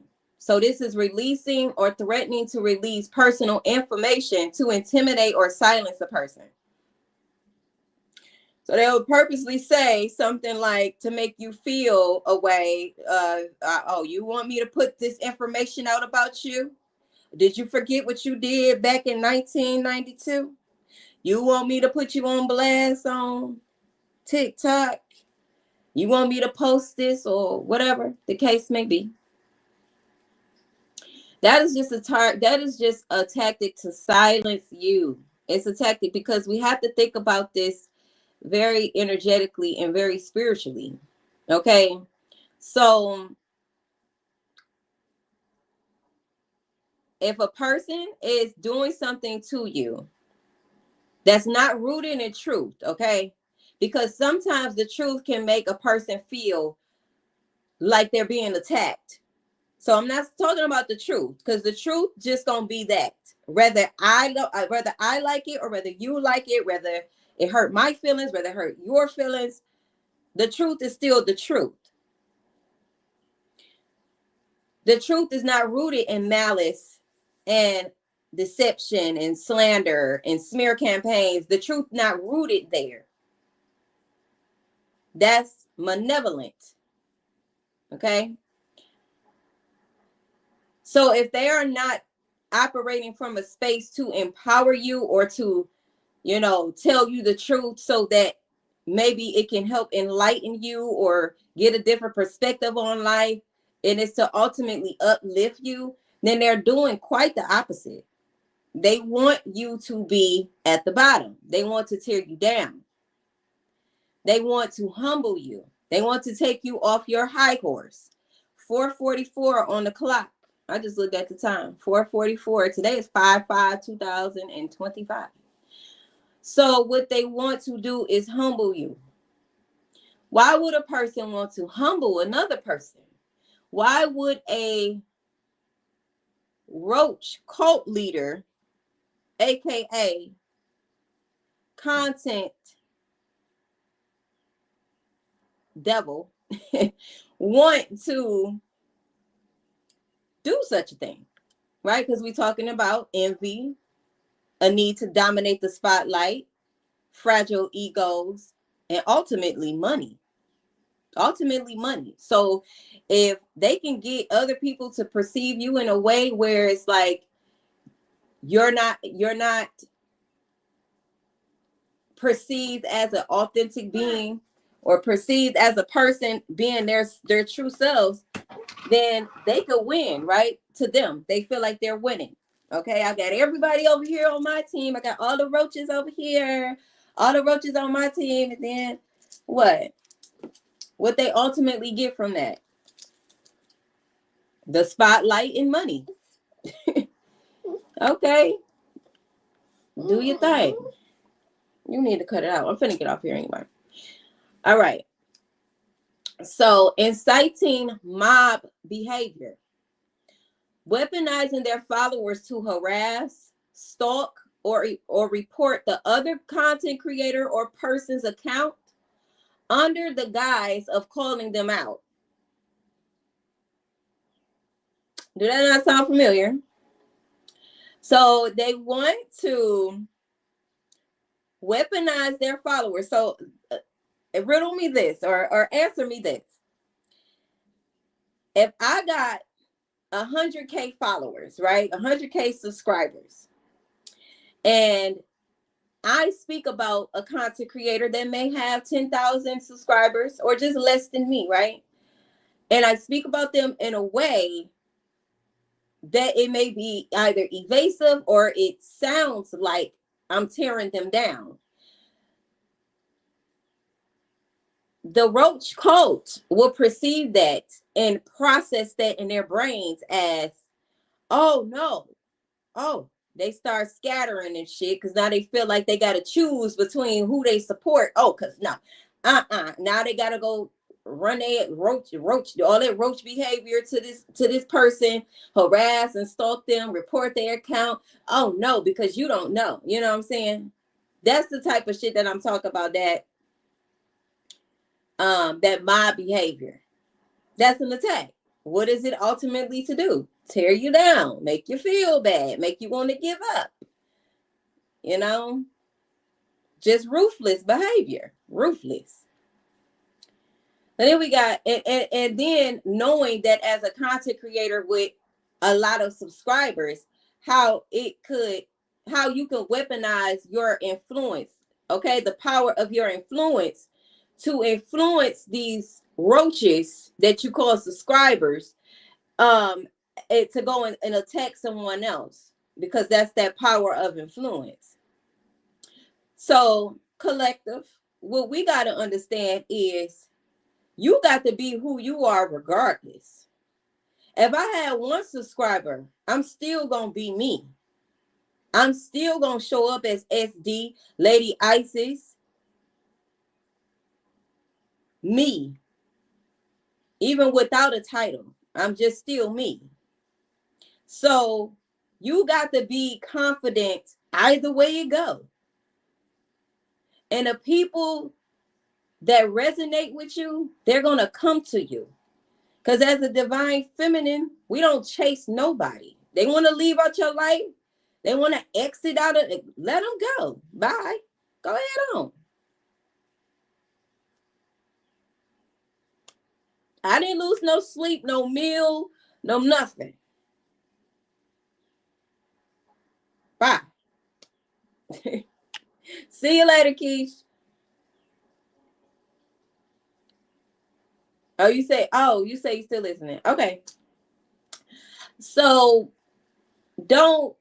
you gotta not see the physical. You gotta not be attached to the physical.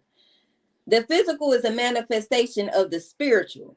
So if they wanted to humble you, wanted to attack you, wanted to send people your way to harass you, to stalk you, to spread your business, to exploit private information, create fake accounts to keep stalking you, reporting you, making false claims about you, spreading rumors about you, all of that is an attempt to humble you. It's an energetic manipulation. Remember, this is an energetic war. The ultimate goal for these roach cults, matrix agents, NPCs, brain dead motherfuckers is to keep your vibration low. Because if they can keep your vibration low, which I call it vibrational terrorism, because they terrorize you vibrationally to get your vibration to drop low, so then they can manipulate you even more. And then you become a slave to them. I told y'all I'm not new to this. I'm true to this. Okay. So I talk about this because this is what I love to talk about. I want to ultimately be able to help you free your mind and help you stand in your power and reclaim your power and know that what people do to you is not a reflection of you. It's who they are. They want to project who they are onto you. Okay? It's a tactic. It's a weapon. Don't identify with what people project onto you. Somebody want to talk about your looks. They want to talk about what you got, what you ain't got. They want to talk about your past. They want to talk about your life and what they seen you go through. You was on drugs. You went to jail. You did this. You did that. Why would a person want to keep bringing something like that up? Because they want to manipulate you energetically. Vibrational terrorism. Okay? Now, impersonation or identity theft. Think about this spiritually, okay?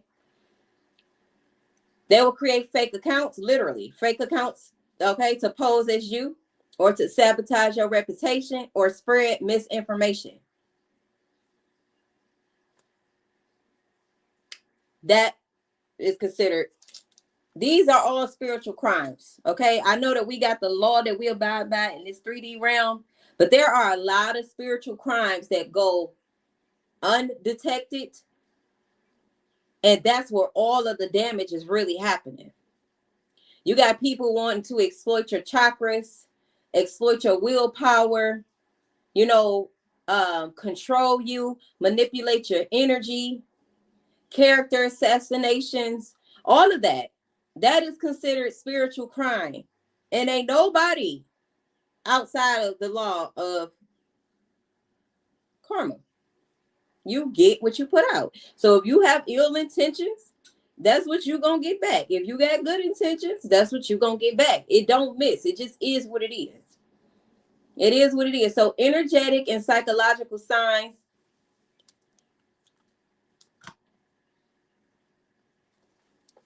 Energetic and psychological signs as a content creator being targeted. What you will notice is sudden loss of followers or subscribers or brand deals with no clear reason. They just, bam, gone. Just gone. Just gone. Okay? So they know what they be doing. They create these false narratives. They spread misinformation. They go hopping around everywhere that they possibly can to talk about this person, make sure they get this information out, this false information out, because then they know ultimately it could affect how people perceive them, their following potentially, or people trolling them, people harassing them.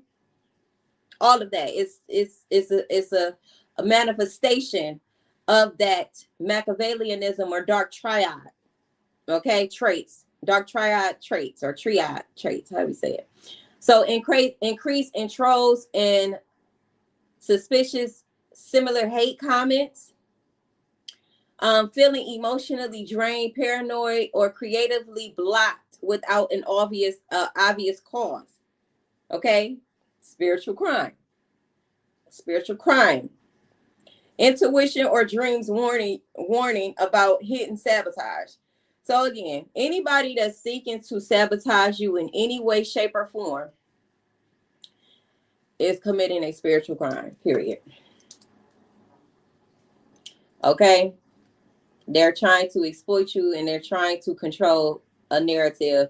It is ultimately a power play, really. It's a power play. So stay consistent in what you do. Show up as the best version of yourself every single time. Stay in your power because can't nobody control you but you. Okay? Let your work evolve and you'll be immune to deception. You'll be immune to this dark triad tactics that be going on that we all have experienced this in real life, whether you are aware of it or not. We all have. But it's levels to it. Like it depends. Like if you got the same thing going on social media, you have the same thing going on in your day-to-day life. You know, you can just experience this energy, this malevolent force anywhere.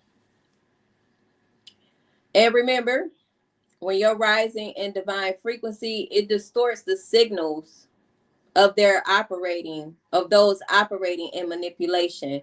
They will reveal themselves with no help from you.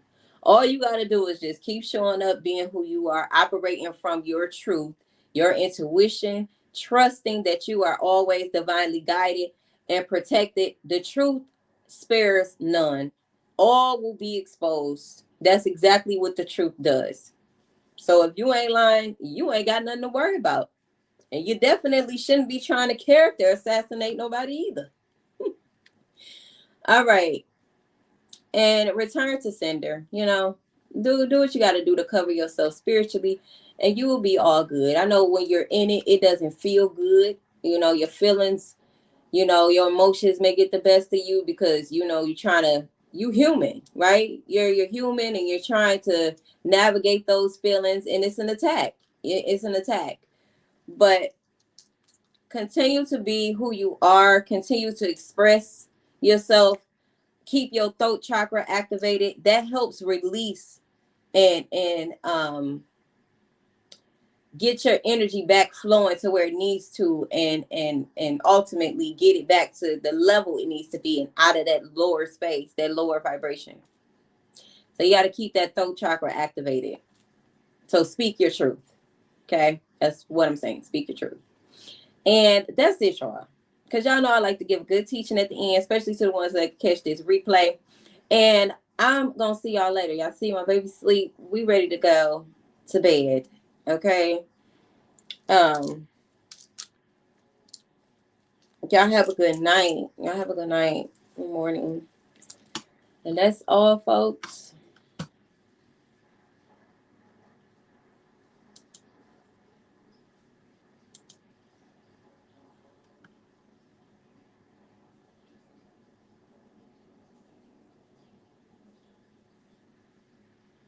Night, night.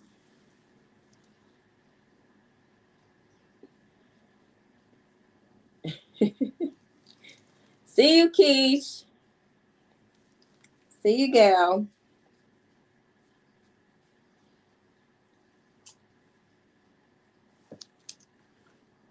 See you, Miss Sexy Ray.